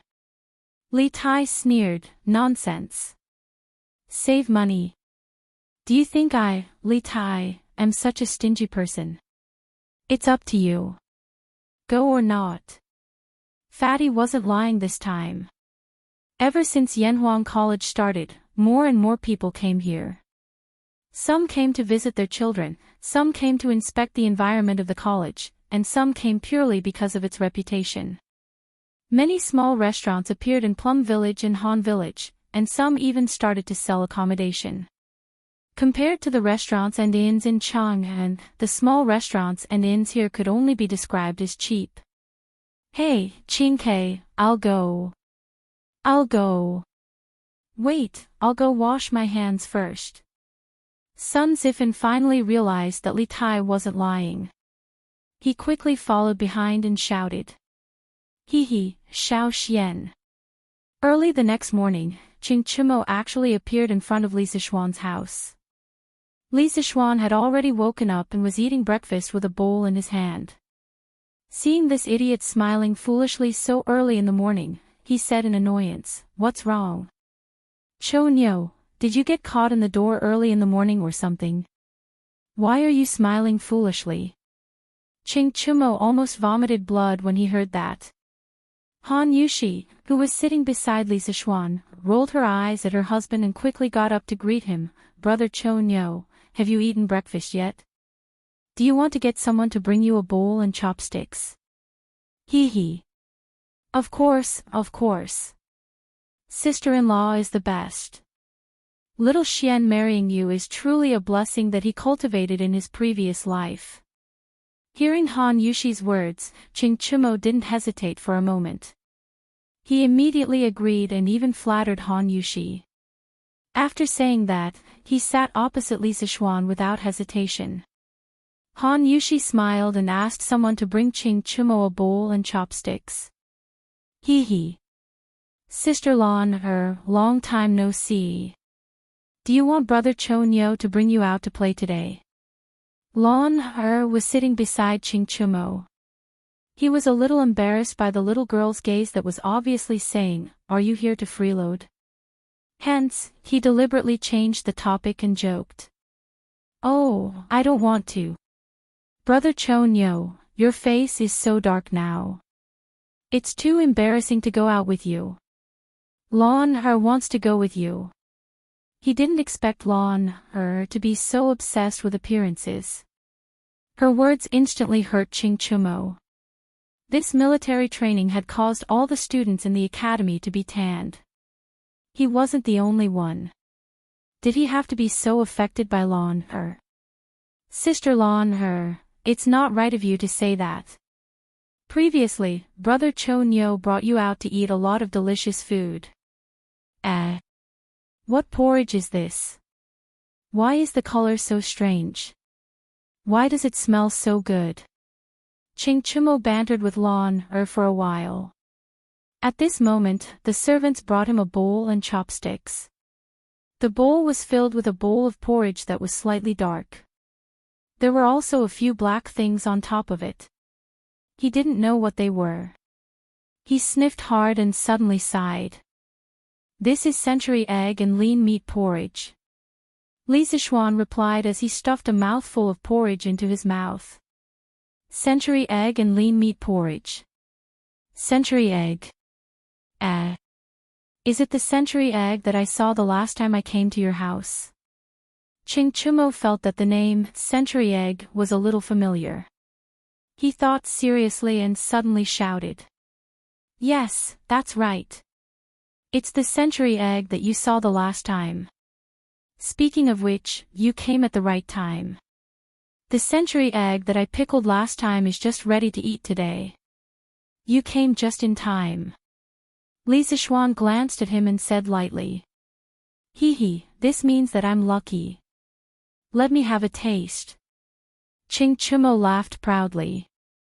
Then, he picked up the small bowl and stuffed the porridge into his mouth. "Oh. Ha. It's hot, it's really hot. Ha. But this century egg and lean meat porridge is really delicious. I didn't know that porridge could be cooked this way. It's really an eye-opener for me." Chapter 808. Of course, there was porridge in the Tang dynasty, but the porridge people ate at that time was still plain porridge. Li Zixuan added century eggs and lean meat into the porridge and made it into a salty porridge. It was really a new trick. Oh! Xiao Xian, your century egg and lean meat porridge is really tender and delicious. There's also an indescribable fragrance in it. I guess it's the smell of century eggs. TSK, eating a bowl of century egg and lean meat porridge every morning makes me as happy as a god. It was the first time Qing Chumo had eaten such delicious salty porridge, and he ate 4 big bowls. After the meal, he rubbed his round belly, leaned back in the chair, and sighed with satisfaction. Li Zixuan rolled his eyes. Eating a bowl of century egg and lean meat porridge every morning makes me as happy as a god. Why does it sound more and more like smoking a cigarette after the deed makes me as happy as a god? Ahem, I misunderstood. But ugly ox, you just ate 4 bowls. Doesn't that mean you'll be happy for 4 days? Then you don't have to eat for the next 3 days. Li Zixuan joked with a smile. Qing Chumo choked on his words, but his skin had always been thicker than the city walls, and he was born to be a bully. How could he be defeated by a sentence? Xiao Xian, that's not how you calculate things. A bowl of century egg and lean meat porridge can make me happy for the whole day. I ate 4 bowls, so I'll be 4 times happier for the whole day. Qing Chumo laughed shamelessly. Li Zixuan was amused by this guy, and said, Ugly ox, why are you talking nonsense now? Since you like it so much, you can bring a basket of century eggs back later. See if Uncle Qing likes them. Now that the first batch of century eggs was made, he had to promote it as soon as possible. The best way was to promote it from the people in the circle, and at the same time, do them a favor. Ha! That's good. Xiao Xian, you have to give me more later. My dad will definitely like it. Sigh, I wonder how long these century eggs can be stored. The weather is so hot now. Qing Chumo finally used his brain this time. After being happy for a while, he suddenly thought of a question and asked. Li Zixuan smiled and replied, You don't have to worry about that. As long as you don't peel off the lime sawdust on the outside of the egg and put it in a ventilated and cool place, it can be stored for at least 3 months. The taste and texture will not change, and it can be maintained for at most 5 months. Hee hee. That's good. I was worried that it would spoil before I finished it. Qing Chumo scratched his head and pretended to be relieved. Then he slapped his thigh and exclaimed, Hey! Something's not right. Little Xian, even if you give me century eggs, no one in my family knows how to make them. Li Zixuan said helplessly, What's so difficult about that? You can just cut up the century egg and cook it with the lean meat. Then, you can add some salt. Wouldn't it become century egg and lean meat porridge? Oh, there's another way to eat the century egg, which is to directly mix it with cold sauce. You can ask your cook to cut each century egg into 4 pieces, sprinkle some salt on it, pour some vinegar, and mash some garlic into it. Then, you can eat it directly. Do you remember? Qing Chumo frowned and said after a while, I roughly remember. I'll ask my cook to try it when I return to Chang'an. He was still living in the villa in Yunshan. He still had to bring the century eggs that Li Zixuan gave him back to Chang'an and ask his cook to process them. Li Zixuan shook his head and chatted with Qing Chumo for a while. Seeing that this guy had the intention to leave, he asked someone to fetch a basket of century eggs for Qing Chumo. Qing Chumo took it and left directly. Creak, creak, creak. Huff, huff. The morning of Yanhuang College on the weekend was quiet and peaceful. Only the sounds of insects, fish, and birds in the forest could be heard, as well as the squeaking of the shoulder pole and someone's panting. Li Tai was carrying 2 buckets of well water that had just been fetched from the well in the east of the college. He was staggering on the cement path with difficulty. The clothes on his back were completely soaked in sweat. He must have started fetching water a long time ago. Huff, huff. Damn, why did the college dig the well so far away from the dormitory? Isn't this a trap?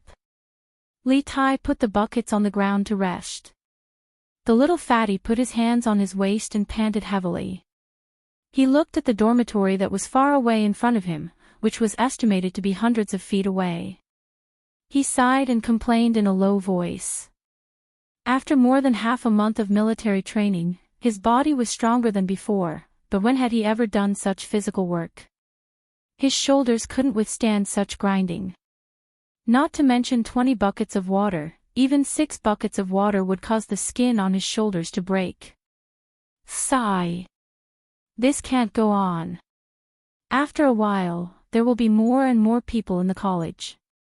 If they see me fetching water, won't it be embarrassing? Li Tai wiped his sweat and muttered to himself.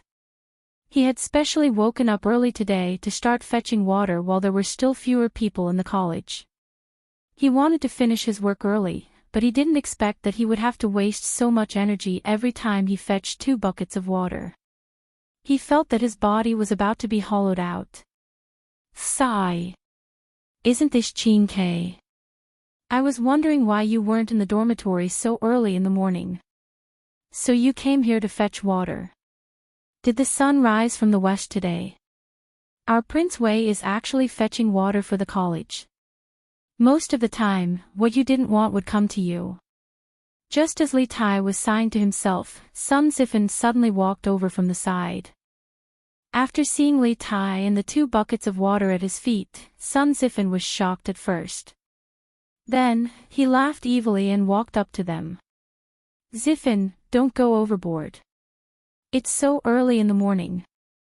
Why aren't you sleeping in? What are you doing here? Li Tai's heart thumped wildly when he heard someone speak.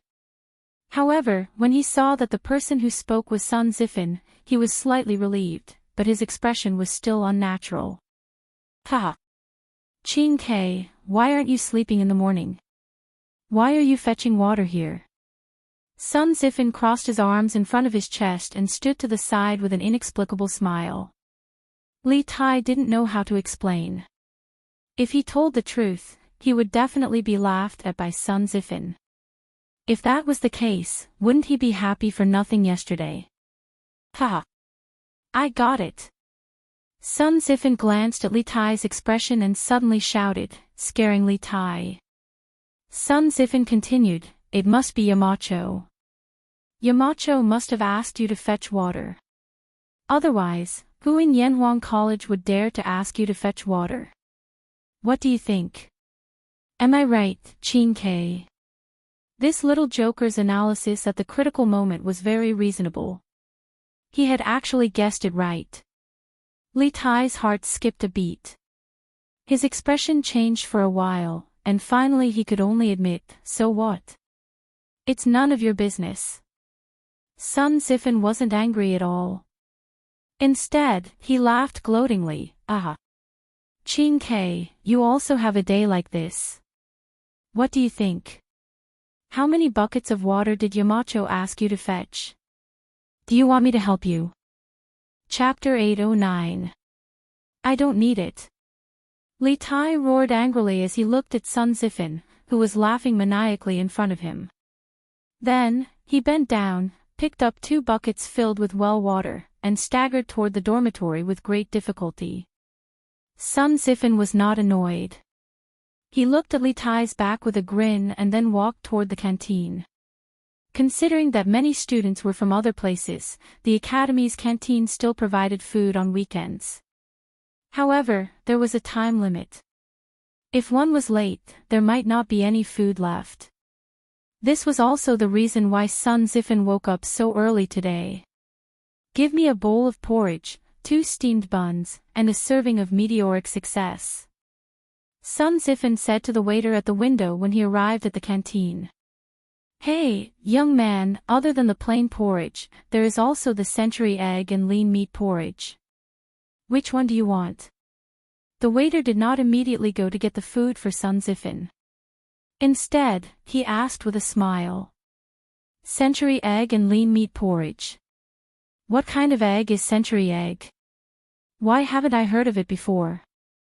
Sun Zifin asked curiously after he heard the waiter's words clearly. Century egg, it's... The waiter could not answer the question of what kind of egg century egg was. He stuttered for a long time, which made Sun Zifin a little impatient. Okay, give me a bowl of century egg and lean meat porridge. I want to try what it is today. Sun Zifin waved his hand and said loudly. Oh, okay. The waiter laughed and went to prepare the food for Sun Zifin. After a while, Sun Zifin took the food and found a seat to sit down. Looking at the dark porridge in front of him, he frowned slightly. This was because the porridge did not look as good as the plain porridge. It smells pretty good. Sun Zifin lowered his head and sniffed. He was a little surprised. Then, he picked up a small spoon and began to eat the porridge. As soon as the fresh, tender, and thick porridge entered his mouth, the unique fragrance of century egg spread in Sun Zifin's mouth and filled every taste bud on the tip of his tongue. Wonderful. Wonderful. Wonderful. Porridge can be so delicious. This century egg and lean meat porridge is amazing. Sun Zifan stuffed 3 or 4 mouthfuls of congee with pork and century egg into his mouth, and then kept shouting that it was delicious. At this time, many students had also entered the cafeteria. Under the promotion of the waiter, they tasted the first bowl of congee with pork and century egg in their lives. Wow! This porridge tastes so special. It's completely different from what I've eaten before. Oh, fragrant. It's really fragrant. Is this the fragrance of the century egg? That should be the case. But what exactly is this century egg?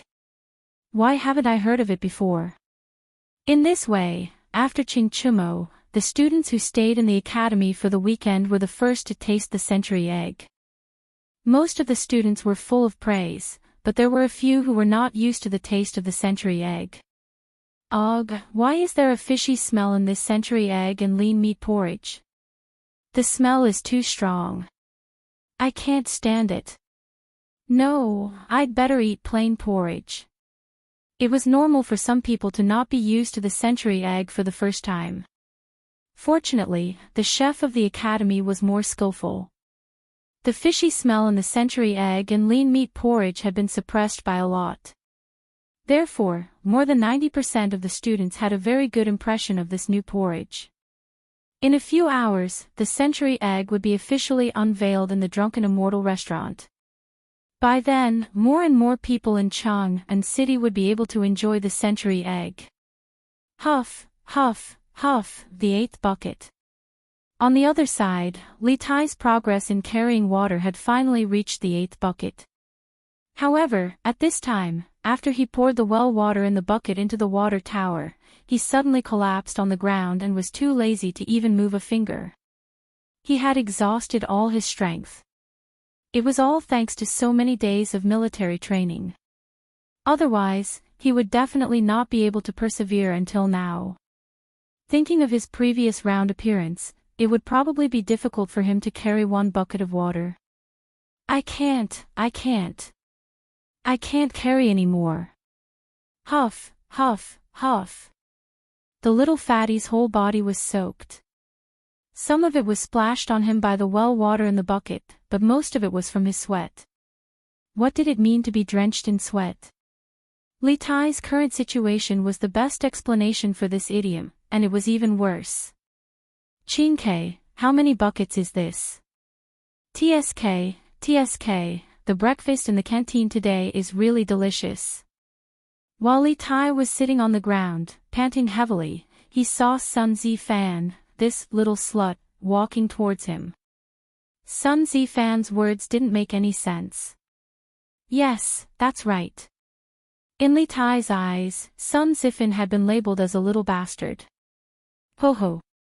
Li Tai just glanced at Sun Zifan weakly and did not bicker with him because he was too tired to even move his mouth.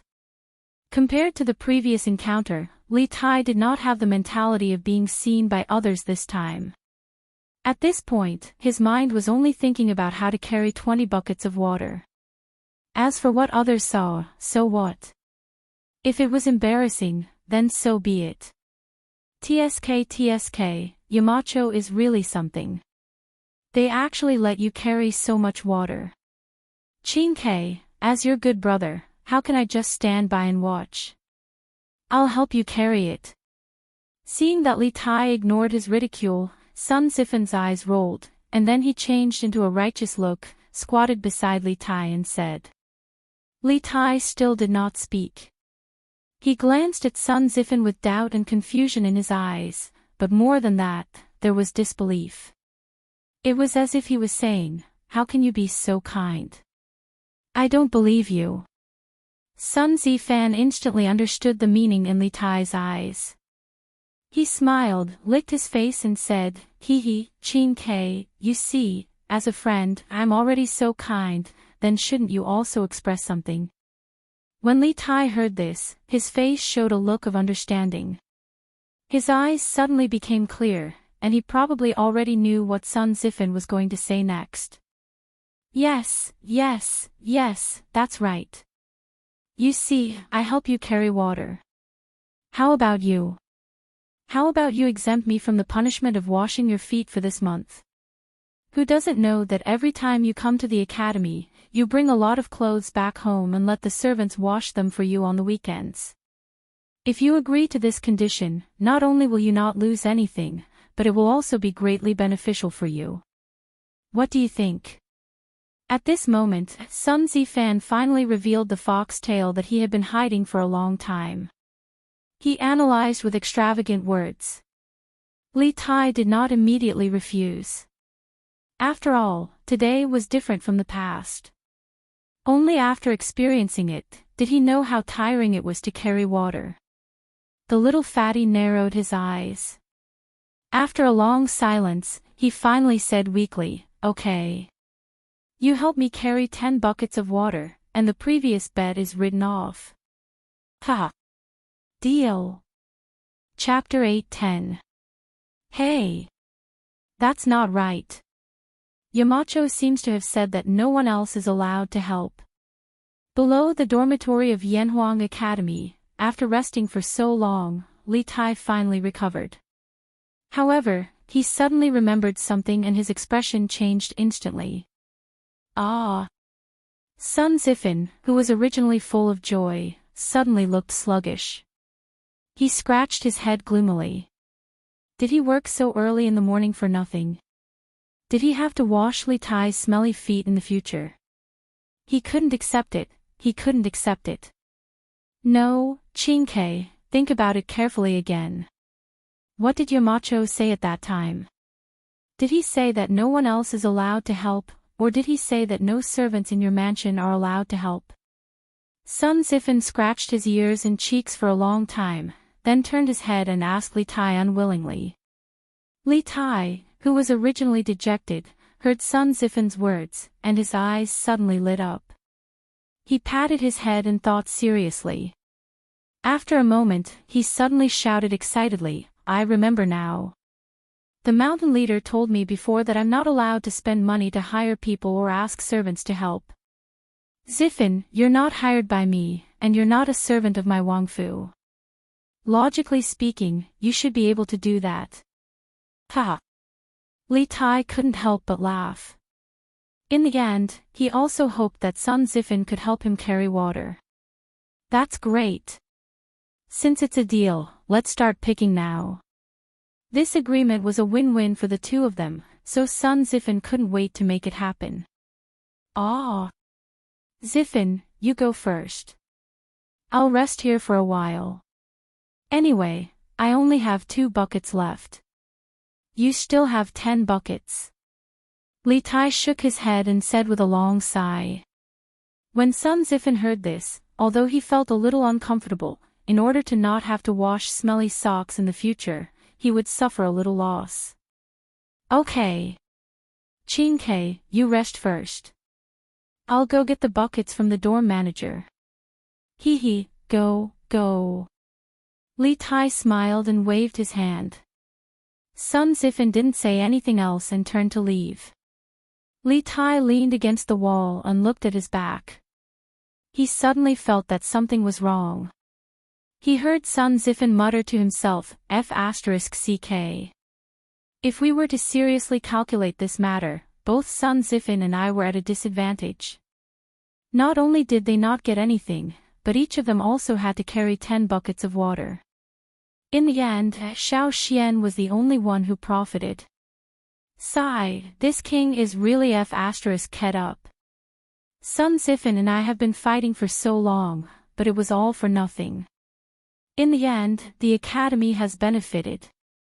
At this point, little Fatty finally reacted.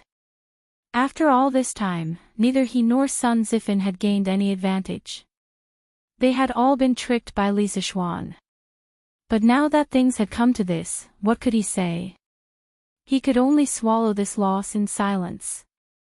Sigh, the facts have proven that little Xian is a fraud. I can't trust him so easily in the future. Li Tai silently labeled Li Zishuan as a fraud in his heart. When it was almost noon, the eastern and western districts of Chang and city officially opened for business. All the shops, restaurants, and tea houses opened their doors to welcome customers. Even Drunken Immortal Restaurant opened its doors. Yo! Boss Feng, long time no see. I heard that you have been conferred the title of Righteous Merchant by His Majesty. Congratulations. Shopkeeper Lu smiled like a Maitreya Buddha as he spoke to Feng Zhihua, who had just entered. After nearly 5 months, Feng Zhihua once again came to the Drunken Immortal Restaurant. In the past, he was a regular here and would basically come for a meal every 3 to 5 days. The main reason was that he had been delayed for too long this time. Shopkeeper Lu, long time no see. It's all thanks to the Marquis of Yong, and that I went out to sea this time. Otherwise, I wouldn't have received such generous profits and the title of Righteous Merchant personally conferred by His Majesty. Feng Zhihua didn't put on airs. He walked up and cupped his hands with a smile.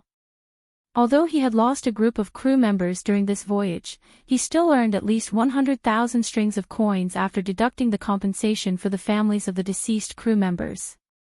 It was a huge profit. Of course, to Feng Zhihua, the most valuable thing was still the title of Righteous Merchant conferred by Li Er. It was an unexpected surprise and also something that couldn't be bought with money. Therefore, he was grateful to Li Zishuan for promoting the trade in the south. Hey, Shopkeeper Lu, you have something new here today. Liao Shifan and Zhang Jingyang followed behind Feng Zhihua. Liao Shifan looked at the menu of Strange Taste Pavilion and was surprised to see that there were a few new dishes. Cold century egg tofu, century egg lean meat congee, meteoric success, this is really a new dish. I haven't eaten it before. Alright, I'll serve some of each of these new dishes today. Thank you, Shopkeeper Lu. Feng Zhihua raised his head to take a look and said with a smile. Hee hee. No problem. Boss Feng, you guys go ahead and have a seat. The dishes will be ready soon. Shopkeeper Lu said with a smile. After a while, Feng Zhihua and the others served their dishes to the table. Sir, here are the 3 servings of congee with pork and century egg, 1 serving of cold century egg, 1 serving of tofu with century egg, 1 serving of gnawed chicken, and 1 serving of braised pork in soy sauce. If you have any more orders, please call me. The waiter said enthusiastically as he served the dishes to Feng Zhihua and the others. Feng Zhihua nodded, and the waiter left tactfully. Come, Brother Liao, Brother Zhang, try the new dishes of Zuaxian restaurant. Liao Shifan said with a smile, I've eaten meteoric success before, but I've never heard of a century egg and lean meat congee or century egg salad. Today, I'll have a good taste of what kind of egg this is. Everyone laughed kindly. Feng Zhihua used a small spoon to scoop up a spoonful of century egg tofu. Because this thing looked cool, he saw that the white tofu was dotted with some black and green. It looked pleasing to the eye. Wow! Fresh, tender, fragrant, and cool. This century egg tofu is amazing. It's a must-have dish for summer. A small spoonful of century egg tofu entered Feng Jihua's mouth. First, a cool sensation filled his mouth, followed by the freshness of the tofu and the fragrance of the century egg. Feng Jihua was full of praises. Brother Feng, this century egg lean meat congee is also excellent. I've never thought that thin porridge could be made into such a fancy dish. Zuaxian restaurant is indeed Zuaxian restaurant. The food here is always the best in Chang and city. Ha! Liao Shifan savored 2 mouthfuls of century egg lean meat congee and praised. Ha! Brother Liao is right. The food of Zuaxian restaurant will never disappoint. This century egg salad is the best in my opinion. Zhang Jingyang had a strong taste and had a soft spot for century egg salad. At this moment, the other diners also came to eat. They also noticed the new dishes of Zuaxian restaurant. When they heard the praises of Feng Jihua, Liao Shifan, and the other regular diners, they were instantly tempted. Moreover, the new dishes of Wonderful Taste Pavilion were very cheap this time. Century egg lean meat congee was only 20 copper coins, century egg salad was 80 copper coins, and century egg tofu was 100 copper coins. Compared to the previously gnawed chicken and red braised meat, it was much cheaper. Waiter, give me a serving of red braised meat and century egg tofu. Waiter, give me 2 bowls of century egg lean meat congee. Give me 2 servings of century egg salad. Chapter 8:11. The reason why the congee with pork and century egg, the tofu with century egg, and the cold-tossed century egg were so cheap was that Li Zishuan wanted to sell the century egg on a large scale as soon as possible. After all, if the normal consumption of the Drunken Immortal restaurant and the canteen of Yanhuang Academy were to be relied on, the century eggs made from the eggs that Li Zishuan purchased from the Han village and Plum village a while ago would probably not be sold out until next year. Therefore, the low price was one thing. More importantly, the Drunken Immortal restaurant had launched a takeaway event. Dear customers, everyone has tasted the delicious taste of the century eggs. Whether you like it or not, I'm sure everyone has a plan in mind. To be honest, the century eggs are the latest food invented by my family's marquis. They are made from eggs through 49 processes and 49 days. The process is not easy.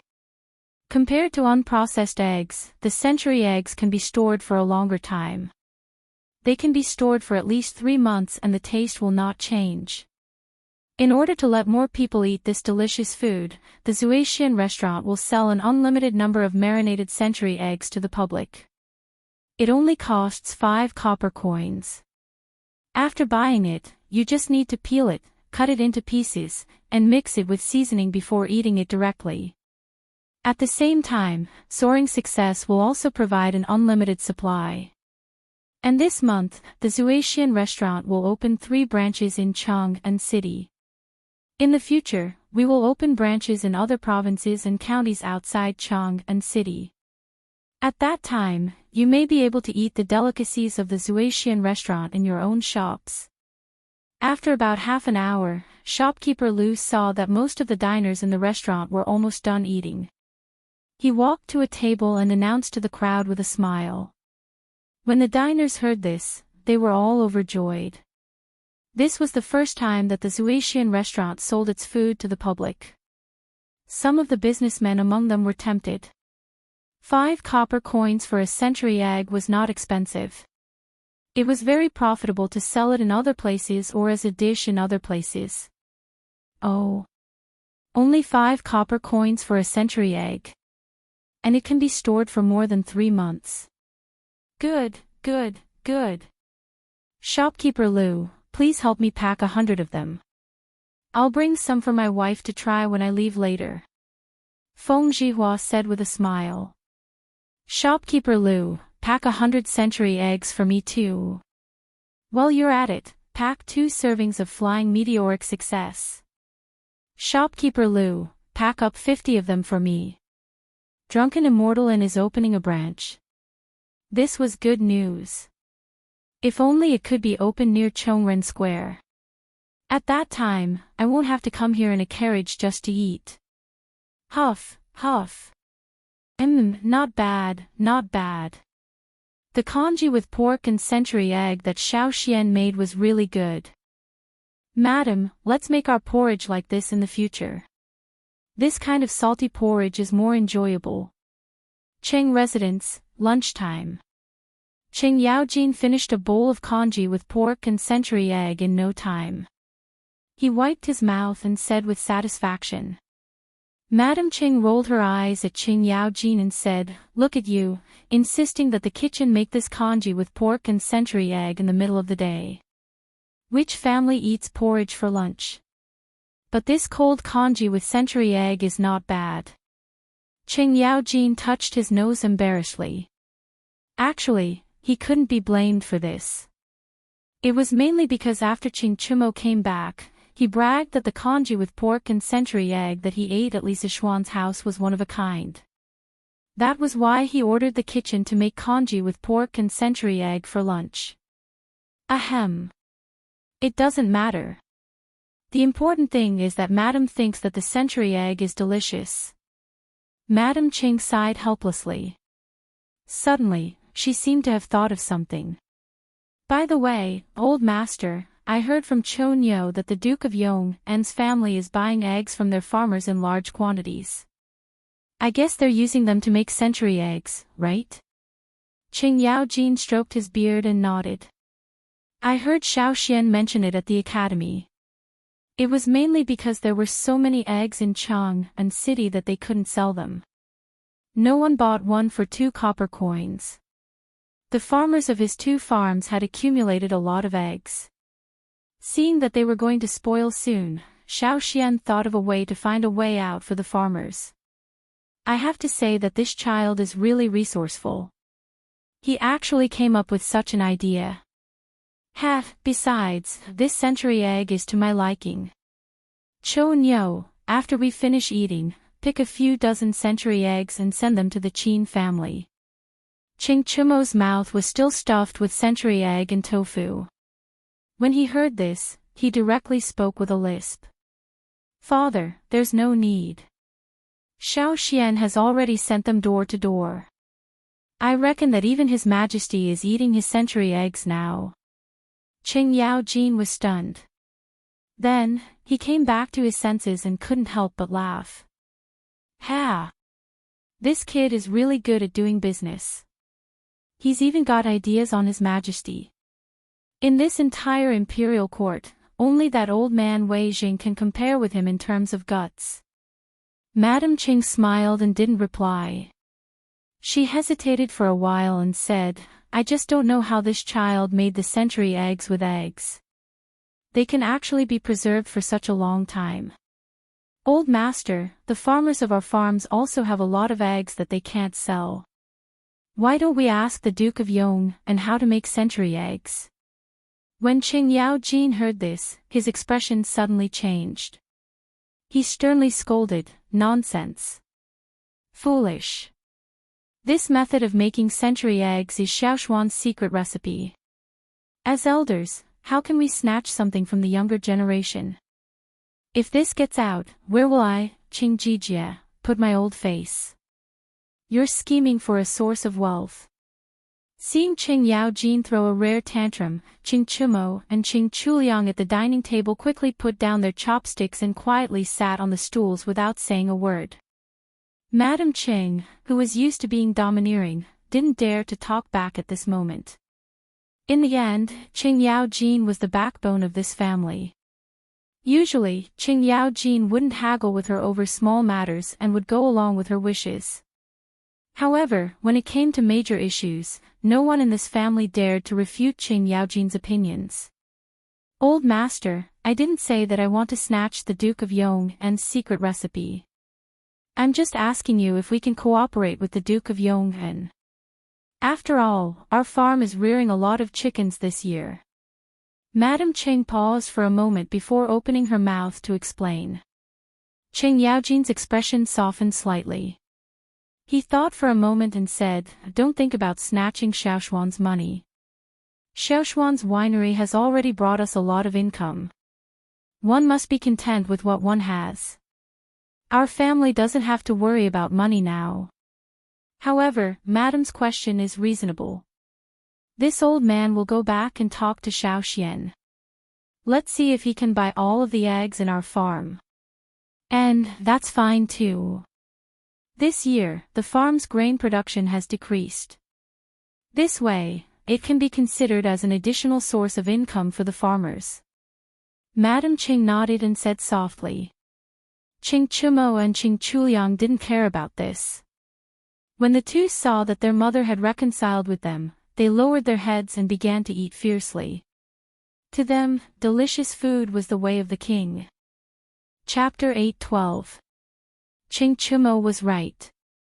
Not only did the Qing family receive the century eggs from Li Zishuan, but the Qin family, Niu family, Yuqi family, Li Jing family, Li Shaogong family, Fang Xianling family, Zhangsun Wuji family, and Wei Jing family all received hundreds of century eggs and a recipe for making century eggs.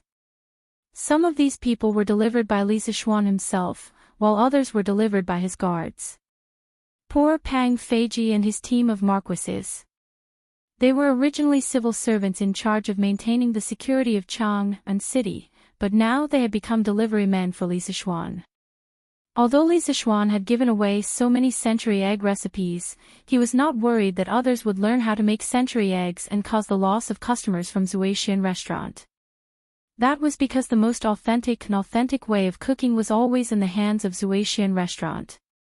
Just like crayfish and hairy crabs in his previous life, the recipe could be found on the internet. But why were there so many people willing to eat in restaurants? Food was not something that could be made delicious just because you knew how to make it. Therefore, not only was he not afraid of others learning, but he also encouraged others to learn. Only when everyone knew how to make century eggs and tasted the delicacy, could his task of promoting century eggs be completed. At the same time, in the palace, the great Emperor Li Er also received the century eggs from Li Zishuan. Of course, Li Er did not receive them personally, but they were sent by Li Qingqian. This century egg tofu is a good dish. It's refreshing and tender. Tell the imperial chef to keep this dish for lunch every day for the next month. Li Er, who was overwhelmed by a pile of troublesome matters in the morning court, suddenly felt refreshed when he ate the cold and refreshing century eggs with tofu at noon. He praised and then turned his head to instruct the palace maid next to him. "Yes, Your Majesty." The little palace maid bowed and slowly retreated. Empress Zhangsun covered her mouth and laughed. "Since autumn, Your Majesty's appetite has not been very good. I didn't expect that the century egg with tofu would suit Your Majesty's taste. It seems that I should thank Marquis Yonghen." Li Er laughed and said, "Guanyin maid, this is not because of that guy, but because of your good cooking. I heard that you went to the kitchen 2 hours ago to prepare. Thank you for your hard work." Empress Zhangsun shook her head and said with a happy face, "As long as Your Majesty can eat well, everything I do is worth it. The Tang Empire cannot be left without Your Majesty." Li put down his chopsticks and patted Jiang Xuan's small white hands. And his wife and couple had been together for more than 10 years. How could they not know each other's feelings? After a moment's silence, said, "In fact, my poor appetite was not because the food was not to my taste. This year's drought caused the people's farmland to be reduced. In order to reduce the burden of the people, I forcibly reduced the burden. Later, the tax collection situation submitted by various states was calculated by the Ministry of Civil Affairs. It was found that it was not even 70% of last year's. In addition, last year, because of the Turkic Shiali's army, the Chang'an treasury was empty. I was worried that if there was another natural disaster in the Tang Empire, the treasury would not be able to continue. But fortunately, the fleet led by Xiao Gong came back at this time. Not only did they bring back a huge amount of food, but they also brought back a huge amount of wealth. The financial strain of the imperial court was greatly relieved. And just this time, the business tax collected from the civilian caravan was a total of 400,000 strings of coins. Guanyin maid, you didn't see it. After that old man Xiao Yu saw the results of the statistics, he laughed from ear to ear for a quarter of an hour. How can I not be happy? At the end of his speech, Li Er's mood became high, and a long-lost relaxed smile appeared on his face. Empress Xiangsun looked at the man in front of her with a complicated mood. She sighed and said, Your Majesty is wholeheartedly for the country and the people. You are happy for the world, but also sad for the world. This is the blessing of the Tang Empire's people. But I hope that Your Majesty will take care of your body. Your Majesty is not only the majesty of the world, but also the majesty of Qingqian, Qingke, and Chang'e. Li Er understood the meaning of Empress Xiangsun. He smiled and said, Don't worry, Guanyin maid. I understand. Empress Xiangsun smiled. She pulled her small hand out of Li Er's big hand and then used a small spoon to scoop a spoonful of century eggs and tofu for Li Er. She said, Your Majesty, eat quickly. The century eggs and tofu won't be fresh in a while. Li Er naturally enjoyed the service of the beauty with a clear conscience. He heard Empress Xiangsun continue, I heard that the century eggs were a new trick invented by the Marquis of Yong, and to help his farmers solve the backlog of eggs in their hands. This child has a lot of ideas. I don't know how many things are in his head. But this way, his farmers can earn a lot of money, and the other farmers are still worried about how to sell their eggs. Li Er had never heard of this. He frowned and asked, What? Are the eggs in Chang'an worthless now? Empress Xiangsun's brows showed a hint of worry and replied, Your Majesty may not know, but since the imperial court issued a decree to reduce the burden of raising chickens this year, not to mention the other states and counties, in Chang'an and the nearby farms, basically every household has at least 70 to 80 chickens. Now, more than 4 months have passed. The chickens raised by the people have long started to lay eggs. These eggs can't be stored for long and will spoil in less than 10 days. In order to sell the eggs as soon as possible, the farmers are desperately trying to lower the price. As a result, the price of eggs has fallen again and again until it's difficult to sell them now. Li Er was silent for a while and then said, This is indeed a problem. But now that Li Zishuan has thought of this method of making century eggs, it depends on whether he's willing to impart the method of making century eggs. If he's unwilling, we can only let him expand the production scale of century eggs. I think it should be able to alleviate the current situation. When the weather gets colder, the production of eggs will also decrease. At that time, the price of eggs will stabilize. What he said was indeed reasonable. Letting Li Zishuan make century eggs into century eggs could, first, expand the sales and second, prolong the preservation time. It was already autumn now. When it was late autumn or after winter, due to the decrease in temperature and light, the laying rate of chickens would obviously decrease until the production stopped. Hey! But this kid is really good to his farmers. In the end, Li Er added another sentence. Speaking of which, this time, Li Er didn't have any intention of getting Li Zishuan's secret method of making century eggs. The main reason was that this sea trade had fattened the imperial court. Old Li was now a rich man, and the small amount of money he earned from making century eggs was not enough for Li Er. Chapter 8:13. Your Majesty is right. The Marquis of Yong entreats the people well. Who in Chang'an city doesn't know about this? Your Majesty has given Lontian County to the Marquis of Yong'an. I heard that some of the farmers in the villages close to Lontian County all sighed when they heard the news, regretting that their villages were not the Marquis of Yong'an. From this, it can be seen how kind this child is usually. In the Lijing Palace, Empress Zhongsun heard Li Er's words and chuckled. Kind. Hearing this, Li Er suddenly smiled mysteriously and said, "This kid has never been a kind person. Guanyin maid, you don't know, but the day before yesterday, this kid was still spouting nonsense in the morning court. He said that the peace of the Tang Empire was not obtained by blindly giving in, but by the soldiers using their blood and fists. The Tang people need to have pride. The Tang people are not afraid of war. Even if the entire world attacks the Tang Empire will be able to break through. Listen to this. Sometimes, this kid is filled with killing intent. At such a young age, he has so much hostility. It is really unbelievable. Right now, he has already been labeled as a traitor by many officials in the court." Hearing this, Empress Zhongsun was silent for a while. Then, she smiled and said, "This kid's personality is probably what your majesty wants, right?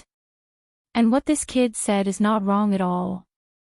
The peace of the Tang Empire today was obtained by your majesty leading a group of generals using their blood." After being with Li Er for so many years, how could Empress Zhongsun not understand the true thoughts in Li Er's heart? She could tell at a glance that even though Li Er was criticizing Li Zishuan in all sorts of ways, his words were filled with admiration. Ha! Guanyin maid understands me. That's right, although this kid is often muddle-headed, I admire the spirit and sharpness in his bones. In the future, when I am old, the generals of this generation will not be able to lift their swords.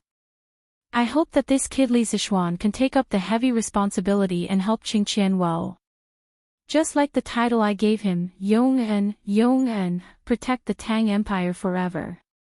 Li Zishuan naturally did not know about the conversation that happened in the palace. Li Er also did not know that his precious son was being tortured fetching water in Yanhuang College. If he knew, his conversation with Empress Zhongsun would probably be to scold Li Zishuan and not praise.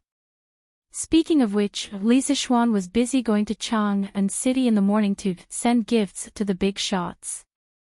In order to keep smiling, his face was a little stiff from smiling, Anson. And then, he went to the workshop to teach Faubert's rubber ants. Unexpectedly, just as he was about to leave, an uninvited guest came. An uninvited guest with unprecedented strength. It was a middle-aged man who was nearly 7 feet tall, which was over 2 meters. He had a 3-inch beard on his chin, which looked like it had not been tidied in a long time. It was messy and a bit disgusting. His appearance was ugly, and there was a scar on his face. Although his facial features were sharp and angular, no matter how you looked at it, he looked like the reincarnation of an evil spirit. He was abnormally ferocious.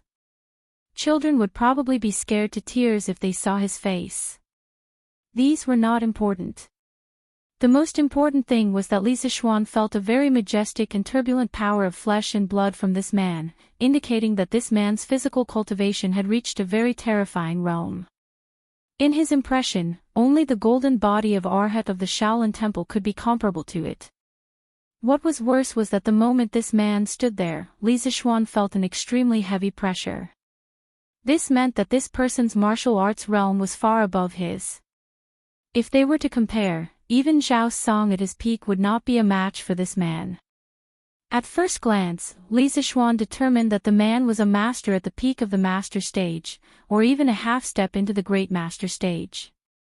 His strength was not inferior to his martial uncles in Longhu Mountain. If they were to fight to the death, perhaps only his genius youngest martial uncle would be able to fight him. Wouldn't you be nervous if a ferocious-looking man with terrifying strength was blocking your door? The true qi in Li Zishuan's body quickly began to revolve, and he raised his guard to 120%. If this person really wanted to attack him, he should be able to escape with all his strength, but could he escape? No. Behind him were his father, mother, wife, and sister. Not far from where he was, there were hundreds of teachers and students from Yanhuang College. If such a powerful devil was allowed to wreak havoc, no one in Yunshan would be able to keep him in check. When did a monster with such a terrifying cultivation appear in Chang'an City? Did this man come with ill intentions or was he looking for something? Li Zishuan's heart was filled with vigilance and doubts. Senior, may I know your honorific name? Why have you come to Yunshan? Li Zishuan stepped forward slowly, saluted and cupped his fists. Previously, Li Zishuan was sizing up the man. In fact, the man was also sizing up Li Zishuan. At this moment, when he saw Li Zishuan step forward and salute, he narrowed his eyes and smiled instead of answering. You are Li Zishuan, right? The last disciple of Taoist Ling Su of Celestial Master Sect in Longhu Mountain? Not bad, not bad. Little boy, you have guts. You have not disgraced the name of Spiritual Master Ling Su. Li Zishuan's heart moved slightly.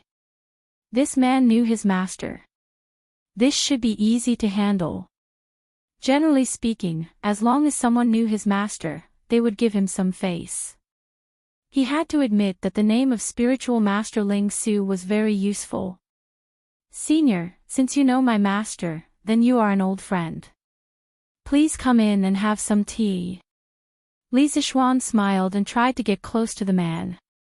After all, it would be best to be friends with such a powerful person. Who knew that when the man heard this, he would actually pull out the 4-foot-long broadsword on his back. He casually waved the broadsword and then gently placed it on the ground. The hard cement floor was actually cut open like a piece of tofu. The man laughed loudly and said, "Ha! Junior, I am not here to drink tea. I am here to compete with you.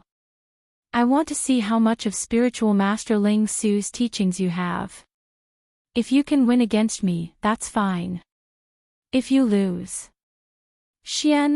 This is, husband. Coincidentally, at this moment, Han Yushi came out with Madame Li, followed by Li Jingma and Lan They must have heard the commotion in the front yard and ran out. Hee, little boy, if you lose, it means that your skills are not good enough. I will clean up the house for Spiritual Master Ling Su. Don't even think about leaving a single person in your yard alive. The curly-bearded man pointed at the people behind Li Zishuan and said with a ferocious expression. He came with ill intentions. As expected, he came with ill intentions. Now that the situation had developed in the worst direction, Li Zishuan's complexion suddenly changed greatly. His heart also sank. This old bastard with extremely high martial arts was actually here to pick a fight. Chapter 8:14. Yunshan Villa. Li Zishuan didn't hesitate when he saw that the bearded man didn't come with good intentions. He turned around and said anxiously, "Wife, help father and mother back to the house. Lan you go back too. Don't worry, I'll be fine." Husband, brother, Li Zishuan said solemnly, "Don't talk nonsense. Go back quickly." Then he whispered to Han Yushi, "I'll lure this person away in a while. You guys take the opportunity to leave quickly. Otherwise, I'm afraid I can't beat this person with my worries. If you really want to help me, you can go to the academy or Chang'an to get reinforcements. Don't be so wishy-washy." Mrs. Li muttered unwillingly in a low voice. Li Jingma pulled her away and said, "Madam, it's useless to say more. We'll only be in the way here. Is right. If we really want to help him, we should hurry up and escape to get reinforcements."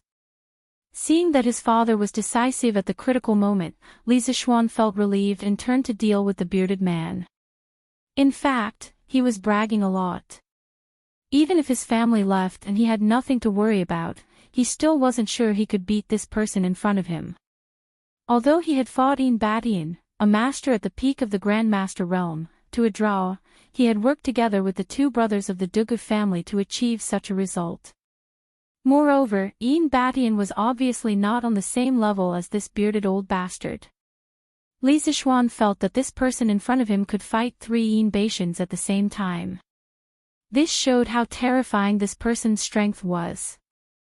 "Who are you, sir?" Li Zishuan, who turned around, looked at the bearded man with a gloomy face and asked.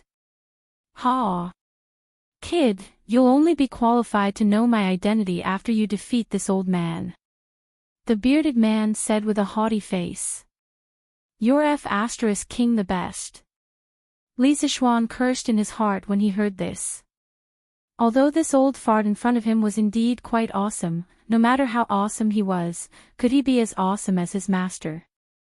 I have no enmity with you, but you have come here to threaten me with your life. I have to say that you are really daring. The Cloud Mountain is a sacred place of learning set up by the imperial court. How dare you behave so atrociously here? At this point, there was no room for reconciliation. How could Li Zishuan still be willing to address this person as senior? It was already good enough that he didn't call him old bastard. There was no need for him to be polite. The man grinned and said with a smile, Heh, are you angry from embarrassment? Enough idle chatter, this old man is not here to bicker with you. If you want to live, quickly take out your true skills and fight with this old man. Li Zishuan knew that this battle was unavoidable, so he pretended to look at the burly man with contempt and snorted, Since you want to fight, then this marquis will accompany you to the end. However, since you came to Cloud Mountain to cause trouble, you better think about the consequences. Haha. There's no need for you to say that. This old man knows what to do. The bearded man chuckled nonchalantly. Li Zishuan said in a deep voice, In that case, you wait here. I'll go get the sword.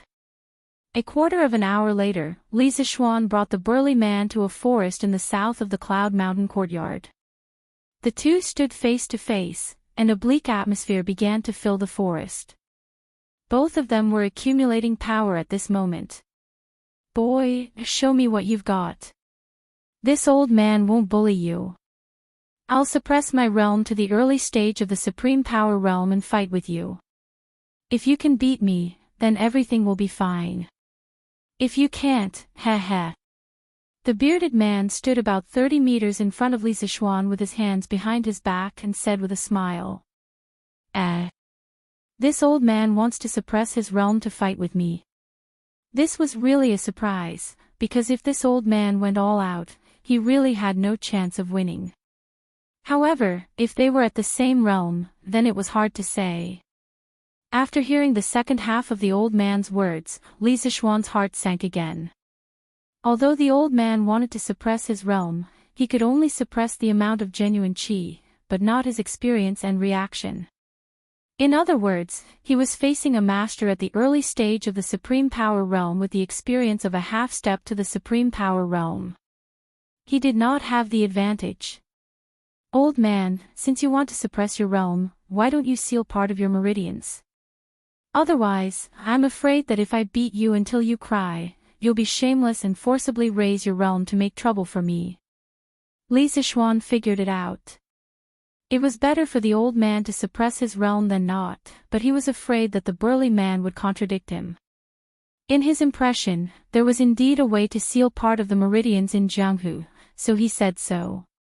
Oh. Boy, you're so arrogant. Well, I'll seal it. This acupoint can be maintained for an hour. In this hour, whether I want to or not, I'll only be at the early stage of the Supreme Power Realm. But even at the early stage of the Supreme Power Realm, you're not my opponent. The bearded man sneered. Then, he used his right hand to tap on his own body 3 times, and his aura suddenly dropped. The first move of 9 Taishian swords, ride the wind to the 9th heaven. When Li Zishuan saw that the bearded man had finished sealing his acupoints, he took advantage of the fact that the bearded man was unprepared and used the first style of the 9 Taishian swords to launch a surprise attack. At this time, he didn't have the time to talk nonsense with this old thing. 9 Taishian swords. Oh. You deserve to be his last disciple. Immortal Lingshu actually taught you the supreme sword skills derived from Taishian Sutra. But your master certainly doesn't want you to use these sword skills to make a sneak attack, right? In the face of this sudden sword from beyond the heavens, the bearded man's face did not show any signs of panic. He sneered and unhurriedly lifted up his enormous scimitar from the ground. His entire body skyrocketed, and his large scimitar fiercely chopped towards Li Sichuan's unexpected sword. Seeing that the man's scimitar had been formed in the blink of an eye, Li Sichuan knew that it was not good, because the man's reaction speed was far beyond his expectation. Moreover, the man's scimitar was obviously powerful, and he could not take it. Moreover, his wind-chasing sword might be damaged because of this.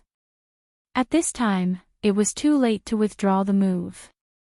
Li Sichuan had an idea. He lifted his long sword and changed his move temporarily, using pushing the boat with the current. The expected collision between the scimitar and the sword did not happen. The wind-chasing sword was like a magnet and firmly sucked the scimitar in the bearded man's hand.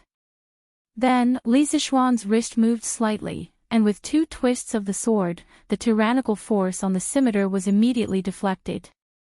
Sacrificing oneself to follow others, failing to lead in, pulling 1,000 pounds with 4 tails. That's right, this guy changed his move to Taiji sword at the last moment. Using this method to fuse 9 Taishian swords and Taiji sword together, one had to say that this could be considered as learning and applying it flexibly.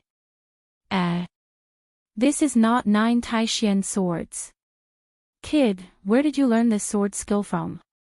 The bearded man raised his eyebrows in surprise and asked. Chapter 8:15. The second style of 9 Taishian swords, Fleeting Swan, Soaring Dragon. The third style of 9 Taishian swords, Snow Treading, Leaving no trace in the snow, Swift as a swallow. The fourth style of 9 Taishian swords, Wave Breaker, Overlord Sea Thunderous Fury. The fifth style of 9 Taishian swords, Pairing Dust, Sword Pairing Dust, Bleak and Cold. Li Sichuan didn't pay any attention to the curly-bearded burly man's question at all. He directly used a quadruple annihilation, unleashing 4 moves in unison and meeting him head-on. In his opinion, the old man in front of him was here to destroy his entire family. In a battle of life and death, he would not hold back. As long as he could defeat the old man, he was willing to use more despicable means, let alone a sneak attack. By now, he had mastered the first 5 styles of 9 Taishian swords. The 4 styles in front of him were more than 40% more powerful than before. Ordinary grandmasters would not dare to underestimate them. They had to take them seriously, or they would be injured by the superimposed 4 styles in an instant. Unfortunately, this bearded man was not an ordinary master stage expert. This time, the man did not take the initiative to charge forward.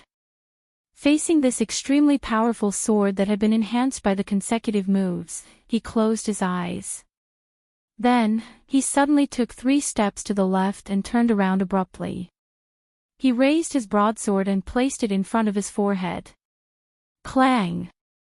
The 5th style of 9 Taishian swords, Pairing Dust, had been enhanced by the power of the first 4 moves. Its speed and strength were naturally extraordinary. The most prominent feature of this sword was its explosive power. When the tip of wind-chasing sword came into contact with the bearded man's saber, sparks flew from the intense collision. However, the man's lower body was extremely stable, as though he was a huge tree rooted in the ground, not moving at all. However, due to the inertia of the wind-chasing sword, it was still advancing towards the man's face. The entire sword immediately bent into an arc. The saber in the man's hand also began to deform from the violent collision. If this continued, it would be hard to tell if the saber or the sword would break first. Ha! The power can be superimposed. This 9 Taishian swords is indeed something. The bearded man laughed softly. Then, his 2 hands held the 2 ends of the broadsword. Then, he took the initiative to bend the broadsword inwards, gradually turning it into a reverse bow. F***ck, this is bad. In the sky, Li Sichuan suddenly felt that something was wrong, and a deep sense of vigilance rose in his heart. Just as he was about to escape, the curly-bearded burly man suddenly attacked. "Ha! Kid, go back to where you came from." Li Zixuan saw the bearded man use the saber in his hand as a bow and arrow. He directly rebounded the saber and struck the blade of the wind-chasing sword. Li Zixuan was instantly sent flying along with his sword. Blood Sea Tyrant Saber. How could the bearded man let go of such a good opportunity? He let out a low roar, and his saber moved like a shadow.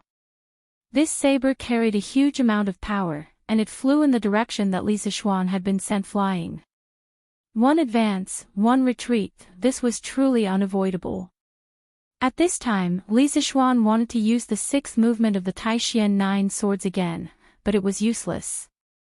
He had no time or opportunity to mobilize the genuine qi in his body. But was there really no other way? Of course not. The current Li Zixuan was no longer the young boy who had just left the mountain. He had a lot of trump cards. 9 solitary swords, broken blade style. At this moment of rapid retreat, Li Zixuan suddenly used a very profound sword technique, but this sword technique did not seem to be very powerful, and one could not even sense how much true qi was flowing inside. This was why the 9 solitary swords was so powerful. The Duge 9 swords focused on sword moves, and the key point was the sword intent. It did not have much of a requirement for qi, and even a person without any qi would be able to unleash the power of the Duge 9 swords as long as he could feel the sword intent within it.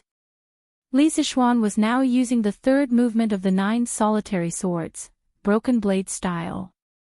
This was a special move that was specially used to break the saber techniques of single saber, double saber, lancet, ghost head saber, machete, and zanmadeo. When the curly-bearded man saw that Li Zixuan had actually used this kind of soft sword technique that was devoid of true qi, he couldn't help but laugh contemptuously. The broadsword in his hand slashed towards Li Zixuan with an indomitable will. But what shocked the bearded man was that Li Zixuan's soft sword technique had actually dissolved his heavy saber attack in an instant. What was even more incredible was that this saber attack had been infused with his strong inner qi, but after just touching Li Zixuan's sword technique, the inner qi that he had infused into it dissipated into nothingness. The bearded man was stunned for a moment. Presumably, he had lived for decades, but he had never encountered such a strange thing. In fact, this was also one of the biggest characteristics of the Duge 9 swords. No matter how strong the opponent's inner qi was, it would all be useless in front of the subtle sword technique of the Duge 9 swords. Moreover, the Duge 9 swords was stronger than the opponent. If the opponent's kung fu was not high enough, the essence of the Duge 9 swords would not be used. The opponent that Li Zixuan was facing right now was one of the top masters in the world. His kung fu was so strong that it had reached an unimaginable level for ordinary people. Once he activated it, the subtleties of the Duge 9 swords could be unleashed incisively and vividly. If Duge Qiubai came back to life, or if Feng Qingyang came back to life, they would be overjoyed to meet such an opponent. In order to use the Duge 9 swords, apart from being familiar with the sword technique, it also relied heavily on the swordsman's spiritual understanding. Once the swordsman reached a level where he could freely use the sword without any rules, the more intelligent the swordsman was, the better the swordsman's kung fu would be. Every competition was like a great poet who was inspired to write a good poem. The bearded man poured a large amount of genuine qi into his saber. Li Zixuan used the saber-breaking style one after another. Relying on his strong mental calculation ability, he countered the attacks one by one. After more than 40 moves, the genuine qi in the bearded man's saber had already dissipated. And in this situation, Li Zixuan had enough time to inject his inner strength into wind-chasing sword and launch a counterattack. The sixth style of the Duge 9 swords, Drifting Cloud. The drifting cloud is broken and drifting cloud is never returned. Once the sword was launched, there was a faint sound of wind and thunder. This sword not only carried the power of the previous few moves, but also the momentum of the bearded man's saber-breaking style that was countered by the saber-breaking style. Its power was so great that it was the most powerful attack that Li Zishuan had ever launched in so many years. It had to be said that this guy was really a genius. He had just combined the Duge 9 swords and the Taiji sword together to counter the bearded man's counterattack. Now, he had combined the Duge 9 swords and borrowed the momentum to launch a fatal attack on the bearded man. Fast! This extremely fast sword instantly arrived in front of the curly-bearded burly man. The curly-bearded man's pupils constricted abruptly. He actually felt the threat of death from this sword strike. Chapter 8:16. Roar! Seeing Li Zishuan's flowing cloud sword whistling towards his heart, the bearded man first controlled his body to lean back slightly and then let out a loud roar. A fallen leaf just happened to fall between the tip of the wind-chasing sword and the bearded man's face.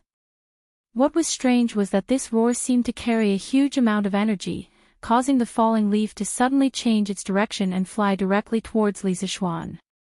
The leaves were already like this, so how could Li Zishuan, a living person, not be affected? Almost in an instant, he felt as if his eardrums were about to burst. His face felt as if it had been scraped by a fierce wind, and it hurt a little. At the same time, his sword momentum also strangely stagnated for a moment. Lion's roar. Li Zishuan was a little shocked. Wasn't this lion's roar a unique skill of the Shaolin Temple? How could this old bastard know it? Could it be that he was a monk of the Shaolin Temple in the past? Damn it, a monk who had returned to the secular world actually dared to behave atrociously in Yunshan. However, even though Li Zishuan was extremely shocked, he didn't have the time to continue letting his imagination run wild. This was because the bearded man had seized the moment when the wind-chasing sword's momentum stagnated. Roar! Another loud roar, and the intensity of the roar was even louder than before. Tsunami Emperor Fist. At this moment, the bearded man, who was leaning back slightly, abandoned his saber and used his fists. This was because the angle of his body couldn't condense saber momentum in a short period of time. He first formed a fist seal, and then his sleeves exploded with a bang. His arms and fists turned bronze in color, and the veins on his arms bulged. His hair fluttered even though there was no wind, and he looked like a mad demon. Tsunami Emperor Fist. When Li Zishuan heard the name of this fist technique, his heart suddenly jolted. He thought to himself, just where did this curly-bearded burly man come from? Emperor Fist, Emperor Fist. In this era where imperial power reigned supreme, to dare to add the word emperor to a technique was like lighting a lamp in the toilet, courting death. Why did this curly-bearded man dare to give his fist technique such a tyrannical name? The bearded man definitely didn't know what Li Zishuan was thinking. He snorted and his aura suddenly changed. Then, he waved his fists and charged towards Li Zishuan's sword. The wind-chasing sword was spiritual master Ling Su's personal sword. It was forged by the world's #1 swordsmith, Zhang Yuzhou, using extraterrestrial iron. Its sharpness could cut through iron like mud. Moreover, the wind-chasing sword was reinforced with large amounts of internal energy from Li Zishuan. It wasn't an exaggeration to say that this sword could pierce a hole in the city wall. At this moment, the bearded man was actually using his fists to catch the sword. No matter how one looked at it, he seemed to be seeking death. However, Li Zishuan didn't think so. He suddenly realized that something was wrong, but he couldn't figure out what it was. In this split second, the burly man's fists had already collided with the tip of the wind-chasing sword. However, the scene of the sword piercing into his body did not occur. On the contrary, the collision of the fists and the sword produced an illogical sound of metal clashing. Clang! With a boom, the enormous amount of internal energy that Li Zishuan had poured into the wind-chasing sword was completely repelled. The enormous internal energy backlashed and sent him flying. He crashed into a tree with a bang, but this tree couldn't stop him from retreating. With a "kacha" sound, the thick tree cracked and broke. Li Zishuan's body then crashed into a second tree and landed heavily on the ground. Pooh! After receiving such a large impact, Li Zishuan's body instantly fractured in several places. A heart-wrenching pain came from his wrists and back. What was worse was that this enormous internal energy backlashing caused him to spit out a mouthful of blood. Moreover, his internal energy started to become chaotic. It would be difficult for him to have the strength to fight again in a short period of time. F***ck, you old bastard. You actually broke through your acupoints on your own. You said that you would suppress your realm and fight with me, but now you went back on your word and launched a sneak attack. Are you still King man? Although Li Zishuan was well aware of the terrible condition of his body, he still couldn't help but point at the curly-bearded man and scold him. Even if he was going to die, he had to scold him to his heart's content. Only now did he realize what was wrong just now. It turned out that the bearded man had used his internal energy to break through his acupoints at the last minute.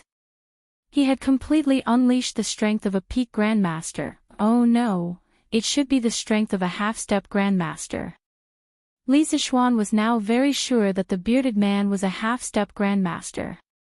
The difference in strength was too great. Moreover, the bearded man was not like Yin Badian, who came from a small sect.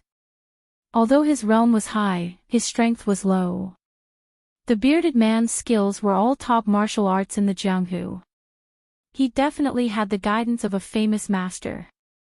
Li Zishuan knew that he had lost.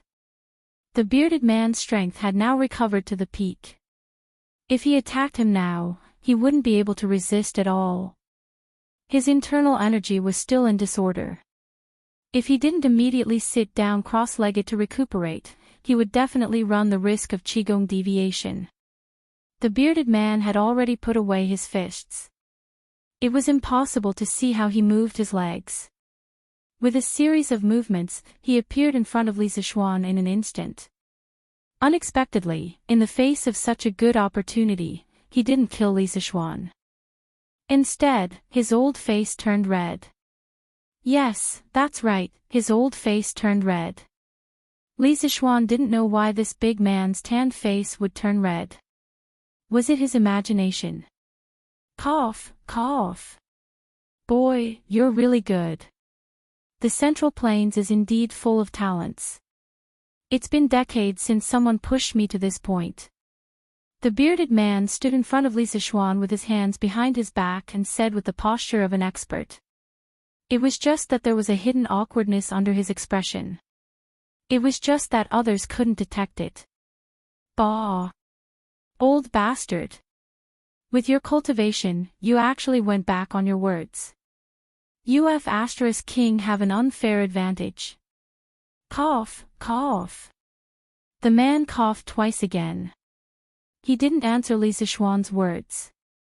Instead, he asked calmly, Boy, the sword techniques you used just now, it seems that the 9 Taishian swords is not the only sword technique, right? There seem to be 2 other sword techniques mixed in with it. Hurry up and tell me. Li Zishuan didn't know what kind of medicine this old bastard had taken, but he was actually dawdling with him. Li Zishuan simply sat cross-legged on the ground and began to regulate his breathing. In any case, he couldn't beat him. If this old bastard wanted to fight, then let him fight. At this time, when he heard the question, he couldn't help but open his eyes. He rolled his eyes and said coldly, You want to know? Of course. The bearded man nodded. You want to know? Call me Grandpa and I'll tell you. Chapter 8:17. Grandpa. Regardless of whether this curly-bearded man had the intention to kill Li Zishuan or not, after hearing these words, he couldn't help but fly into a rage. Bastard Junior, this old man is already someone of your grandfather's generation, yet you are so disgraceful.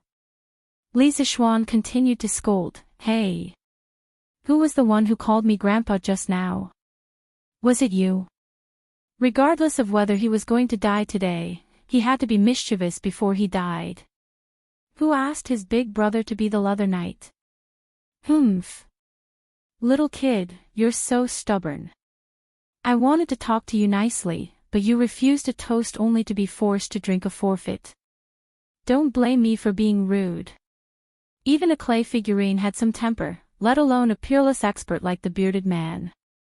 Hearing Li Zixuan's rude remarks again and again, he finally flew into a rage. Which scoundrel dares to be so presumptuous in Cloud Mountain?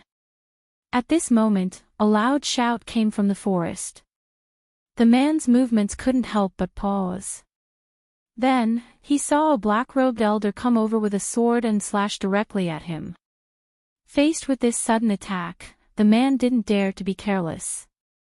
He took 2 steps back and then tilted his body slightly, dodging the black-robed elder's aggressive sword. Ink Snow Sword cry, only the heart remains unmoved, harmony of the world.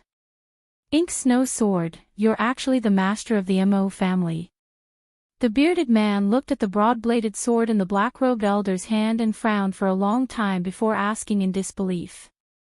That's right, the person who came was the 15th generation master of the Mo family, Mo. Previously, Li Zixuan had fused 3 types of sword intense and used an unparalleled might to beat the bearded man into a fluster. At that time, Li Jingma had secretly brought Madame Li, Lan, and Han Yushi out of the courtyard. It was unknown whether the bearded man had deliberately pretended not to notice or if he really hadn't noticed, but he had actually let Li Zixuan's family leave just like that. The first reaction of the 4 who had escaped was of course to get reinforcements, but where could they get reinforcements? Chang'an City. There were many masters there, and Li Zixuan was familiar with the crown prince. After explaining the situation, he could ask the imperial army to help. But Chang'an was too far away, and Li Zixuan didn't know how the battle was going. The longer they delayed, the more dangerous it would be. Thinking of this, Li Jingma decisively brought Mrs. Li and the other 2 to Yanhuang College. The guards of the academy naturally recognized Li Jingma and the other 3. Furthermore, Pang Feiji was also in the academy. He had been working as an instructor in the academy and had been living in the academy's dormitory. Although he was Li Zixuan's personal bodyguard, ever since Li Zixuan moved to Yunshan Villa, he could no longer stay by his side. That was because there was no place for guards to stay in the villa. After hearing Li Jingma's explanation, Pang Feiji turned pale with fright. He hurriedly called for his subordinates, Mo Zhong, Mo Yun, and the rest of the followers of the school of Mo. He wanted to rescue Li Zixuan together because he knew that the strength of these followers of the school of Mo was much higher than that of the martial marquises. However, Mo Zhong shook his head and asked him to wait here. Then, he ran into the academy's Guanghua building. Just as Pang Feiji was scolding Mo Zhong for being a coward, ungrateful, and cowardly, Mo Zhong walked out behind Mo Huai. Pang Feiji's eyes widened. He wanted to pull Mo Zhong over and ask him why he had brought a weak old man here. However, Mo Huai urged, let's go. Brotherly, tell this old man first, where did the mountain elder get into trouble? Li Jingma naturally answered truthfully. However, everyone only felt a gust of wind blow past them, and then Mo Huai's figure disappeared. Pang Feiji and the other martial marquises could not help but be stunned. None of them had thought that this seemingly ordinary little old man was actually a hidden martial arts master. It was simply too unbelievable. In the small forest.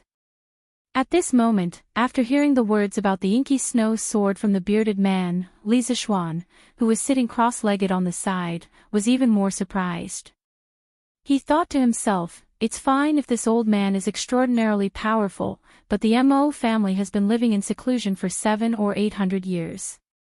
How did this bearded man know about Mo's keepsake, the inky snow sword? This old man knows too much, doesn't he?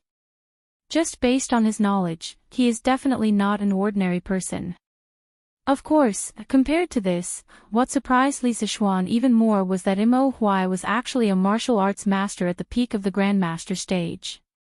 It was not that he had not thought that Mo Huai, as the head of the Mo family, would definitely have superb martial arts skills.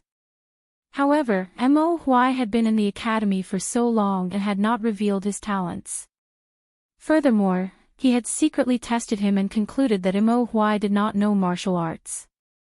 However, the scene in front of him clearly told him that Mo Huai was not only skilled in martial arts, but was also a great master at the peak of the Grandmaster stage. It was simply shocking. Humph. No matter who you are, since you dared to come to Cloud Mountain to cause trouble and harm the Yamacho of Yanhuang College, you must give an explanation. Mo Huai was not surprised that his attack missed. He slowly turned around, holding his sword in front of his chest, and looked at the bearded man coldly.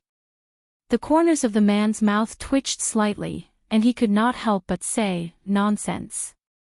I just want to. Forget it, forget it. I have traversed the world, why do I need to explain my actions to others? I didn't expect that the Mo family, which had been in seclusion for many years, would suddenly appear.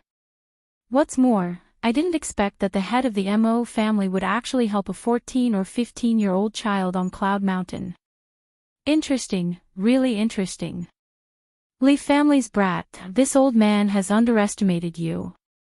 Head of the Mo family, you're not bad. Fight with me for a few rounds. It's been a long time since I had a good fight. Roar. Without waiting for Mo Huai's reply, the bearded man used the lion's roar technique again. However, this time, he released it at full strength, and the momentum was several times stronger than the previous 2 times. Li Zixuan, who was sitting cross-legged on the ground, could not help but interrupt his breathing and quickly cover his ears. This old fellow was really deadly when he roared crazily. Blood Sea Saber. This lion's roar technique was obviously just the bearded man's first move.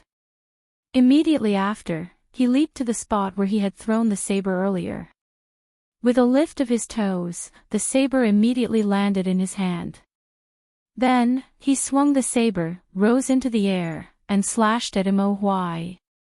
Li Zixuan was currently regulating his breathing while paying attention to the situation on the battlefield. He saw that the bearded man was using the exact same move as the one he had used against him just now, but the difference in power was like heaven and earth. This was clearly the true strength of a half-step grandmaster. Although this old fart is quite despicable, a half-step grandmaster is still impressive. When I reach this realm, I'll hang you up and beat you up every day. Sigh, I wonder if old man Mo will be able to withstand this slash. Li Zixuan's thoughts ran wild. He was envious of the bearded man's great strength, but he was also worried about whether Mo Huai could withstand it. Chapter 8:18. Love with impartiality and non-offense. As the saying went, one could tell whether an expert was skilled the moment he made a move. Before the bearded man's saber was formed, Mo Huai already knew that the other party's strength was above his. He didn't dare to be careless and directly used the Mo family's famous sword technique, love with impartiality and non-offense. At the same time, this was also Mo's core ideology back then. Once this sword technique was used, the saber intent in the sky instantly weakened by 2 notches. The bearded man frowned slightly, but he still swung his saber and continued to slash at Mo Huai. However, how could the Mo family's famous sword technique be undeserved? When the bearded man's saber was just a foot away from Mo Huai finally moved. No, it should be said that the ink snow sword moved. Clang! The inky snow sword, which was as black as ink, streaked across the air like a black shadow. With a clang, it instantly hit 3 inches above the handle of the long saber in the bearded man's hand at a weird angle. This was the weakest point of the bearded man's saber skill. The bearded man only felt that his heavy saber strike was easily blocked by this old man whose strength was inferior to his own. However, something even more shocking happened. The ink snow sword carried the bearded man's saber. First, it made a 30-degree downward slash and then directly lifted up. One saber and one sword, directly slashing, stabbing, at the bearded man's face. This was somewhat like the meaning of Tai Chi, borrowing strength to fight strength. Li Zixuan, who was at the side, was stunned. Love with impartiality and non-offense. So this was called love with impartiality and non-offense. In the Mo family's ideology, non-offense did not mean non-war. It was just against meaningless invasion and slaughter. Those who should not be killed, and those who should be killed should still be killed. This was fundamentally different from the Buddhists' foolish theory of not killing. The basis for determining whether to kill or not, attack or not, and fight or not was love with impartiality, heaven's will, bright ghost, and so on. The bearded man was shocked. He hurriedly circulated his true chi and used the strength of a half-step great-grandmaster to forcefully shake off the ink snow sword. Clang! The saber and sword clashed for less than a breath's time before they separated. Both of them took 10 steps back. Obviously, they were actually tied in the first round. Good. What an inky snow sword. What a great love with impartiality and non-aggression. The bearded man let out 2 loud laughs before he raised his saber and charged forward. Emperor Tsunami Blade. When Li Zixuan heard this, he almost peed his pants. Wasn't the punch that had severely injured him just now the Tsunami Imperial Fist? How did it become the Tsunami Emperor Blade? What kind of education did this old thing receive? Could it be that he was educated by the sea? Otherwise, why were all his moves related to the sea? Mahist sword art, blood ink galloping. Mo Huai pinched his sword fingers and also used his killer move. When he saw this, Li Zixuan was slightly relieved. He understood that even if Mo Huai couldn't defeat the curly bearded man, he wouldn't be defeated in a short period of time. Moreover, he could take advantage of this time to quickly heal his injuries. Thus, Li Zixuan hurriedly calmed his mind and began to concentrate on regulating the true qi in his body. In fact, his previous conditioning had already calmed down the chaotic true qi by 70 to 80%. Now, the main thing to do was to heal the injuries in his body. After about 10 minutes, Li Zixuan finally smoothed out all the true qi in his body, and the injuries on his body were almost healed. He let out a long sigh of relief. When he was about to get up, he suddenly seemed to realize something. What do you mean? Li Zixuan suddenly felt the true qi in his body become restless. It was not as chaotic and restless as before, but a kind of hunger and thirst. Yes, it was hunger and thirst. He had encountered this kind of feeling before. Am I going to break through again? Li Zixuan looked happy. He hurriedly calmed his mind and ran the 6th level of Taishan Sutra with all his strength. The true qi in his body quickly turned into white cyclones and danced happily in his meridians. The 3 sword essences of Taishan 9 swords, Taiji sword, and Duge 9 swords flashed through Li Zixuan's mind. Today's battle was the first time he tried to fuse the 3 sword techniques. He also gained a lot. In response to the call of the true qi in his body, all the pores on his body instantly opened and began to absorb the spiritual energy of heaven and earth crazily. There were spirits in heaven and earth, and everything was born. In the past, Li Zixuan didn't think so. But ever since he inexplicably came to the Tang dynasty of more than 1,000 years ago and inexplicably obtained a body of shocking power, he slowly began to believe that there really was spiritual qi in the world. It was neither fantasy nor cultivation. He didn't know what spiritual qi was, but he was sure that there was such a substance in the air. Human beings couldn't survive without oxygen in the air. But water could carry a boat, and it could also capsize it. Without oxygen, human beings couldn't survive for more than 2 minutes. But if there was too much oxygen, it would also have a negative effect on the body, because the aging of the human body was directly related to the oxidation reaction. This so-called spiritual qi, could it be a kind of gas in the atmosphere that had the opposite function of oxygen and could make the human body full of vitality? He didn't know why, but Li Zixuan's mind suddenly had such a strange thought. In his previous life, he had seen such a report on the internet. Billions of years ago, oxygen didn't exist in the Earth's atmosphere. This was because oxygen was very unstable and prone to chemical reactions with other substances, such as iron, copper, and other metals, forming rust and verdigris. In today's Earth's atmosphere, there was basically a stable 21% oxygen near the sea level, so this oxygen must have a continuous source. If we look back at the history of Earth, we will be surprised to find that the origin of life had nothing to do with oxygen. The origin of life on Earth didn't rely on oxygen. The general idea of this report was that oxygen was a chronic toxic gas that human beings had to rely on.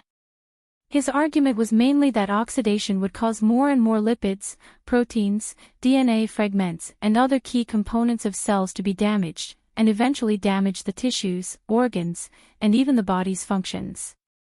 Starting from birth, gradually growing up, and in the process of aging, the oxidation in the body has always been damaging our key components, until our body can no longer take it. But at present, human beings haven't been able to find a product that could replace oxygen to prolong life. Oxygen's negative effect on the prolongation of life was still the least.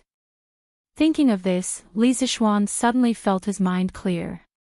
He entered the legendary state where he forgot about everything. The amount of spiritual qi in his body was constantly increasing. His hair was moving without wind, and the tattered clothes that were torn in the battle just now also began to dance. It made him look like a celestial being from heaven. There was a spirit in heaven and earth, and he wanted to take the spiritual qi in it. Chapter 8:19. Just ahead. Hurry up. In the forest, Mo Huai and the curly-bearded man were in the midst of a fierce battle when they heard a flurry of footsteps coming from the northwest. The curly-bearded man's expression changed. It wasn't fear in his eyes, but a trace of impatience. Yes, it was impatience. A trace of joy flashed in Mo Huai's eyes because he was not confident that he could hold the man in front of him back if the battle continued. At this time, he glanced at Li Zixuan, who was sitting on the ground, out of the corner of his eye. He was so scared that he almost dropped his inky snow sword. Forgetful. Is Yamacho going to break through again? Mo Huai was really doubting his life at this moment. Li Zixuan's godlike advancement speed had caused the martial arts worldview that he had maintained for so many years to collapse. Want to leave? Mahist sword technique, stick to the rules. However, Mo Huai noticed that the bearded man wanted to escape. How could he let him escape? The sword moved with the shadow. Mo Huai waved the inky snow sword like a black whirlwind, covering the area of 1 foot around him and the curly-bearded man without leaving any gaps. Gee! I just don't want to trouble you. Juzi, do you think I'm afraid of these guards? The bearded man sneered and said arrogantly. What if I join in? At this moment, Li Zixuan had already dashed over to them with the wind-chasing sword in hand. Little. You've broken through to the Grand Master middle stage. You're wrong. The bearded man pointed at Li Zixuan in shock at first. Then, he seemed to find something unusual in Li Zixuan, and his shocked expression suddenly turned into confusion. Yamacho, you've broken through. Mo Huai stopped his sword and looked at Li Zixuan. His face was full of surprise and a little complicated. Yes, thank you, Mr. Mo. Li Zixuan politely cupped his fists at Mo Huai. Logically speaking, if it wasn't for Mo Huai's timely arrival today, even if he didn't die, he would probably be beaten up even more. Therefore, he was very grateful to Mo Huai. Of course, what made him even happier was that there was now an additional Grandmaster overseeing Cloud Mountain. In the future, he wouldn't have to be afraid of some Jianghu people coming to the academy to cause trouble. As for him, he could be even more at ease as a hands-off shopkeeper. As for his current realm, he was indeed at the Grand Master middle stage. But in addition, he felt that there was another change in his body. His limbs and bones were full of endless vitality. He didn't know what kind of state it was, but it was very cool. He didn't know if other people at Grand Master middle stage or above would have this kind of change, but judging from the bearded man's expression, it shouldn't be the case. Bang, bang, bang. While the two of them were talking and the bearded man was still in a daze, Pang Feiji's guards and the followers of the school of Mo from the Yanwang Academy finally arrived. There were about 40 of them and the empty space in the forest suddenly became crowded. Yamacho, are you okay? Marquis, how are you? Mo Zhong, Mo Yun, and Pang Feiji hurried forward and asked. I'm fine. Li Zishuan glanced at them and said with a smile. After all, it wasn't their fault that they were late, and he had no reason to blame them. Marquis, is this the assassin? I'll take him down right away. Li Zishuan didn't blame them, but it didn't mean that others would feel at ease. Pang Feiji, of course, blamed himself in his heart. He saw the bearded, ferocious-looking man with a long saber next to him and immediately drew his sword and said. Li Zishuan curled his lips. He wanted to let Lao Pang go up and fight with the bearded man, but after thinking about it, he gave up. Until now, the bearded man's intention was still unclear. It would be bad if Lao Pang lost his life because of this. Stop. All of you stand at the side and watch. Watch how the person who came to Yunshan Mountain to cause trouble is dealt with by me and Mr. Mo. Watch carefully and learn well. If anyone comes to the mountain to cause trouble like him in the future, you will do the same. Do you understand? Li Zishuan stared at the bearded man, but his mouth was speaking to Pang Feiji and the others behind him. Yes, Marquis. Although Pang Feiji was unwilling, he still obeyed the order. These few days, the military training wasn't only for the students of Yanwang College, but also for the instructors. Therefore, he understood that it was the duty of a soldier to obey orders. Oh, right, send someone back to the academy and call all the students who are still in the academy over. Let them come over and watch. No matter how powerful they are, there is only one outcome for them if they come to Yunshan Mountain to cause trouble. That is, they will be beaten up until their mother, even their mother, can't recognize them. Let them know that the academy has the ability to protect their safety. Li Zishuan instructed Pang Feiji again. He had just broken through and was a little arrogant. Of course, he did have the right to be arrogant. Previously, he was able to force the bearded man to break through his acupoints by force with the 3 supreme sword techniques. Although the bearded man's strength had returned to half-step to Great Grandmaster, the situation on the battlefield was no longer the same as before. Now that his realm had increased by 1 level, and he had the help of Mo Huai, a master who could exchange dozens of blows with a half-step Great Grandmaster, he was confident that he could defeat the bearded man. Yes, Marquis. I will send someone back to the academy to gather the students now. Pang Feiji had been in the Li family for so long. He knew that Li Zishuan was going to start showing off again, although he didn't know what that meant. He quickly responded. Junior, do you think that you can defeat me with just the 2 of you? The bearded man saw Li Zishuan's arrangement and immediately felt humiliated. He raised his long sword and said angrily. Ha! What do you think? It's not too late for you to beg for mercy now. If I'm in a good mood, I might let you die a better death. Li Zishuan said happily. What's the point of being all talk? Let's see who's the real deal.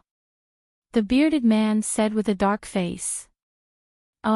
His face was already dark, but this made it even darker. Mr. Mo, today, the two of us will meet this half-step great-grandmaster. Who knows, we might even be able to create a martial arts legend. Li Zishuan raised his wind-chasing sword and invited Mo Huai. Mo Huai smiled and nodded. That's exactly what I was thinking. I haven't fought in a long time. Today is a good day for me to exercise my muscles and bones. Pang Feiji, who had just arranged for someone to pass the message to the academy, was scared out of his wits when he heard their conversation. Half-step to great-grandmaster. Damn, I almost fought with a martial arts senior who was half a step away from the great-grandmaster realm just now. Thinking of this, old Pang's back was immediately covered in cold sweat. Chapter 820. There's such a thing.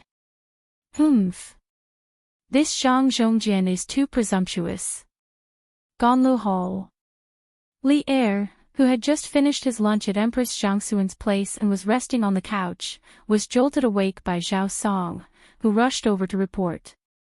After hearing the news, Li Er frowned and said unhappily, "As long as one was an emperor, no one would like people like the bearded man who often used force to break the rules." Li Er was the same. Moreover, in Li Er's eyes, the strategic significance of Cloud Mountain was extraordinary. How could he not be angry that the bearded man came to Cloud Mountain to cause trouble? As for how Zhao Song found out about the news, was there a need to ask? Li Er valued Yanhuang College so much, how could he not leave some backup plan in Cloud Mountain? Your Majesty, in my opinion, this Zhang Zhongjin should have no ill intentions towards the Marquis of Yong'an. Otherwise, with his strength, he would not have delayed for so long. Zhao Song lowered his head and said softly, "Oh. How strong is Zhang Zhongjin?" Li Er raised his eyebrows and asked. Zhao Song thought for a moment and replied, "Your Majesty, he had already reached the peak of Grandmaster 10 years ago. His strength must have only increased now. The Marquis of Yong'an had just entered the Grandmaster realm not long ago, so it would be difficult for him to be a match for Zhang Zhongjin. The reason why he could hold on until the Yanhuang College's guards came to his rescue must be because Zhang Zhongjin held back."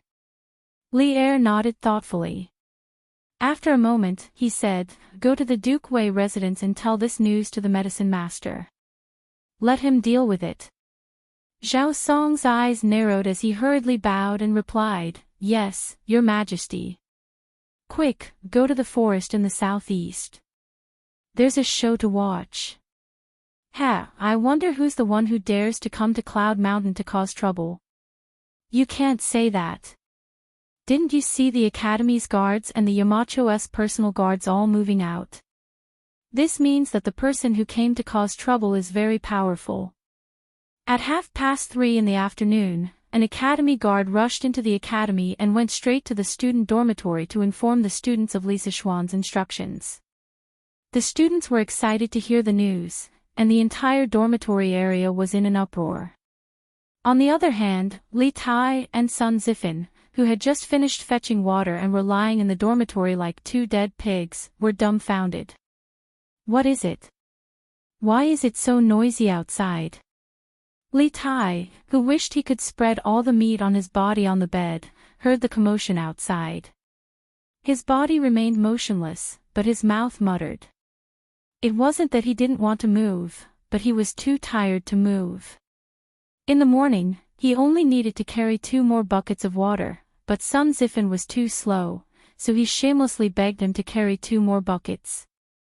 In this way, he had carried a total of 12 buckets. It was good enough that he was still breathing. From what they said, it seems that there is a commotion outside the academy, and it has something to do with the Yamacho. "Qingke, should we go and take a look?" Although Sun Zifan was also very tired, he was not as tired as Li Tai. Firstly, his physique was much better than Li Tai's, and secondly, he only carried 8 buckets of water in the morning. Therefore, this fellow still had the strength to stand up and open the door to look outside. "I'm not going. What's there to look at? I want to rest." When Li Tai heard this, he refused without hesitation. Sun Sifin didn't persuade much. He went to the inner room to drink 2 mouthfuls of water and went out directly. After waiting for a long time, he didn't see him come back. Li Tai couldn't help but scold this guy for not being loyal. He said he would leave. Who knew that at this time, Sun Sifin actually came back? Humph. Why are you back again? Li Tai glanced sideways at Sun Sifin and snorted. In fact, the little fatty's mood was obviously much better after seeing Sun Sifin come back. Aw. What do you mean by back again? I didn't even leave, okay? Sun Sifin looked at Li Tai strangely and then said excitedly, Hehe, Ching Ke, I just went out to ask an instructor for information. There is really a big commotion in the forest southeast of the academy right now. The Yamacho and Mr. Mo are working together to fight against a Jianghu master. Let's go and take a look. If we're late, we won't be able to see anything. Taiji Sword Technique 19th Move, Green Dragon out of water. Taiji Sword Technique 23rd Move, Rock Spreading Wings. Dugu Sword Technique, Breaking Sword. Taishian 9 Swords First Move, Riding the Wind, Riding the Sword to the 9 Heavens. Mahist Sword Technique, Painting Border Mo's Ho. Mahist Sword Technique, Regular Mo's Ho. In the forest. Li Zishuan and Nemo Huai were carrying out an all-round firepower suppression on the bearded man. He was mainly attacking while Mo Huai was defending. In the past, Moz had spent his entire life trying to stop wars between countries. His dream was to stop wars. Therefore, the Mahist sword technique that he created was mainly based on love and non-offense. Although its attack power was not outstanding, in terms of entanglement and harassment, there was absolutely no sword technique that could surpass it. Therefore, under Li Zishuan's entanglement, the bearded man was simply exhausted. Every time he made a move, he would be severely restricted, as if he was trapped in a swamp. This created an excellent space for Li Zishuan to attack. And Li Zishuan did not disappoint. The full attack version of Taiji sword combined with Taishian 9 swords and Dugu sword technique was frightening. Even he himself was not willing to face such an attack. In a short 15 minutes, the bearded man's clothes were torn with dozens of small holes of different sizes and shapes. There were also traces of blood on them. Obviously, he had suffered many injuries in this battle. Although they were not fatal, a half-step to Great Grandmaster like him had been injured on Yunshan Mountain. This was enough to shock many people. After all, in this era where Great Grandmasters were declining, a half-step to Great Grandmaster was already considered the top martial force in Jianghu. The shadow of the sword flew, and the light of the sword flashed. This was a feast for the eyes.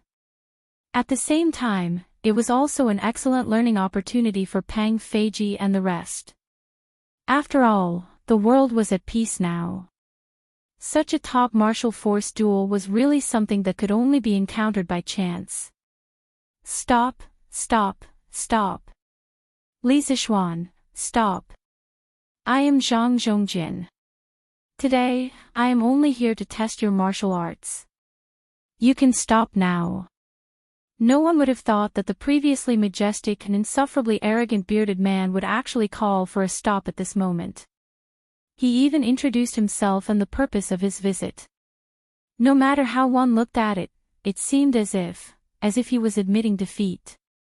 Zhang Zhongjin. Li Zishuan was still using his sword, but his mind was spinning rapidly.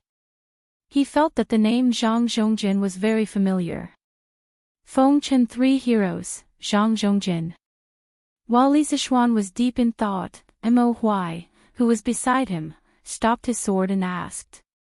Although the Mo family had been living in seclusion these years, they had always been paying attention to the major events in the world. Chapter 821. Yes, yes, yes, it's me. The bearded guest was on the verge of tears. To think that he, an expert of the four seas, the great island master, would actually be defeated in a small place like Cloud Mountain. Furthermore, he even took the initiative to admit defeat. If this happened 2 hours ago, he wouldn't have believed it even if he was beaten to death. However, he had no choice but to admit defeat. From the start of the battle until now, the more he fought, the more unbearable he felt. After all, the combination of Mo Huai and Li Zixuan, one defending and one attacking, was really a bit of a bug. He felt as if his hands and feet were tied up and he was at the mercy of others. The most frightening thing was that the more he fought, the more his vital energy depleted. On the other hand, Li Zixuan fought more ferociously as if the vital energy in his body would never dry up. It was really unimaginable. If this continued, he might really end up like what Li Zixuan said earlier. He would be beaten to the point where even his own mother wouldn't be able to recognize him. How could this be? As the island master of the 72 islands, Zhang Zhongjin also wanted his face, all right? Hence, he took the initiative to reveal his identity. Actually, the reason why Li Zixuan was getting more energetic the more he fought was mainly because of his previous breakthrough and enlightenment. More accurately, it was related to the heaven and earth spiritual energy that he had just captured. He had already named the unknown gas in his body as heaven and earth spiritual energy. Although he didn't know how to use heaven and earth spiritual energy, this thing in his body could make his limbs more flexible and full of energy. Furthermore, during the battle, every sword move he released would consume less vital energy than before. According to Li Zixuan's understanding, the so-called spiritual qi of heaven and earth was like the lubricating oil in a machine. With the lubricating oil, the friction between the various parts of the machine would be reduced. When the machine was operating, under the premise of doing the same work, the consumption of fuel would be less. Similarly, he was now in a very fuel-efficient state. His endurance at time was longer than the bearded guest's. This could be considered his unique trump card. It was very difficult for others to reach his level of achievement. Because no one understood the qi of heaven and earth better than him, and no one was more scientific than him. At this moment, Li Zixuan, who was in the middle of the battle, couldn't help but be shocked when he heard the conversation between the two. Zhang Zhongjin, the curly-bearded guest. This legendary hero who had left his mark on the Great Tang's history had actually been defeated by him. Oh my god, why is this so unreal? Of course, Li Zixuan had heard of the bearded man's story in his previous life. There was even a period of time when he regarded him as his idol. After all, not only was this guy's martial arts extraordinary, he was also the first person to carry forward the pirate cause and make it the strongest. In the end, he became the king of the sea. What a carefree and unrestrained life. What a carefree life. Any man would be envious. And now, his former idol was actually beaten down by him.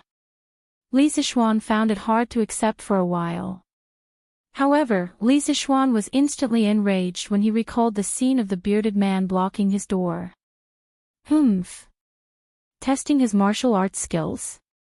Is it necessary to use the lives of my family to test my martial arts? The safety of his family was Li Zixuan's bottom line. No one could touch it, not even his idol. You. If I didn't say that, why would you try your best? If you didn't try your best, how could you have broken through to the middle stage of Grandmaster? Speaking of which, you should thank this old man properly. The curly-bearded man fumed and glared at Li Zixuan, making him sound like an ungrateful and heartless lover. In fact, the curly-bearded guest also felt that he had been wronged. Initially, he thought that he would lure Li Zixuan out for a duel and then use his superior martial arts skills to intimidate the latter. Then, he would casually give a few pointers. Li Zixuan would be so grateful that he would shed tears. Then, he would bring up the matter of the sea map. Wouldn't that be a sure thing? Who would have known that the final outcome would be like this? All the actors didn't follow the script. Ha! Even if I want to improve my martial arts skills, I don't want to use such a method. Li Zishuan didn't appreciate it at all. In the end, it was the curly-bearded guest who had blocked the door to start the duel and threatened his family's lives that had buried a thorn in his heart. If he didn't take the opportunity to remove it, it would be difficult to resolve the hatred in his heart. As soon as he finished speaking, the 30-second move of the Taiji sword technique, White Tiger grabs the tail, smashed fiercely toward the curly-bearded guest. Pfft. Kid, don't push your luck. Otherwise, don't blame this old man for being impolite. He was humiliated by a 14 or 15-year-old junior. It would be a lie if the curly-bearded guest said that he wasn't angry. However, when it came to fighting, was it really useful to be angry? He was just angry because he was powerless. Humph. So what if you're impolite? This old man will still hit you. Li Zishuan snorted coldly and continued to press forward. Seeing this, Mo Huai hurriedly used the Mahist sword technique and rejoined the battle. Wow! There really are martial artists who came to Cloud Mountain to cause trouble.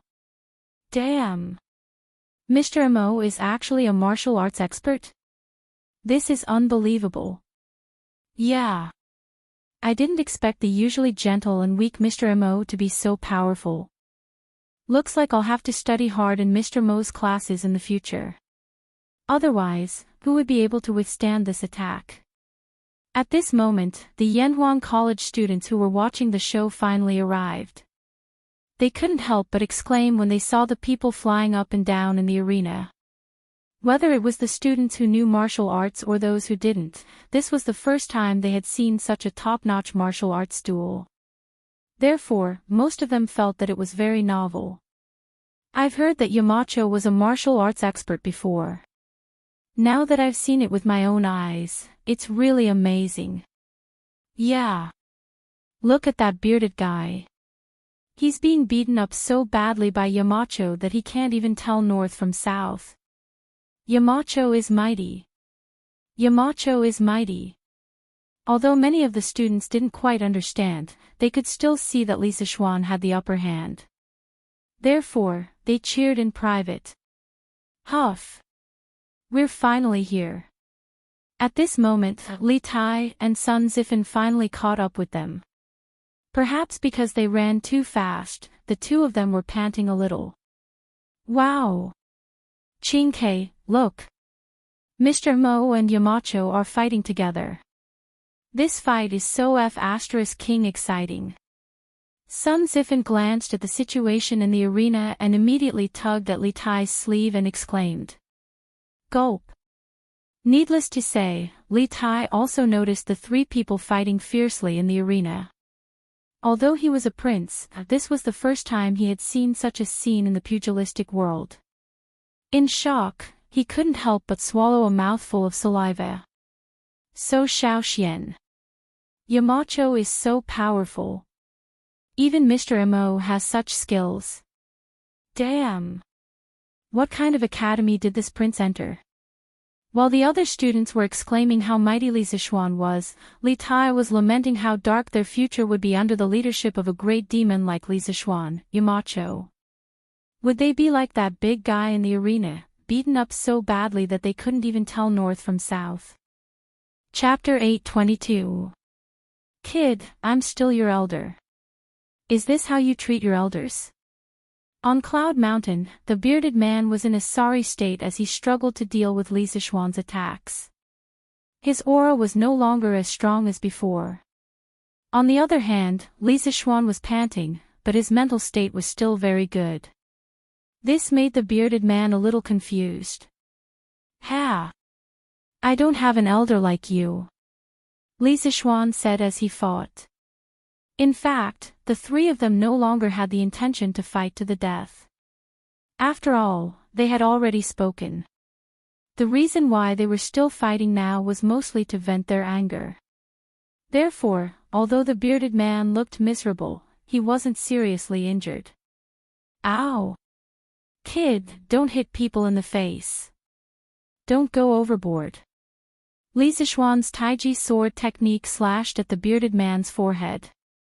He flipped the blade and used the body of the sword to slap the bearded man's forehead. The latter's forehead immediately swelled up, looking as if it had grown a horn. The bearded man couldn't take it anymore. You went overboard first.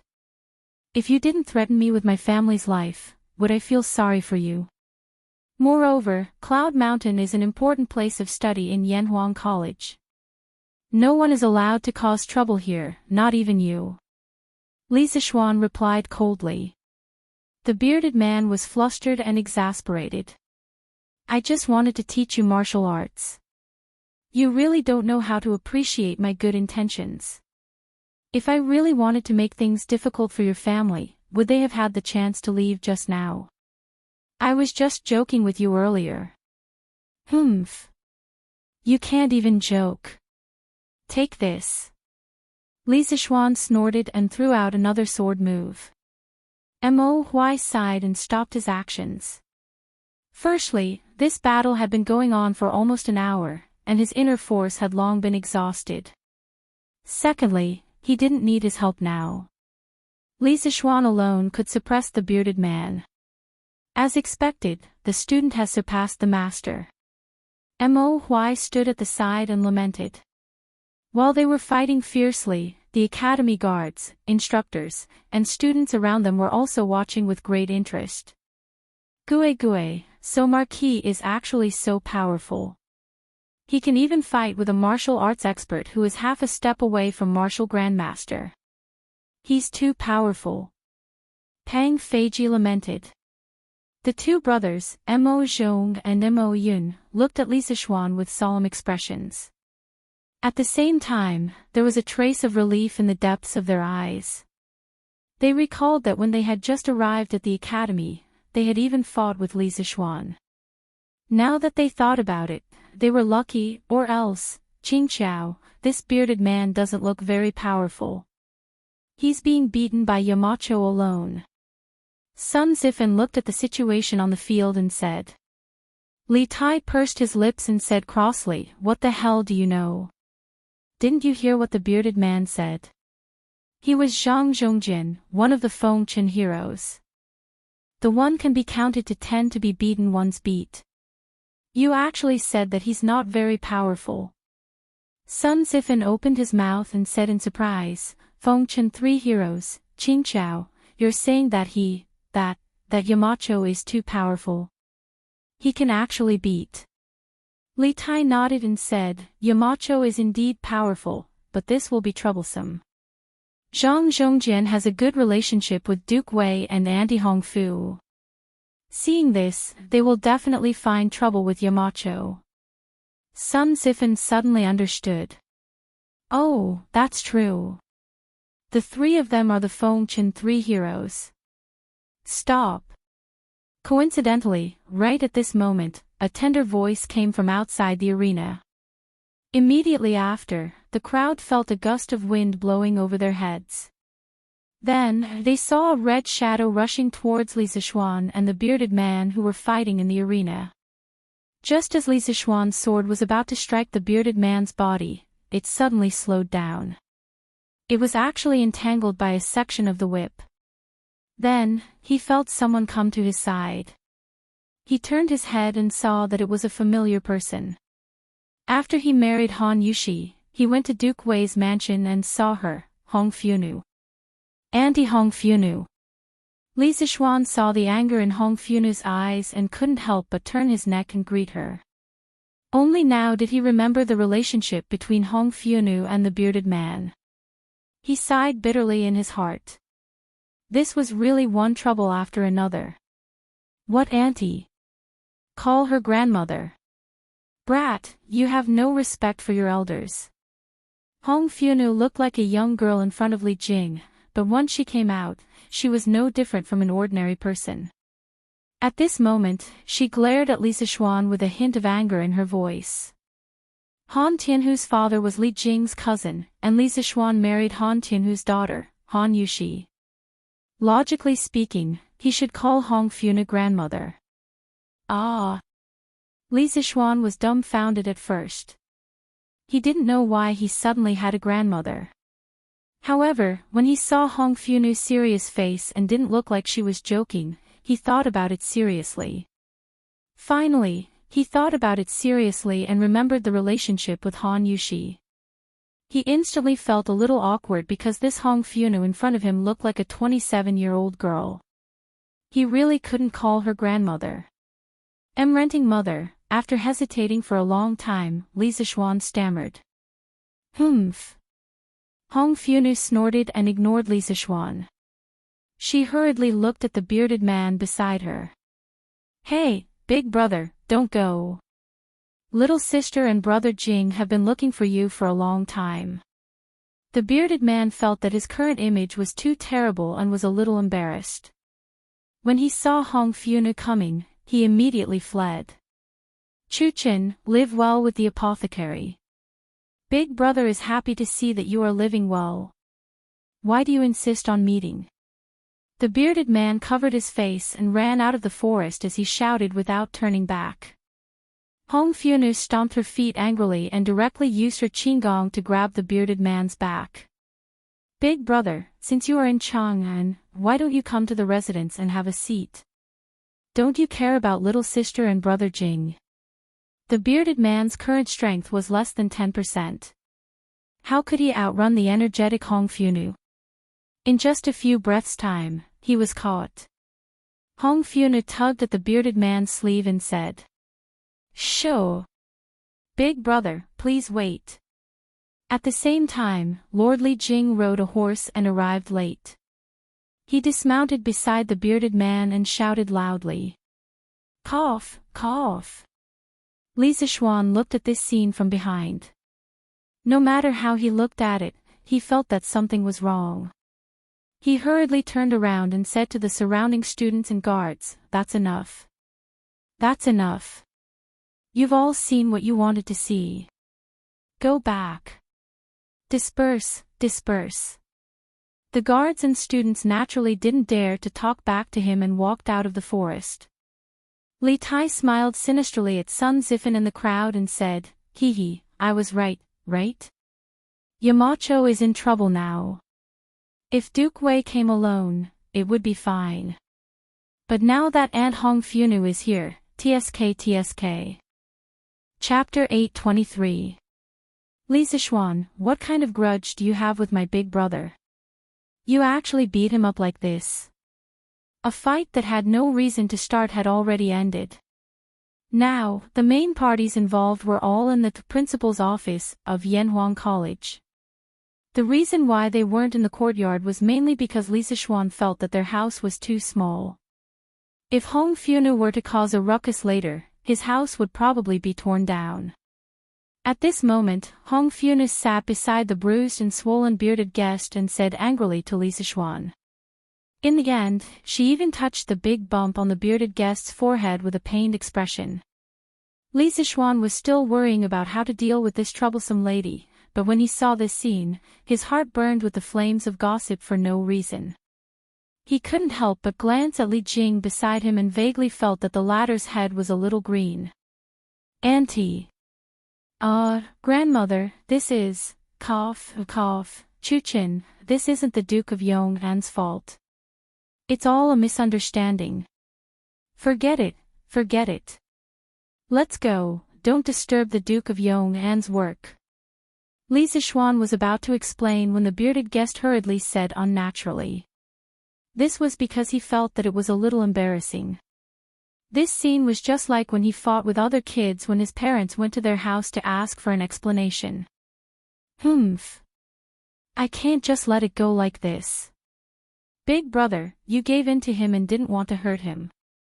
Instead, he repaid your kindness with enmity and beat you up so heavily. I must teach him a good lesson today. Hong Funu dragged the bearded guest who was about to get up back to the sofa and said unyieldingly.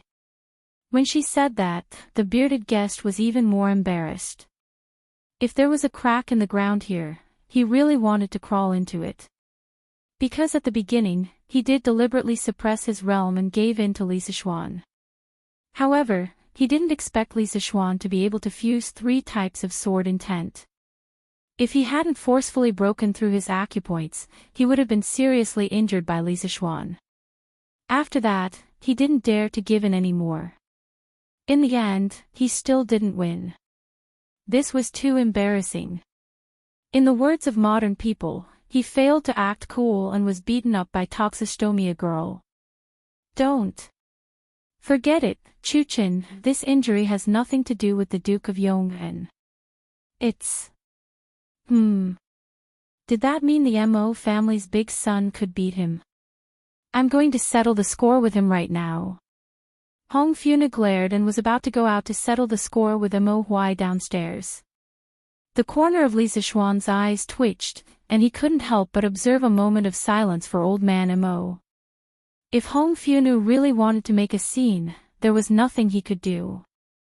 After all, women were unreasonable when they made a scene. Moreover, this woman in front of him was his grand-aunt. Fortunately, the bearded man pulled her back. Don't, Chuchin. This has nothing to do with Mo Juzi. Let's go back first. Big brother wants to see how you and Apothecary have been doing all these years. TSK, the way they pulled each other made them look even more like a couple. Li Zixuan couldn't help but look at Li Jing worriedly. In his heart, he thought that if he wanted to live a good life, he had to be cuckolded. Even the great Tang army's god of war was no exception. In the records of later generations, when Li Jing brought Hong Funu out of the city from Yang Su's house, they met the bearded man. At that time, the bearded man was shocked when he saw Hong Funu and fell in love with her. Later on, when he found out that Hong Funu was married to Li Jing, he could only become siblings with the two of them and give all his assets to Li Jing and his wife to help Li Shimin unify the world. He then left quietly. Sigh, I wonder if the actual situation is like this. Li Zixuan thought nosily in his heart. Cough cough. Alright, Chuchin, Big Brother is injured now. Let's quickly bring Big Brother back to recuperate. Let's not delay here. Li Jing, who had been silent for a long time, finally spoke. The bearded man heaved a sigh of relief and hurriedly said, Yes. Medicine Master is right. Let's go out first. Although Hong Funu was unwilling, after thinking about it, she still obeyed and helped the bearded man up. She said, All right. Big Brother, let's go back to the residence. I will personally apply the medicine for you. After saying that, she glared at Li Zixuan and helped the bearded man out. Li Zixuan wiped the sweat off his forehead. He didn't know if it was because of his own dirty thoughts or because of something else, but when Hong Funu said that she would personally help him apply the medicine, it made some bad images appear in his heart. Little Xian, I have understood the cause of the matter. My big brother is used to being free on the sea. Just now when he was here, he offended you. I apologize on his behalf. And Hong Funu's attitude just now. When Li Jing saw that Hong Funu had left with the bearded man, he came to Li Zixuan and said. Li Zixuan hurriedly waved his hand and said, Uncle Li, granduncle, please don't say that. I know that grandmother doesn't have any ill intentions. To be honest, Li Zixuan wasn't used to calling Li Jing and Hong Funu granduncle and grandmother. But what could he do? Seniority was there to control it. That was how helpless he was. In his previous life, he had seen a young man in his 20s or 30s call a child of a few years old grandfather. China was a country that emphasized clan and seniority. It had been so since ancient times. Ha! Hong Funu was just joking with you just now. You can address me like how you address Jijia and the rest. We will talk about seniority on our own terms. Seeing that Li Zixuan's expression was very unnatural, Li Jing understood after thinking for a while. He stroked his beard and laughed. All right, I will go back first. Don't take today's matter to heart. Big Brother might have done things the wrong way, but he didn't have any ill intentions. Li Zixuan nodded and said, Yes, Uncle Li, take care. Li Jing and Hong Funa came to pick them up. There was no reason for him to not let them go. His relationship with Li Jing's family had always been good. There was no reason for them to become enemies because of this. Besides, other than the cheap mouth of the curly-bearded guest, everything else was fine. No matter whether he admitted it or not, the reason why he could break through today had a lot to do with the curly-bearded guest. Li Jing smiled with relief and turned to leave. Li Zishuan looked at Li Jing's back. In his heart, he was still wondering if Great Tang's god of war had been cuckolded. Yamacho, the academy's dormitory manager, just said that His Highness King Wei had already finished carrying 20 buckets of water in the morning. Just as Li Zishuan was thinking, Mo Zhong came in from outside and bowed. When Li Zishuan heard this, he just remembered that there was such a thing. He straightened his body and said in surprise, "So fast. Did Qin Ke ask his guards for help?"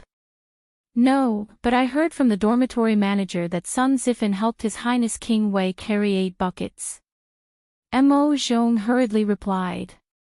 If it were someone else, they might hesitate to tell Li Zishuan the truth. After all, Li Tai was the emperor's most favored prince. However, Mo Zhong did not have such worries. He had been in the Mo family for many years. How could he have such thoughts? Sun Zifan. When Li Zishuan heard this, he could not help but laugh. Ha! All right. He passed. Those two poor unlucky bastards. Chapter 8:24. After dealing with the bearded guest, Li Zishuan went home and planned to take an afternoon nap. However, he suddenly thought of something and couldn't fall asleep no matter what. What was the bearded guest's purpose in coming to Cloud Mountain? Li Zishuan wouldn't believe that this old fellow was here to give him pointers on martial arts and help him break through. There was no such thing as love for no reason in this world. Moreover, from what Li Jing said, the bearded guest had always been active overseas. Why did he suddenly come to Chang'an? Could it be that he came back with the Imperial Court's fleet? But that didn't make sense. He was a pirate leader. Why would he mix with the Imperial Court's army? Wasn't he walking right into a trap? Li Zishuan suddenly felt a headache coming on at the thought of this. "Hubby, you're not asleep yet." At some point, Han Yushi walked in from outside. As the future matriarch of this family, she wouldn't sleep in at this hour. "Yes, there are some questions that I can't figure out." "Wife, come and talk to your husband for a while." Since he couldn't figure it out, Li Zishuan simply sat up from the bed and said to Han Yushi. Han Yushi smiled, walked to the bedside, and sat down. She said, "Hubby, what can't you figure out?" "Sigh, I'm thinking about what Zhang Zhongjian's intentions are in coming to Cloud Mountain today. I was only focused on beating him up earlier. When I wanted to ask him, Andy Hong Fu came over again." Li Zishuan hugged his wife's slender waist and said regretfully. "Pfft." Han Yushi couldn't help but cover her mouth and laugh. She said, "I met Andy Hong Fu at the entrance of the academy earlier. She looked very angry and said a lot of bad things about hubby to me." Li Zishuan touched his nose embarrassedly and said speechlessly, "You can't blame me for this. If you want to blame someone, blame the bearded guest for being too barbaric. Can't he just talk nicely?" Han Yushi calmed herself down before getting to the point. "I've heard of that senior. He was sworn brothers with granduncle and grandaunt a few years ago. After that, he went to the sea to roam freely. I heard that although he's a ferocious person, he's very principled in his dealings. He only snatches merchant ships from other countries at sea. Not only does he not snatch merchant ships from our Great Tang, he even helps us when we're in danger. Such a person is definitely not an evil person. Since he came to Cloud Mountain to look for you today, he must have a serious matter. As for what it is, he did not have the time to say it. He will definitely come again in the future. You will know his purpose when he comes. Why do you need to think about it?" Li Zishuan thought about it seriously, then nodded and said, "Yes, what my wife said makes sense. She is the female Zhuge of the present age." Han Yushi said angrily, "Husband, you're talking nonsense again. I'm just a bystander." Ha ha ha. Li Zishuan had planned to go to the workshop in the afternoon to teach Faubert and the others the next step of the rubber regeneration and molding process. However, such a big thing happened at the last minute, and the original plan was definitely ruined. He ordered someone to pass a message to the workshop to let Faubert and the others continue to refine the rubber latex in the workshop warehouse. Li Zishuan stayed in the courtyard to consolidate his martial arts realm. He had just broken through to the middle stage of Grandmaster, and his realm was still very unstable. If he slipped back because of slacking off, he would have no place to cry. At dusk, in the Ganlu Hall of Taiji Palace. "Your Majesty, this is the secret memorial from Commandery Prince Hejian." Li Er was flipping through the account book submitted by the Ministry of Civil Affairs when Zhao Song walked over quietly with a booklet in his hand and said softly, "Xiao Gong." Li Er raised his head and muttered in confusion. Then he said, "Present it to me." "Yes." Zhao Song handed the memorial to Li Er. Li Er took it and began to read it carefully. After a while, he closed the memorial, stood up, and walked down. "How is Yinshan now? Did the pharmacist go and take Zhang Zhongjin away?" Li Er asked with his hands behind his back. "Your Majesty, the battle on Yunshan has been settled." Duke Wei and his wife went to Yunshan personally after receiving the news and brought Zhang Zhongjin, who was covered in injuries, back to the residence. Zhao Song bowed and replied, "Covered in injuries." Li Er was surprised when he heard that. "Then what about Li Zishuan?" "Your Majesty, the Marquis of Yong'an is unharmed." Seeing the surprise on Li Er's face, Zhao Song did not dare to keep him in suspense and quickly explained. According to the report, when Zhang Zhongjin was fighting with the Marquis of Yong'an, Mo Huai, the master of the Mo family, rushed to help. His realm was actually at the peak of Grandmaster. The Marquis of Yong'an broke through and entered the middle stage of Grandmaster. He joined forces with the master of the Mo family to fight against Zhang Zhongjin. One attacked and one defended, and Zhang Zhongjin was beaten to the point that he could not fight back. When Duke Wei and his wife arrived, Zhang Zhongjin was already beaten beyond recognition. Li Er, who had always been calm in the face of changes, was surprised when he heard that. He broke through again. What kind of freak is this kid? He broke through 2 realms in a year. Was he born to be a martial artist? It was no wonder that Li Er was surprised. The strength of a middle-stage grandmaster was already at the threshold of becoming a famous general. The number of generals in Great Tang who had reached this level could be counted with one's fingers. If not for Li Zishuan's young age, with this strength and his relationship with the family of generals, even if he could not become the great general of the 16 guards, he could easily become a general of 1,000 bulls. Zhao Song smiled bitterly. "I have never heard of the Marquis of Yong'an's talent in martial arts. His achievements in martial arts have already caught up with the martial arts seniors of the older generation. I'm afraid that I won't be able to catch up to him in this lifetime." Li Er pinched his chin and said happily, "I wonder why Mount Longhu did not force this kid to stay. This way, the imperial court will have another young talent." "Ha! Congratulations, Your Majesty, for finding such a talent." Zhao Song smiled knowingly. Li Er waved his hand.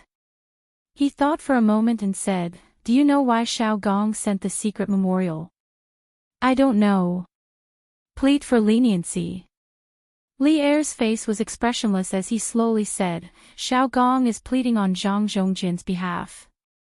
According to him, Zhang Zhongjin helped the imperial court when they were ambushed on the sea route back to the imperial court. Furthermore, Zhang Zhongjin protected him when they were in Fanio capital.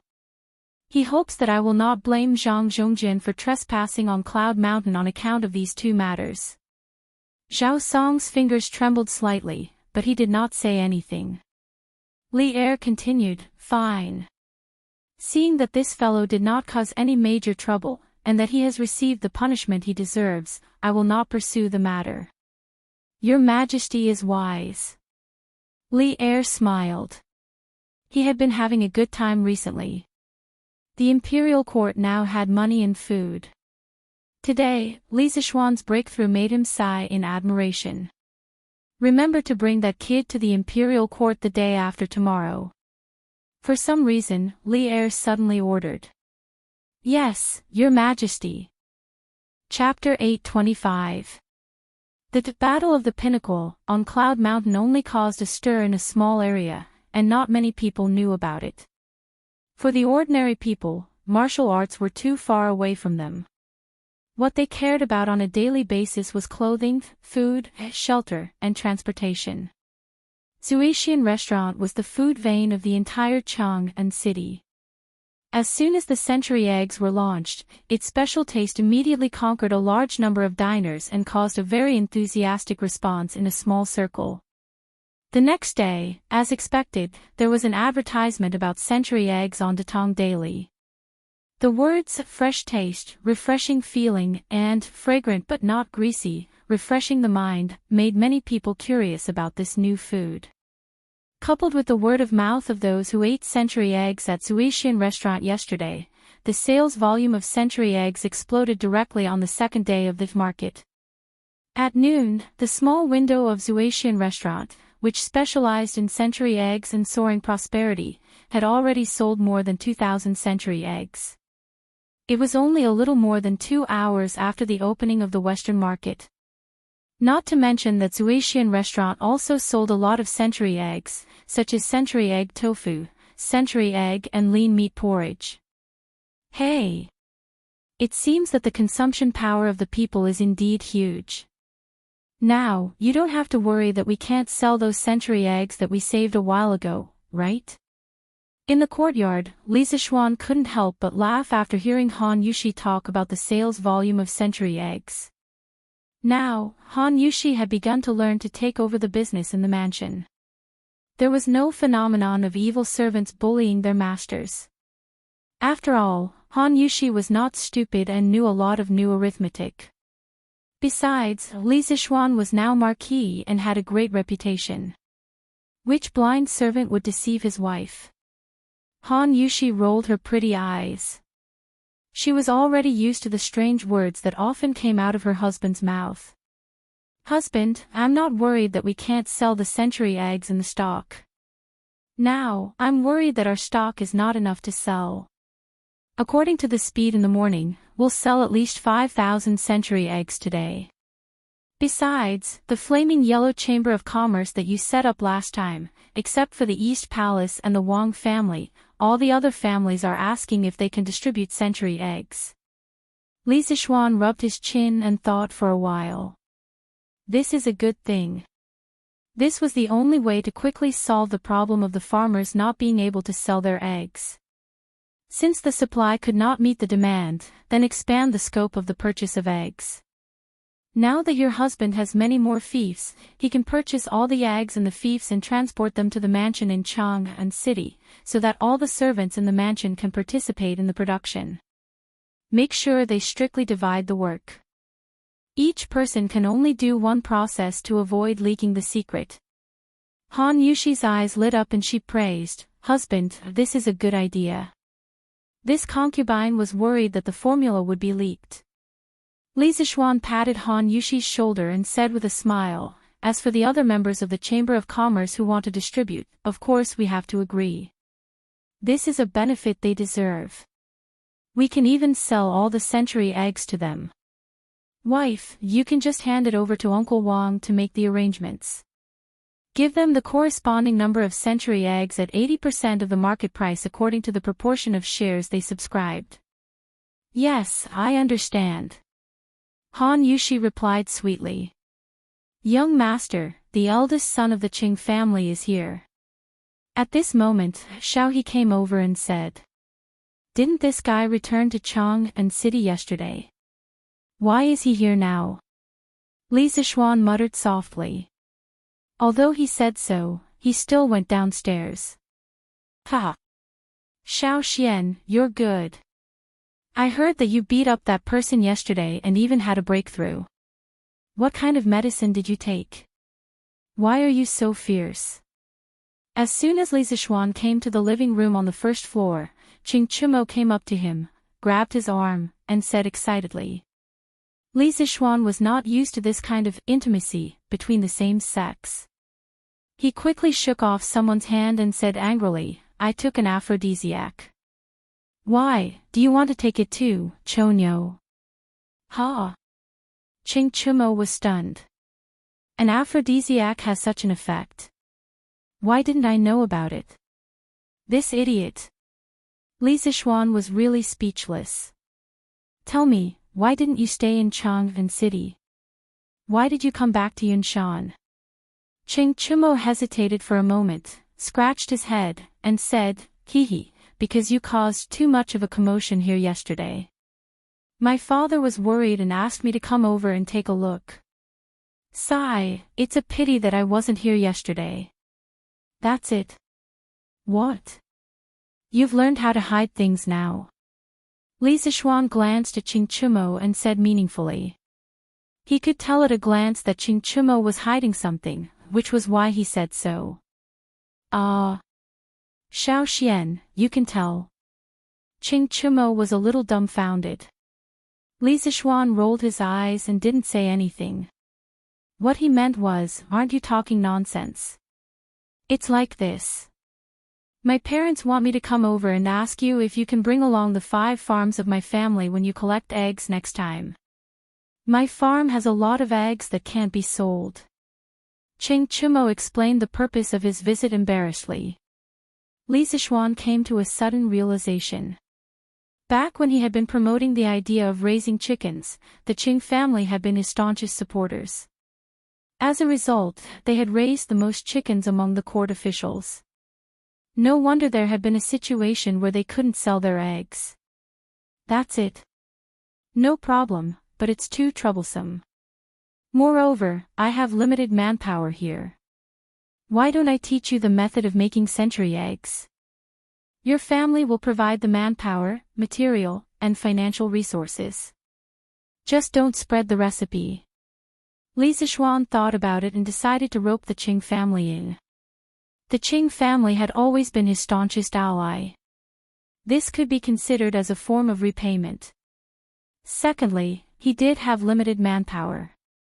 The 2 farms under him had more than 100,000 chickens. There were also other farms in the new fief. It was even more difficult to get all the chickens. Therefore, he might as well rope in the Qing family, who had a large business, as well. Ah. No, no. My father said that we can't take advantage of you. Because of this, my father scolded my mother. Qing Chumo was shocked at first. Then, he shook his head repeatedly. Li Zishuan didn't want to ask about his family matters. He said directly, if I say it's okay, it's okay. It won't make much money. Moreover, I really don't have enough manpower here. Later, you can ask the housekeeper of the Qing family to come to my house to learn what assembly line work is. This can prevent the recipe from being learned by others. Seeing that Li Zishuan was determined, Qing Chumo could only agree gratefully. Although this brother of his liked to trick him sometimes, he was still very loyal at critical times. Right, Xiao Xian, when will you help me to improve my realm? If I don't break through soon, my father will kill me. Chapter 826. Do you think that raising your cultivation base is as easy as growing cabbages, cabbage? In the Yunshan villa, Li Zishuan rolled his eyes and said angrily after hearing Qing Chumo's unreasonable request. Qing Chumo grinned and said matter-of-factly, Hey, it's not the same for others, but for you, isn't it as easy as growing cabbages? You were at the peak of qi refining at the beginning of the year, and now you're at the middle stage of Grand Master. Even cabbages aren't as fast as you. Li Zishuan was speechless. The reason why he was able to break through 2 realms in a year, other than the constant life and death crises, was because of his special experiences and unique understanding of martial arts. This was also the reason why his martial arts improved so quickly. In other words, his fast breakthrough speed could not be replicated by others, because there could not be a second time traveler in the world, and everyone's martial arts were different. Chimo, you've been in military training for so long, and Uncle Ching has organized so many special training for you. Don't you have any premonition that you're about to break through? Nonsense. Every day, I feel nothing except that my body is hollowed out. Ching Chimo fell hard on the sofa and said with annoyance. Hey, Xiao Xian, didn't you break through last time because of a set of swordsmanship? It's called Taiji sword, right? Oh, and Uncle Qin also broke through because of your Taiji fist. Why don't you teach me the fist and swordsmanship? Ching Chimo suddenly thought of something, quickly stood up and said excitedly. Li Zixuan asked curiously, Uncle Qing, don't you know how to do it? He had taught Qin Qiong Taiji fist and Taiji sword, and Ching Chimo later learned them from Qin Qiong, so he felt strange when he heard Ching Chimo's words. Ching Chimo immediately complained, don't mention it. My father's Taiji fist is like a drunkard's. I don't dare to learn from him. Besides, even if my father learned Taiji fist and Taiji sword, he didn't break through. It means that he went astray. Little Xian, your teachings are still the most reliable. Li Zixuan's face was full of black lines. This guy was getting bolder and bolder. He even dared to talk about old Qing like this. If Qing Yaojin knew about this, he would definitely beat him to death. All right then. Next week, I will find time to teach all the students Taiji fist. When the time comes, how much charm they can learn and whether they can use it to break through will depend on your luck. Tai Chi combined the changes of Yin, Yang, and 5 elements of the Yi school, the study of meridians in traditional Chinese medicine, and the Daoyin technique and breathing technique of Taoism. It was a real boxing technique that cultivated both internal and external, and combined hardness and softness. Not only was it a martial art treasure for warriors, but it was also an excellent way to cultivate temperament and strengthen the body for ordinary people. Therefore, it was not impossible to implement Tai Chi in Yanhuang College. Schools in the future could carry out radio gymnastics, so why couldn't Yanhuang College carry out Taiji fist? Li Zixuan thought to himself. Ha! That would be great. In this way, even if I can't break through, my father will have nothing to say. Ching Chimo laughed proudly. This made Li Zixuan feel that this guy was purely doing it to complete the task handed over by Ching Chimo, and not really wanting to break through. In the afternoon, around 3:45 p.m., Li Zixuan brought a few blueprints to the new workshop by the Ba River. At this time, in the open space of the workshop, sheets of raw rubber could be seen drying everywhere. They looked like freshly crushed white paper, and it was a spectacular sight. Faubert, you're still busy. When Li Zixuan arrived at the original paper workshop, he saw Faubert instructing people to work. He quickly walked forward and greeted him. Hey, young master, you're here.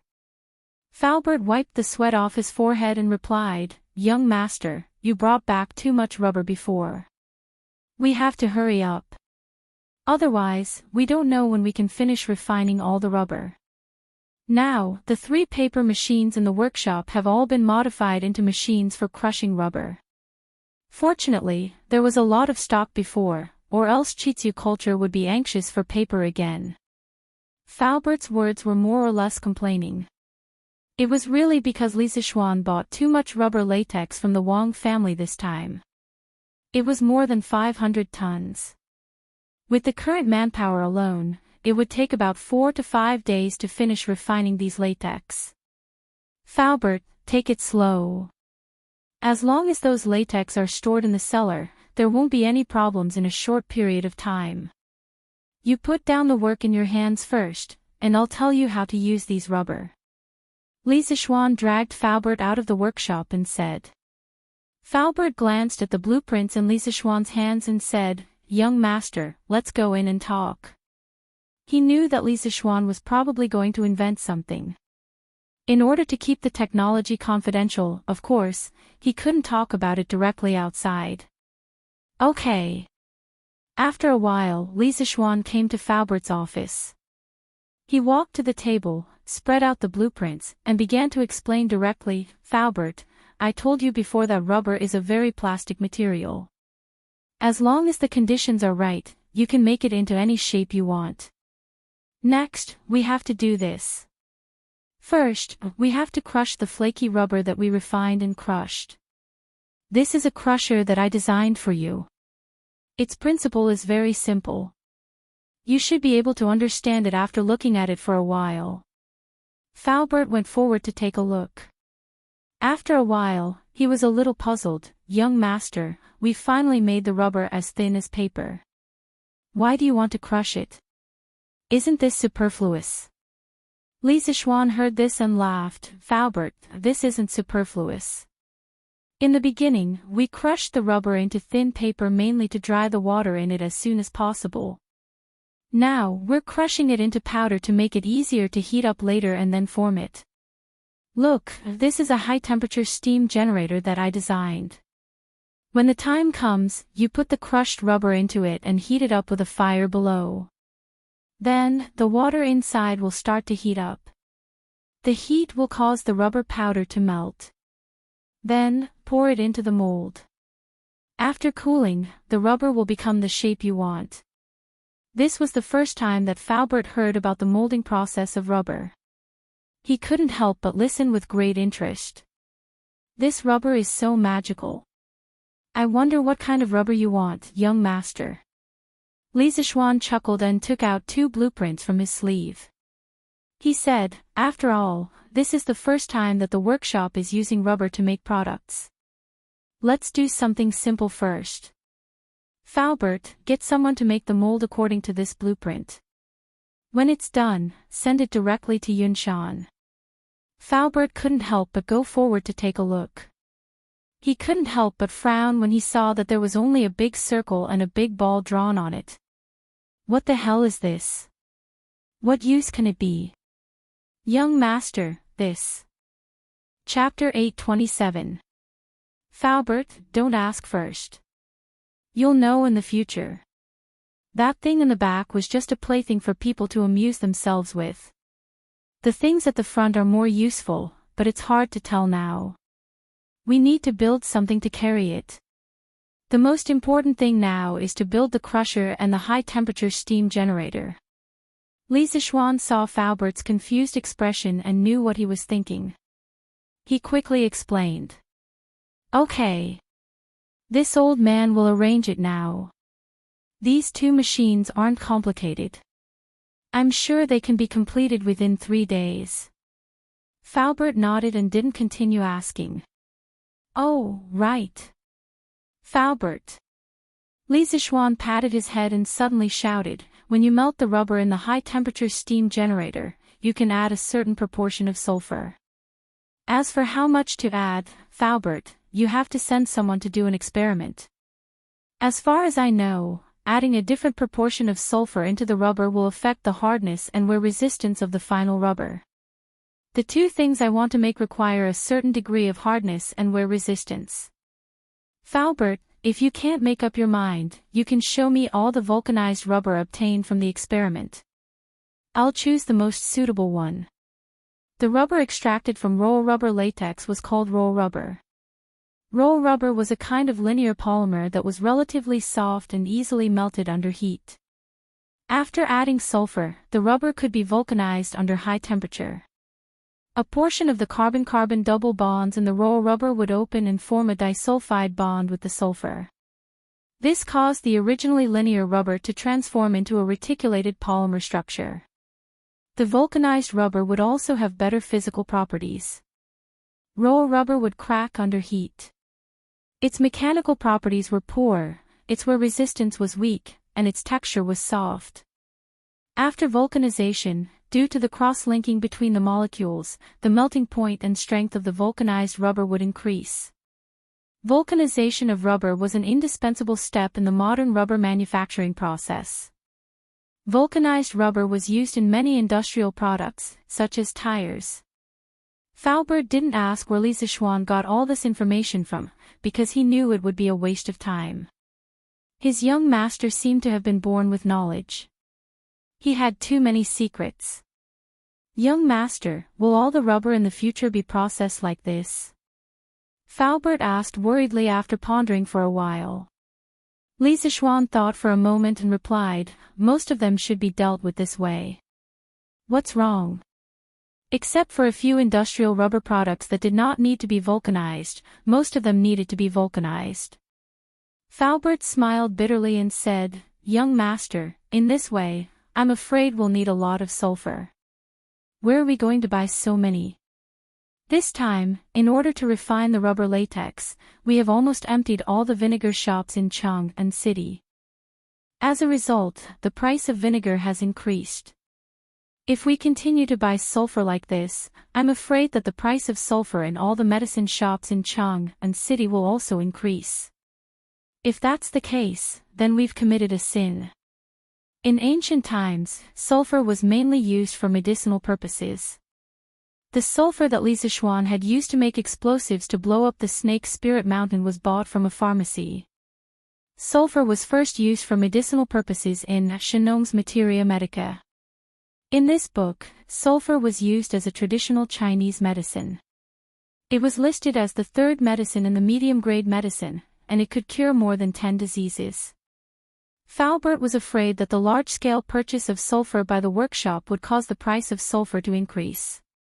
After all, the sulfur in the medicine shops was used to treat diseases. How could they prepare so much in stock? If the patients who needed sulfur for treatment could not afford it, it would be a sin. After listening to Faubert's words, Li Zishuan could not help but feel a little strange. He never thought that refining rubber would cause the price of vinegar in Chang and City. Of course, he also did not expect that the necessary industrial raw material for the practical use of rubber, sulfur, would be so difficult to obtain. Then let's produce it on a small scale first. Anyway, the 2 rubber products that I drew for you, Faubert, are not in a hurry to be mass-produced. Faubert, do you have any trustworthy people who are willing to work hard? At this moment, Li Zishuan realized that even if he had a belly full of good ideas, without resources, he would still have to give up. The "Don't Touch Me" carriage from before had not been mass-produced until now. Why? It was not because the workshop lacked manpower or technology, but because they lacked iron. Also, the horseshoes that he made before had not been promoted to the imperial court because of the lack of iron. According to historical records, during the Jingguan period, the annual steel production of the Tang dynasty was only a few hundred tons. That's right, it was just a few hundred tons. What could a few hundred tons of steel do? It would probably be difficult to arm an army of 10,000 people. Therefore, steel was an extremely important strategic resource for the country. Most of it flowed to the imperial court, and only a small portion was left to the common people. Therefore, no matter how advanced Li Zishuan's workshop was, and no matter how high the production efficiency was, it was impossible to produce a few hundred to 1,000 "Don't Touch Me" carriages in a month. In the end, it was because he did not have a mine. Li Zishuan thought helplessly. Young master, what are you planning to do? Faubert asked with a strange expression. Look for ores, mine ores. Li Zishuan said fiercely. In his previous life, he was a poor loser. In this life, he was a rich second generation. He wanted to be a mine owner. As the saying goes, with a mine at home, one's heart would not panic. That was the logic. Look for ores. Faubert muttered, and then asked, Young master, the world is so big, where should we look for ores? Even the most hard-working people would not be able to bear it. Li Zishuan's expression had returned to normal. He smiled and said, This is not a big problem. I know the specific locations of a few ores. We just need to send people to look around there. He had just recalled the geography books in his previous life. He knew that there were a few large pyrite ores in the Shaanxi area. The so-called pyrite ores were mainly the sulfide of iron. When the time came, he would find a way to refine it. Not only would he be able to obtain iron, but he would also be able to obtain sulfur. Wouldn't that be killing two birds with one stone? Faubert's heart shook again. He thought that his young master really knew everything. He seriously thought about it, and his face revealed a rare embarrassed expression. He said, "Young master wants to find someone to help find ores. This old man would like to recommend someone." "Oh. Faubert, quickly say it." Faubert coughed twice and said, "Cough cough. Young master, this old man has a nephew called Fubin. His parents passed away early, and this old man raised him. This child. Although he is usually a little playful, as long as it is a serious matter, he will definitely treat it seriously. Young master, if... Ha! That's fine. Tomorrow afternoon, Faubert, bring that kid to Yunshan to find me. I will also tell him the general location of these ores." Without waiting for Faubert to finish, Li Zixuan directly interrupted with a smile. Faubert said in surprise, "Young master, this. No need to say more. Faubert, I still trust the person recommended by you." "Oh, right, Faubert, if you have a way to directly buy the sulfur ores in other people's hands, as long as the price is not too outrageous, just tell me. I will buy it." Chapter 828. After confirming the candidates for the mine exploration, Li Zixuan suddenly thought of two new things. Thus, he walked to the side of the table, picked up a brush, and quickly drew a simple blueprint. He said, "Uncle Fu, I have two more things here. When the time comes, please help me get them out. The first one is to use latex as a pillow. Make a mold like this first, then directly inject latex into it, then heat it up in a high-temperature steam generator, pull it out and wash it. And this guy wants to make a latex pillow. After all, the reason he came to this world was to improve his living conditions. Now that he has the materials and technology, how can he not make something good for himself to enjoy?" The pillows of the ancient people, at the beginning, were made with stones and bundles of grass. Bamboo pillows and rattan pillows appeared in the spring and autumn period, and in the Qin and Han dynasties, people started to use soft pillows like silk pillows. The Tang dynasty was a bit more ruthless. Porcelain pillows were popular in this era. That's right, made with porcelain, it was really hard. Although there were many different types of porcelain pillows, child-shaped, tiger-shaped, dragon-shaped, etc. And they looked good, they were obviously not Li Zixuan's cup of tea.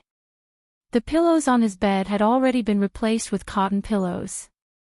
But cotton pillows were definitely not as comfortable as natural latex pillows. Pillows.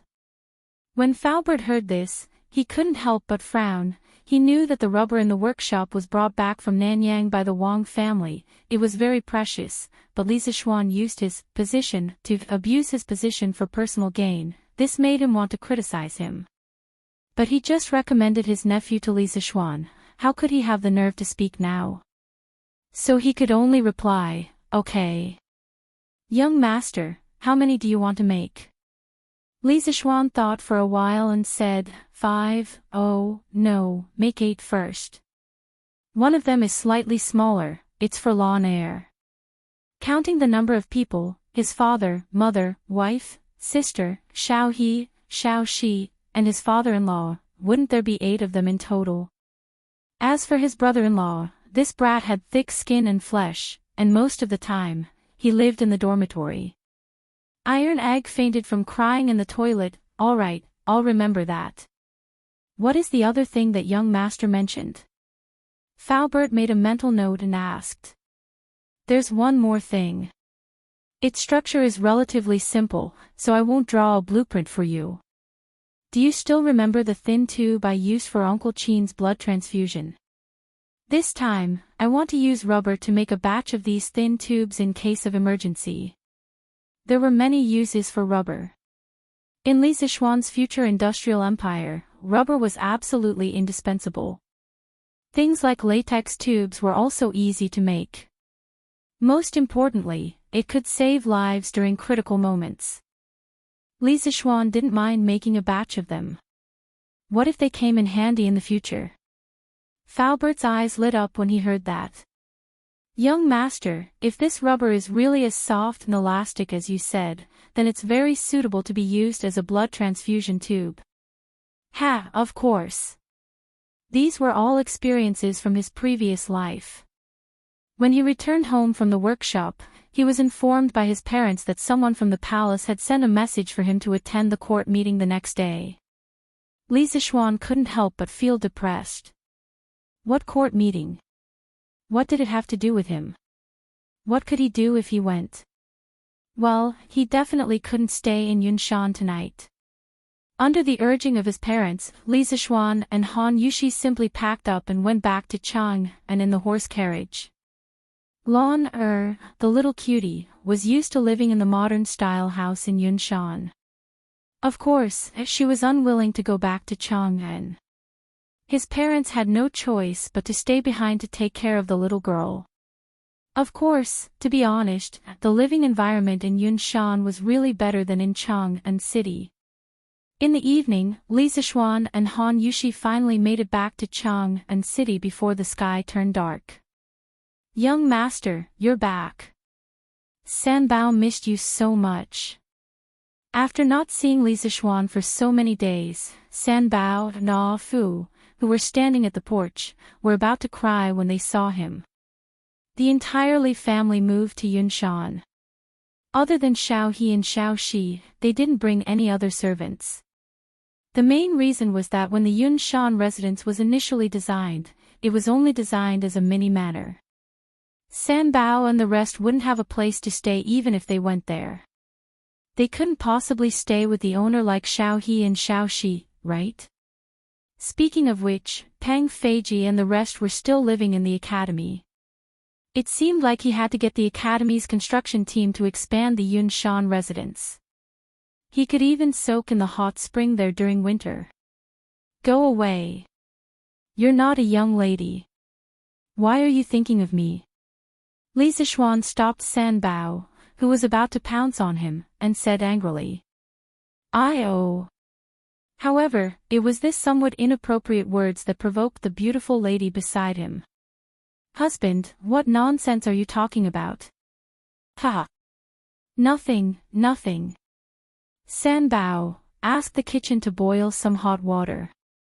I'll take a bath first and ask Aunt Xiao to start cooking while I'm at it. Li Zixuan laughed and then led his wife into the residence. I'll go now. Young master, young mistress, please wait for a moment. Sanbao answered with a grin and then ran off into the distance. Hee, let's go, my wife. Let's go back to the room and take a bath together later. Seeing that the servants were happy for a while and then went back to their own things, Li Zixuan suddenly leaned over to Han Yushi's ear and laughed mischievously. Stinky husband, you're being indecent again. Han Yushi's ears immediately turned red. Hee, we're already an old couple. My wife, why are you still shy? Li Zixuan said shamelessly. Speaking of which, it wasn't the first time that the two of them had taken a bath together under his urging. The next day, after the bell and drum had been struck 4 times, the Li residence was already lit up. The servants were busy lighting the fire and boiling water, preparing to wash their master and make breakfast. The coachman washed Big White clean and prepared a saddle. Li Zixuan was going to ride a horse for today's court assembly. There was no reason for him to take a carriage. Big White, who understood human nature, seemed to know that it was about to be put to good use. It shook its head excitedly and snorted. The Li residence's personal guards were still serving as instructors at Yun Mountain.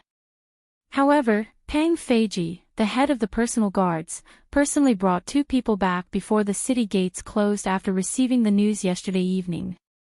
Li Zixuan in the west courtyard finally got out of bed after Han Yushi's repeated urging.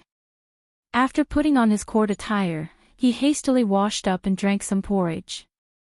Li Zixuan rode on Big White and brought Brother Chicken out of the residence, heading towards the Imperial Palace in the north. Sigh, being a civil servant is really tough. I have to go to work so early in the morning. Looking at the deserted streets, Li Zixuan once again lamented about the ridiculous morning court assembly system. Until now, this fellow still didn't understand why Li Er had called him over today. Chapter 829. In the Tang dynasty, there was a morning court held every day. It was called Changshen. According to the system, every civil and military official in the capital had already reached the 9th rank. Every morning, they would be Wang Chaoxin. The 5th rank had already reached the consecrated officer, Yuan Wai Lang, Imperial Censor, and Tai Chong Doctor, and they would be Changshin. Normally, there was no need for a ceremonial procession, nor was there any extravagance. It was a real administrative day. The participants were called regular staff officers. There were few of them, but their ranks were high. They were all above rank 5 and held important positions.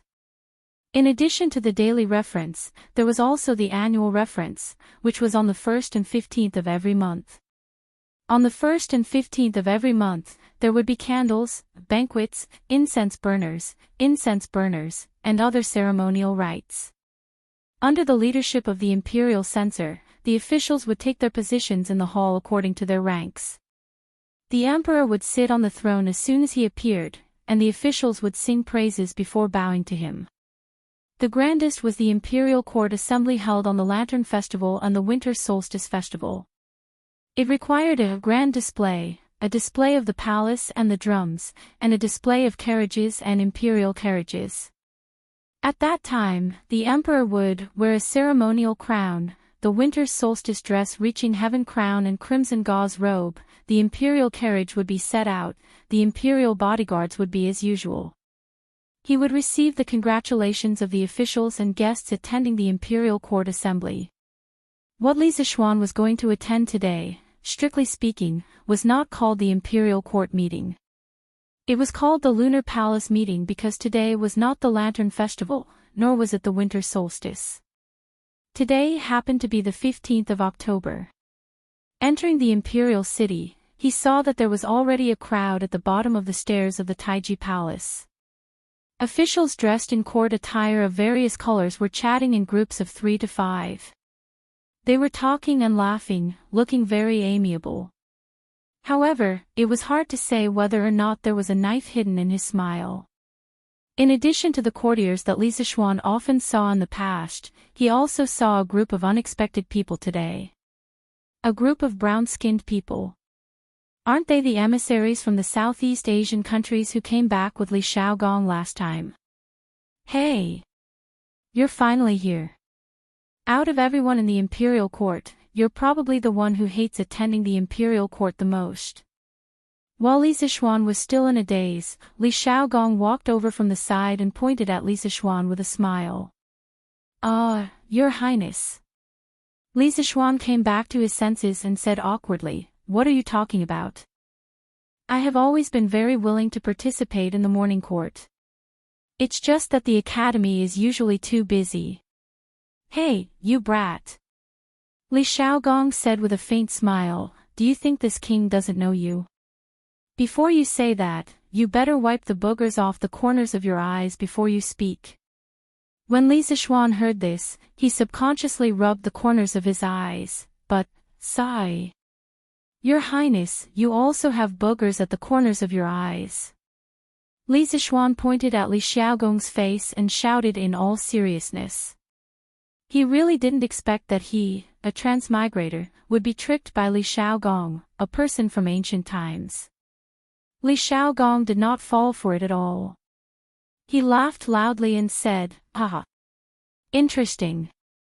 You're really interesting. Alright, I won't joke with you anymore. I heard that you broke through again the day before yesterday. Not bad, not bad. the younger generation will surpass us in time. Right now, your martial prowess is catching up to the old generals of our generation. I reckon that even this king is no match for you now. Li Zishuan smiled and said, Your Highness has been through hundreds of battles. I am no match for you. Hee hee. Li Xiaogong smiled but didn't deny it. Your Highness, today's court session should be mainly for the envoys from the various countries, right? Li Zishuan glanced at the Southeast Asian envoys in front of him and asked Li Xiaogong. It should be. Since the founding of the Great Tang, it's rare to see so many envoys from so many countries.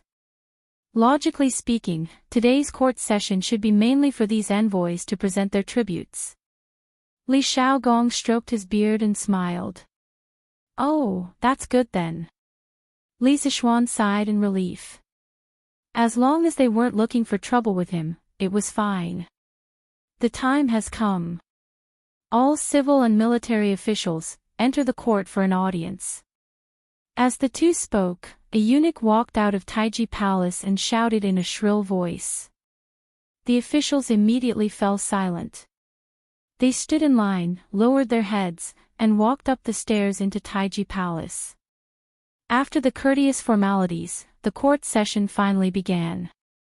Your Majesty, the fleet has not only brought back abundant resources for the imperial court, but also the friendship of the Southeast Asian countries toward our Great Tang. These envoys have brought various gifts to Your Majesty, and they hope that they can present them to Your Majesty today to continue the friendship between their countries and the Great Tang.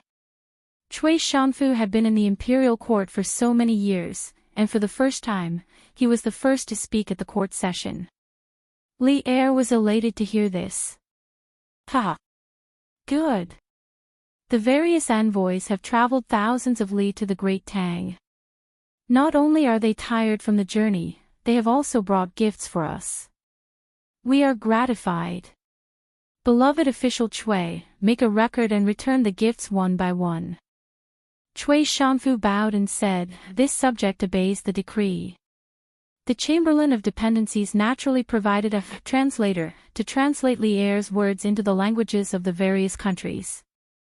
An envoy stepped forward and excitedly said, after the translation, Envoy Puyatu of Jinla pays respects to His Majesty the Emperor of the Great Tang. On behalf of my country, Puyatu presents 20 pairs of top-grade ivory, 2 leopards, 4 top-grade jade, and 5 kilograms of top-grade spices to Your Majesty the Emperor of the Great Tang.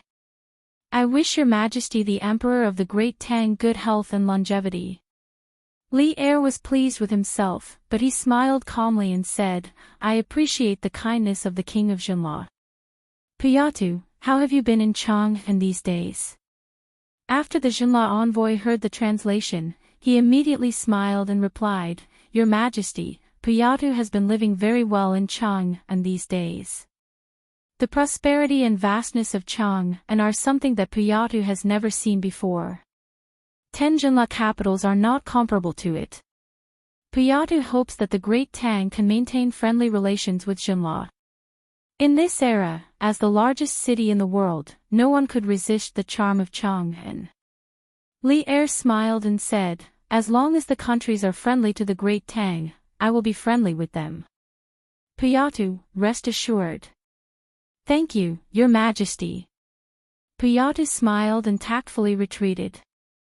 The second envoy came forward and bowed humbly, saying, The envoy of Funan Kingdom, Bai Yin Che, pays his respects to Your Majesty. I present 10 pairs of top-grade white jade, 50 high-quality tiger skins, and 2 tiger cubs to Your Majesty. I wish Your Majesty good health. The envoy of Piao Kingdom, Bai Wei, pays his respects to Your Majesty. In this way, the 32 envoys from the small Nanyang countries who came back with Li Xiaogong came forward one by one to present their gifts to Li Er. Each gift list was very long, mainly because they were already shocked by the huge fleet of the Great Tang when they came. After coming to Chang'an, they were conquered by the prosperity of Chang'an. In the face of such a powerful country, of course, they would try their best to please. Cui Shanfu, who was suffering, was sweating profusely just by remembering the list of gifts. The courtiers stood by the side, each of them feeling proud in their hearts. The arrival of tens of thousands of countries was a sign of the coming of a golden age. Li Er, who was sitting on the dragon throne, was overjoyed and full of pride. When I deal with the Turks, I think it will be time to welcome the arrival of tens of thousands of countries.